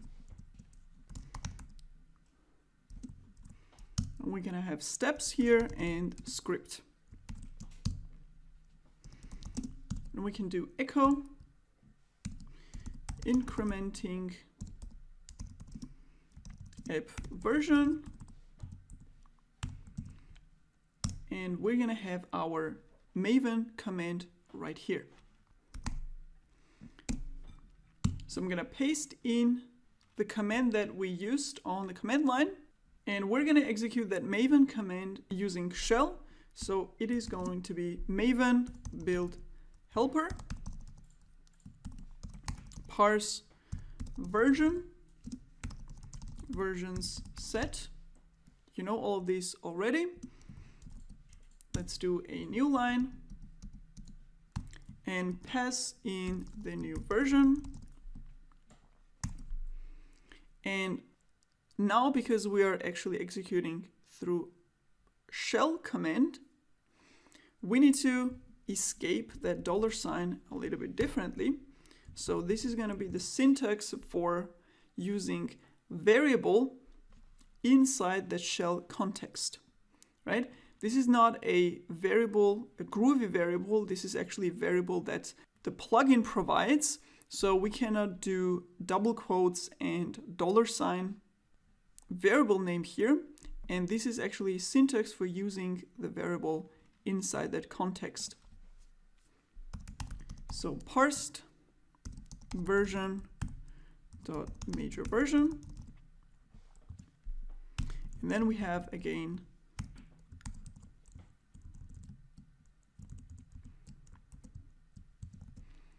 parsed version minor version.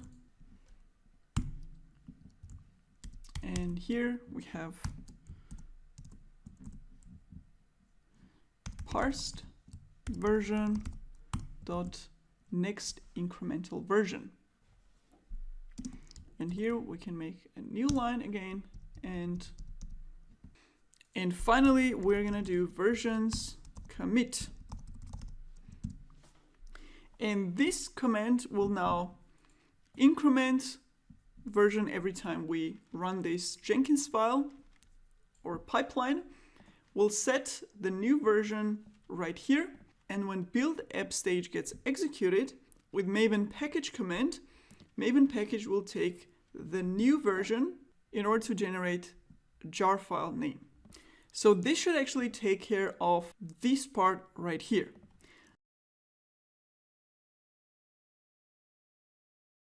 Now let's actually go to the next stage, which is build image, right?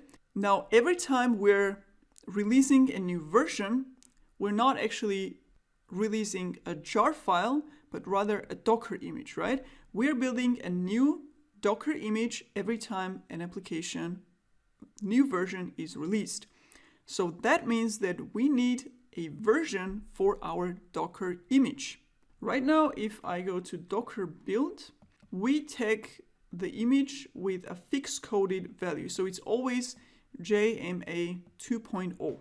Right? This is a hard-coded value, so no matter how many times we run this pipeline, it will always generate a new image with the same version tag, right? So we don't have a way of differentiating the new Docker image release because it's going to have the same tag as the previous one. So what we want to do instead is we want to increment the Docker image versions as well.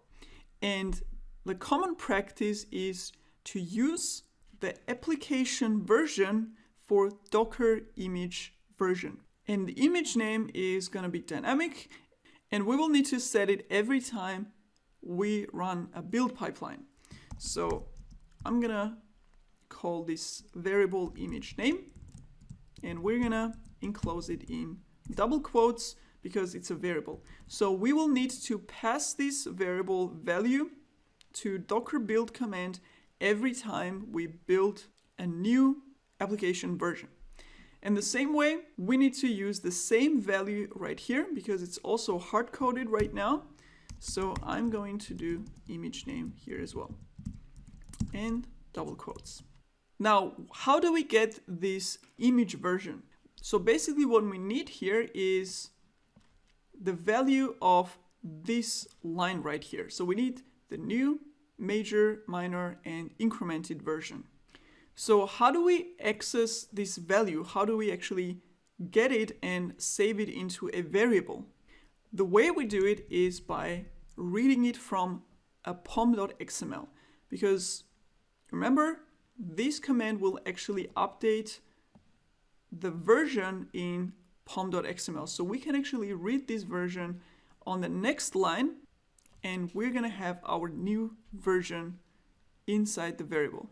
So the way we do that is by read file pom.xml. So this will read pom.xml file, and now we need to tell it, you know what? Inside that pom.xml file, I'm looking for something like this. I'm looking for a version tag with some text inside. And we can say that, or we can express that using this syntax right here in Groovy.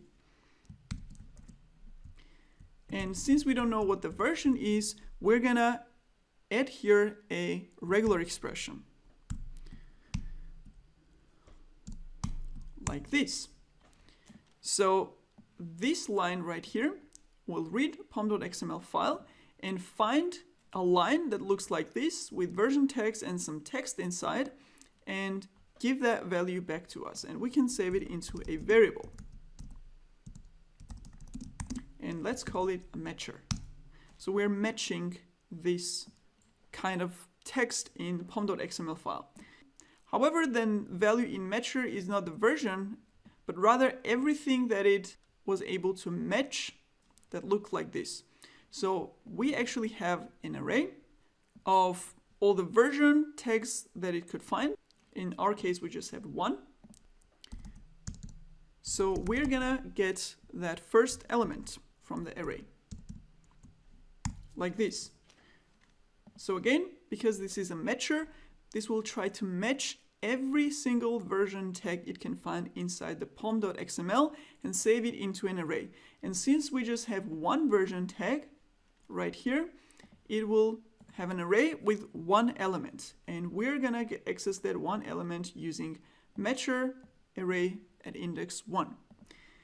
And this will actually give us another array with version or the tag and its children elements, right? Because, well, so for example, if version tag was like executions, for example, it will have multiple tags inside. So this will be another array with all the children elements. In our case, we just have the tag itself and then one child element inside, which are two elements. So we're gonna access the version, this part right here, using index 1. So index 0 will be the version itself, index 1 will be the text inside. So this is nothing specific to pom.xml file or Maven or Jenkins file. This is purely Groovy script of how to parse XML file and then read a value out of it. So now this expression here actually matches whatever is written between the version tags. So this is our version and we can assign it to version variable. And now we could either use this version as the image name, so we could call it image name, so we could actually assign it to image name environmental variable, so we don't need def anymore. Or we can append a suffix at the end, which is also a common practice, to append Jenkins build number to the version. So we have the application version. This will represent 1.0.0 or 1.1.0 or whatever. And then we want to append a build number to it. So we will have something like this. We'll have the version minus build number. Build number is an environmental variable that Jenkins makes available for us in our pipeline job that basically has the build number, which is this one right here. So every build has a number and this is unique for that specific build. And we are appending that as a suffix to our version. And we're gonna make this actually the image name. Like this. So we could also do inf.imageName equals this right here. And this is how we can put together a Docker image name. Again, there are different approaches, different versionings for Docker images. Some also append the git commit to it, some leave out the build number, etc. But there are also some standards, and this is one of the common ways of versioning your Docker images. So we're gonna go with this one. And now the value in this image name environmental variable will be set here. So every time a new pipeline runs after a commit, the version will be incremented, image name will be calculated, and a new Docker image with a new image tag will be created and then pushed to the repository. So this part will take care of creating a new image version, which will be used in Docker build command. However, there's still one thing that we need to adjust. Docker build command basically takes the Docker file and builds a new image, right? So if we look at our Docker file, these are the commands that will be executed to build a Docker image. And right now, as you see, we have a hard-coded jar file name right here. So right now, this is matching this specific version of 1.1.0 minus snapshot. However, if we run the pipeline and it increments the version to 1.1.1, these commands will not work anymore because there's not going to be a jar file with this name. So we need to make this dynamic and not hard-coded. So we're going to remove this, and instead we're going to say, just take a jar file in a target folder that starts with Java Maven app. So this is a regular expression replacement for any, right? So any version after Java Maven app. So this will take care of matching the correct jar file. So even if it's version 7.3.0, this expression will match it, and the right jar file will be copied into the image file system. Now inside the image, that jar file needs to be executed, right? So whenever we run this image as a container, Java jar and the jar file will be executed. And as you see here, we also have hard-coded values. So we need to change this one as well. However, this will not work here. Why? Because it is a string, first of all, so this regular expression will not be evaluated. And also, the brackets here that you see is basically not a shell execution. So we will need to change this whole line into command. So instead of entry point, we have command. And we are gonna write this out like this. And now we can substitute this with a regular expression. So basically these are pretty similar, but command will execute this in a shell, on a shell command context, and we can use regular expression right here. Of course, there are alternatives again to this.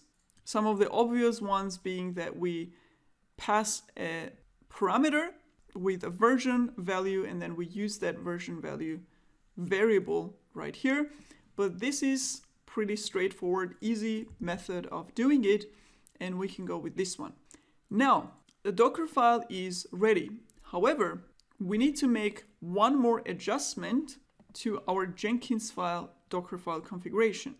And the reason is because if I increment a version here, let's set it to 1, and I do Maven package again with a new version, click inside, you see now we have 2 jar files. So every version increment and image build will generate a new jar file. So in target folder, now we don't have just one jar file, but multiple, right? And that is a problem because we're matching all the files that start with Java Maven app and end with .jar. So this expression will actually match both this and these jar files. And we only need one in one image. Otherwise, Java will not know which one to execute, right? So both of them will be copied into the image. And right here, it will say, I have 2 jar files. I don't know which one to execute. So that means that before we build jar file right here, we always want to clean or delete the target folder with the old jar file so that a new one gets generated with a single jar file. And we can do that using Maven clean package. And let's see that. There you go. So clean basically deletes the target folder before it builds the application jar. And we can do that pretty easily right here. Maven clean package. So this will make sure that we always have one single jar file in the target folder, which is actually correct because we always want to build a new jar version. And this concludes our configuration for version implement in Jenkins file. Let's actually review what changes we have made and what will get executed right now. First of all, we can revert this change right here. So let's close this POM file, and you see that we have changes made in Jenkins file and Docker file. First of all, we added this increment version stage at the beginning, and this will increment the patch version of our application inside pom.xml and will actually substitute the version right there. So we're changing the POM file using this command. And then we're reading that new version using these two lines. So we are parsing pom.xml for the newly generated and set version. And we're using that version, that application version, to put together a new Docker image tag or image name. So we have the application version, and we're just appending build number, which is unique per pipeline job. And this combination gives us the new Docker image name. In the next stage, we are executing maven clean package. Now at this point, make sure you remember that this commands will get executed on Jenkins server, right? So this all happens on Jenkins. So Jenkins has our repository checked out locally on Jenkins server in its build folder. So first, Jenkins makes changes to pom.xml file in the repository.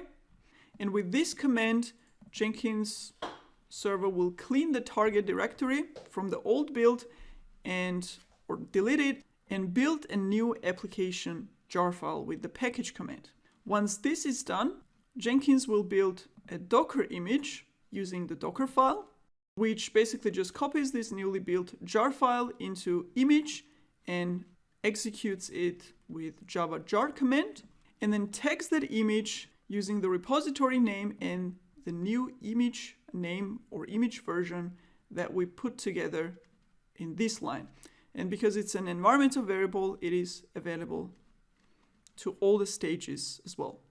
Then Jenkins will log into Docker repository and it will push the new image to that repository. So we have everything configured. The image name variables should be accessed with curly braces actually. So let's fix this real quick. So that's how we access environmental variables inside the shell command. And now we're ready to commit these changes to the Git repository in Jenkins jobs branch. And then we're gonna build a pipeline for Jenkins jobs branch with this new Jenkins file. So let's do that now. So on the command line, I'm gonna add all the changes. I'm gonna commit, let's say configure version increment in build. And I'm gonna push all the changes. So everything is committed to Git repository. So now if we go back to Jenkins and build the Jenkins jobs pipeline with the changes, first of all, we see new stage just got added, which is increment version, which wasn't there before.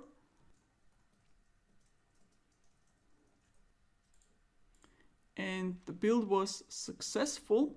Let's actually go and see the output first.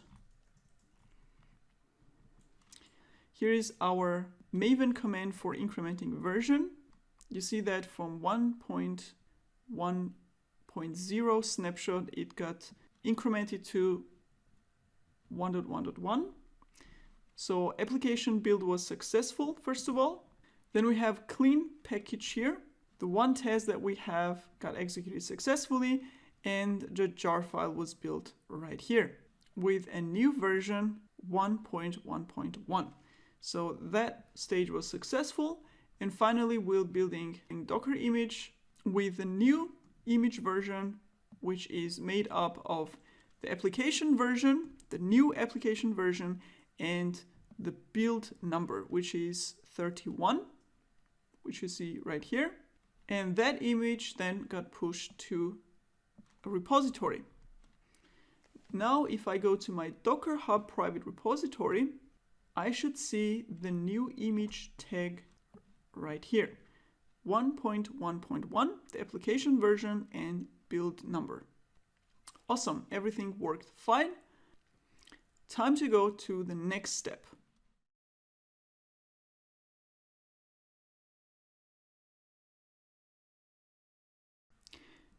Cool, now that built successfully, but what happens now if we make some changes, commit them to Git repository, and then rerun this Jenkins jobs build? Let's actually run it again.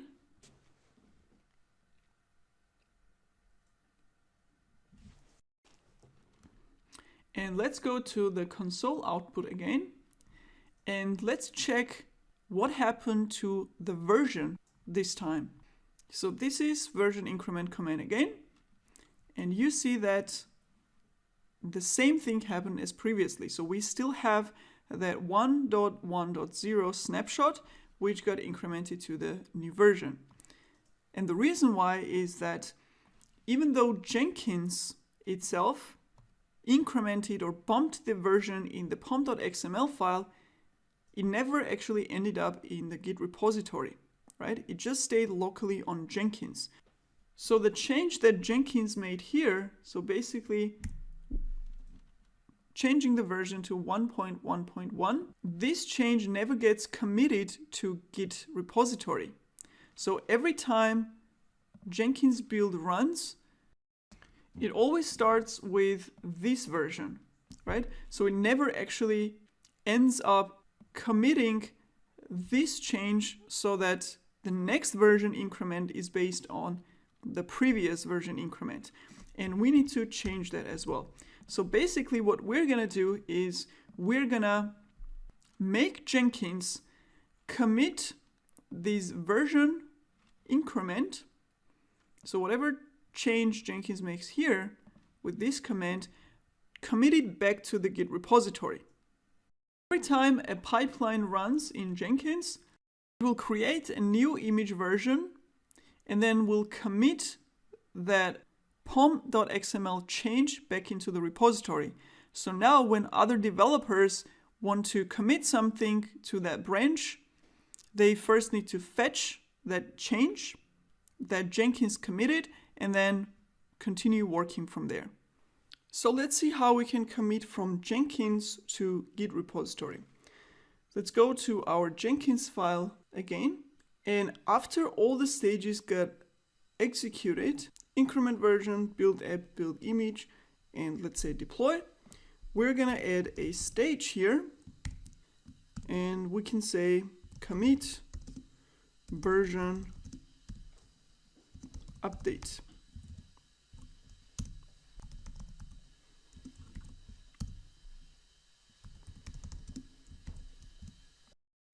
So how do we access Git from here and commit changes to it? First of all, we need access credentials to Git repository. So just like we did here when we connected to Docker Hub, every time we connect to somewhere where we need credentials for, we can use with credentials, right? So basically what this does is gives us access to the credentials, username and password, and we can use those within that block then to do login and use that username and password. So we're gonna grab our GitLab credentials and extract username and password from it using with credentials. And the syntax for that is the same as here. Let's actually copy that.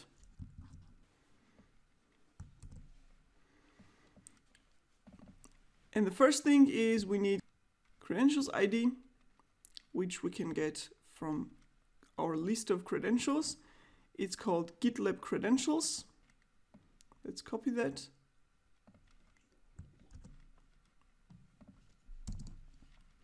So that's our credentials ID, and we can actually leave the rest. Password variable will be called pass, and username variable will be called user. And it is unique within that block, so these two do not conflict with each other. And then we're going to create a block And now inside here, we can access Git using those two credentials. So basically at this point, pom.xml file has changed. So we have that change basically ready to be committed. So we're going to do the same as we do locally. We're going to do git add, and then we're going to do git commit. And we can add a commit message here that says, let's say, this is from Jenkins or CI, doesn't matter, version bump. So just like we do locally, we do git add and git commit.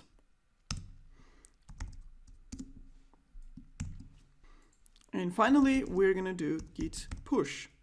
And the destination that we're pushing to is going to be origin. That's the remote, git remote. And we are pushing to Jenkins jobs branch.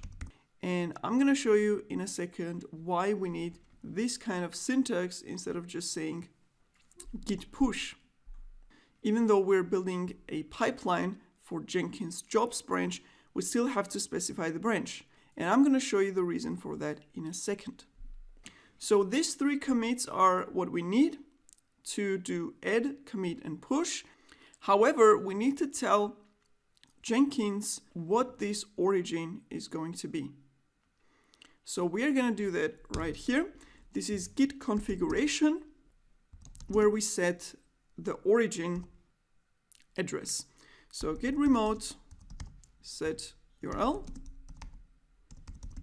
origin, and this is going to be the address of our repository, including username and password, because Jenkins needs to connect to it with the credentials. So it's going to be HTTPS, and we're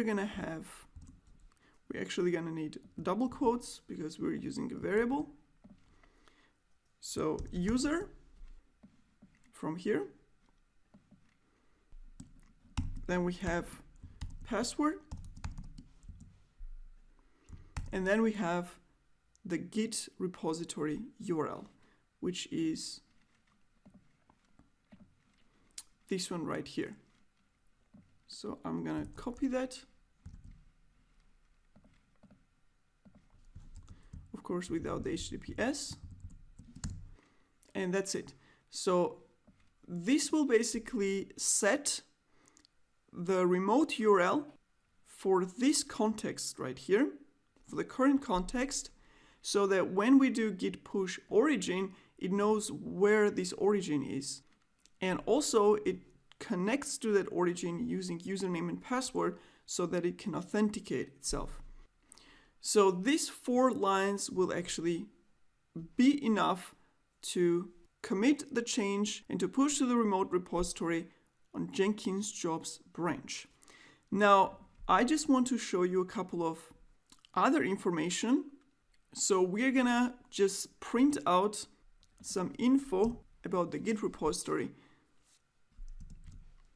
before we push it. So first of all, let's do git status when we execute this pipeline. Then let's also print out the current branch that we're in when we're executing all these commands. And let's also print out config of Git. So these are basically configurations that we have applied in Git. These are global configurations and repository specific configurations. These are basically some information that we're going to print out just to give you some information. Of course, we can remove it later. And before this information, there are 2 more configuration information that we need to set, and we need to do it just first time. And this is actually how you set configuration, which is kept in this .git folder for repository, and plus the global configuration in Git. So basically we can do git config. If we want it to be set globally, we can do global. If we want it to be just repository specific, we can do it without the global flag.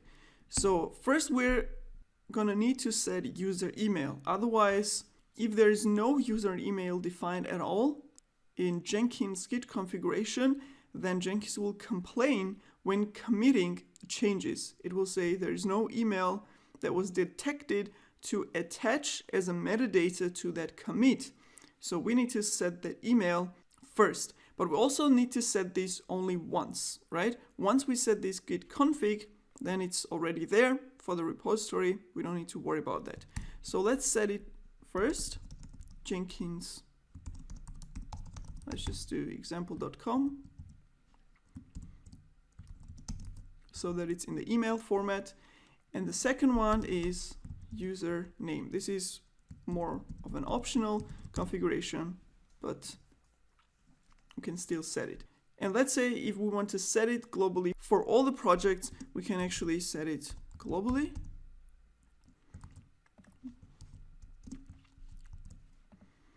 Both of them. So now every commit we make from Jenkins will have user email jenkins.example.com in a commit information, and the username will be Jenkins. We're basically just deciding what that information is going to be. And as I said, we would need to execute it just once. So actually we could also SSH into our Jenkins server, and inside the Jenkins container we can set this configuration as well. We can just execute it here because it's easier in this case. So I'm gonna save it, and we can now commit these changes to the repository and then run Jenkins pipeline again for Jenkins jobs branch.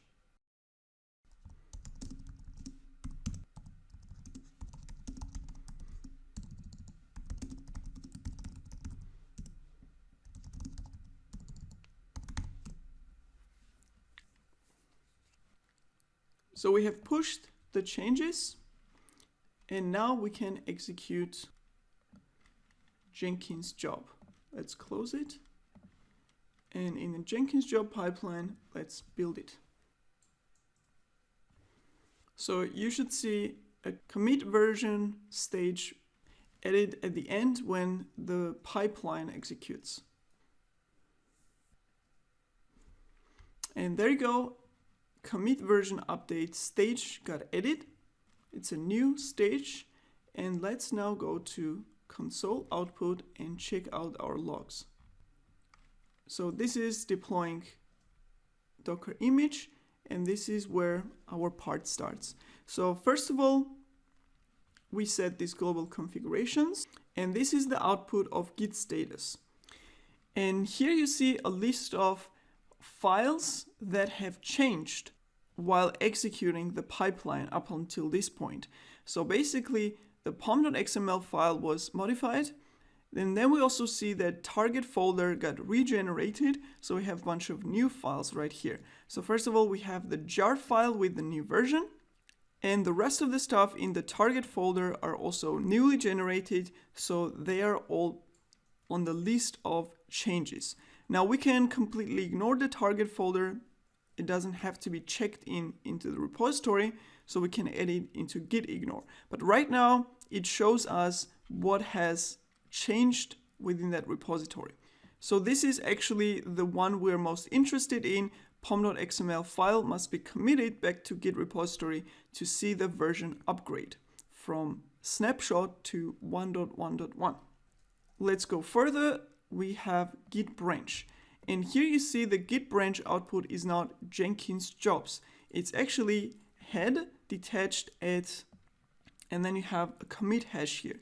So basically when Jenkins checks out the up-to-date code in order to start the pipeline, it doesn't check out the branch, it checks out the commit hash, right? It checks out a specific commit, which is the last commit in that branch. And that's why in the git branch, we don't see the branch name, rather the commit hash. And this is the reason why we need to do git push head Jenkins jobs. So basically we are saying, please push all the commits that we've made inside this commit branch into Jenkins jobs branch. So we can decide to which branch this commit goes. We could also commit it to completely different branch. And then we also see git config list. This basically lists all the configuration that we have available for Git. And right here you see user email and username Jenkins because we set it right here. So now it's part of the Git configuration, so we can actually remove it for the next build. And this is where, and here we set the remote URL, we add all the changes and commit them and push it to Jenkins jobs branch. And the build was successful. Now if we go back to our repository and commits, let's choose Jenkins jobs. Here you see CI version bump, and user is Jenkins as is displayed here, and the email that you see at the bottom is jenkins@example.com. And if we go inside, we should see the change. So right here, version got incremented from snapshot to this right here. So now I'm supposed to pull these changes locally first so that I have the up-to-date repository. And also here, if we refresh, I should see a new Docker image with this version pushed just now. So this is how you commit changes from Jenkins into Git repository.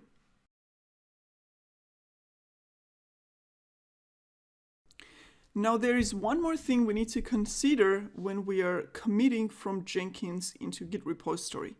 As you have already noticed here, we don't have a webhook activated for this project. So what happens if I have automatic triggering of a build every time commit happens to the repository? So Jenkins will commit the version bump, the Git repository will trigger a pipeline, which will start another version increment pipeline. It will commit again. So we're going to end up with a loop of commit and then pipeline getting triggered by commit. So let's actually see that in action. First of all, I'm going to reactivate the webhook or integration for this project for Java Maven app pipeline. So let's go to integrations, Jenkins CI. And right now the project name is actually my pipeline, another pipeline job. So we're going to change it to Java Maven app. So this is the project we want to trigger automatically when we make commit to Java Maven Git repository. So I'm going to save the changes. And now let's actually go back to the pipeline. You see the build number is currently 73. So let's actually make some change and commit it to the repository to see that all in action. And first of all, before I do that, I have to pull the changes because obviously the version got updated. And there you go, we have the Jenkins commit changes locally. And now I'm gonna go ahead and make a change in Jenkins file. Let's actually remove these lines right here because they're just for output, and these two we already configured, so we don't need that anymore. And I'm gonna save it and let's commit this.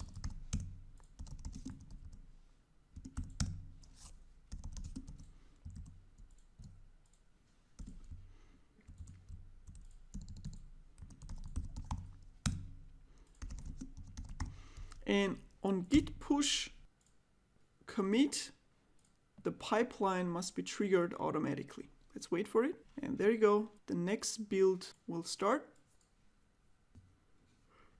Let's check the version increment. And here you see it got bumped to version 1.1.2. So a new version and also new Docker image version is being built. And commit version update. And now let's wait for it. There you go. Another build got triggered right away because this commit triggered the pipeline again. And this will continue to go on and on in a loop because of the commit trigger. So the next one, and again, next build got triggered. So let's actually abort this. And now you see that we need to configure a solution for this endless loop that we created with Jenkins git commit. So basically we need some way to detect that a commit was made by Jenkins and not us, not one of the developers, and ignore the trigger when the commit is from Jenkins. That's what we want to do. So the way we do that is using a plugin. So let's go to Jenkins plugins. And we're gonna install a plugin called Ignore Committer Strategy. This one right here. And here, if you look at the first two, you see these are basically the same or similar pipelines built specifically for Bitbucket and GitHub for the similar use case. However, first of all, we're using GitLab, and also this will basically just ignore the whole entire pipeline.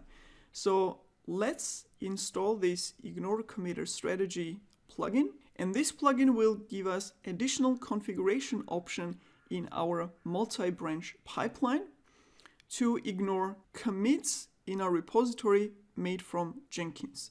So let's install it. Successfully installed. And now if we go back to our multi-branch pipeline configuration, if I click configure, I'm gonna have an additional option inside here to configure the ignore rule. So if I scroll a bit down inside the branch sources, here you see build strategies. This is the option that just got added through the plugin. It wasn't there before. So we're gonna add a build strategy, ignore committer strategy. And here we have two options. The UI here is not very optimal, but this is where we enter the email address of the committer or commit author that we want to ignore. And we can provide a list of such email addresses. So we can say every commit that comes from an author with this email address must be ignored. Do not start the pipeline for this type of commit. And as you already saw, we actually configured Jenkins user and its email address in git config, right? So if I go back, right here we set git config user email jenkinsexample.com, just made up something, and username Jenkins. And every time Jenkins commits something to Git repository, the commit will have this email as an information. So we can actually use this email to filter out Jenkins commits. So if I go back and paste it in, we don't see it, unfortunately, because the UI is not very cool, but we just pasted the Jenkins email here. And we are gonna say allow builds for any other authors which are not in this list. So let's actually save it. Now all the branches will get scanned for any changes. Doesn't matter. Let's go back to our Jenkins jobs and let's test it. I'm gonna make some change and commit it, and let's see what happens.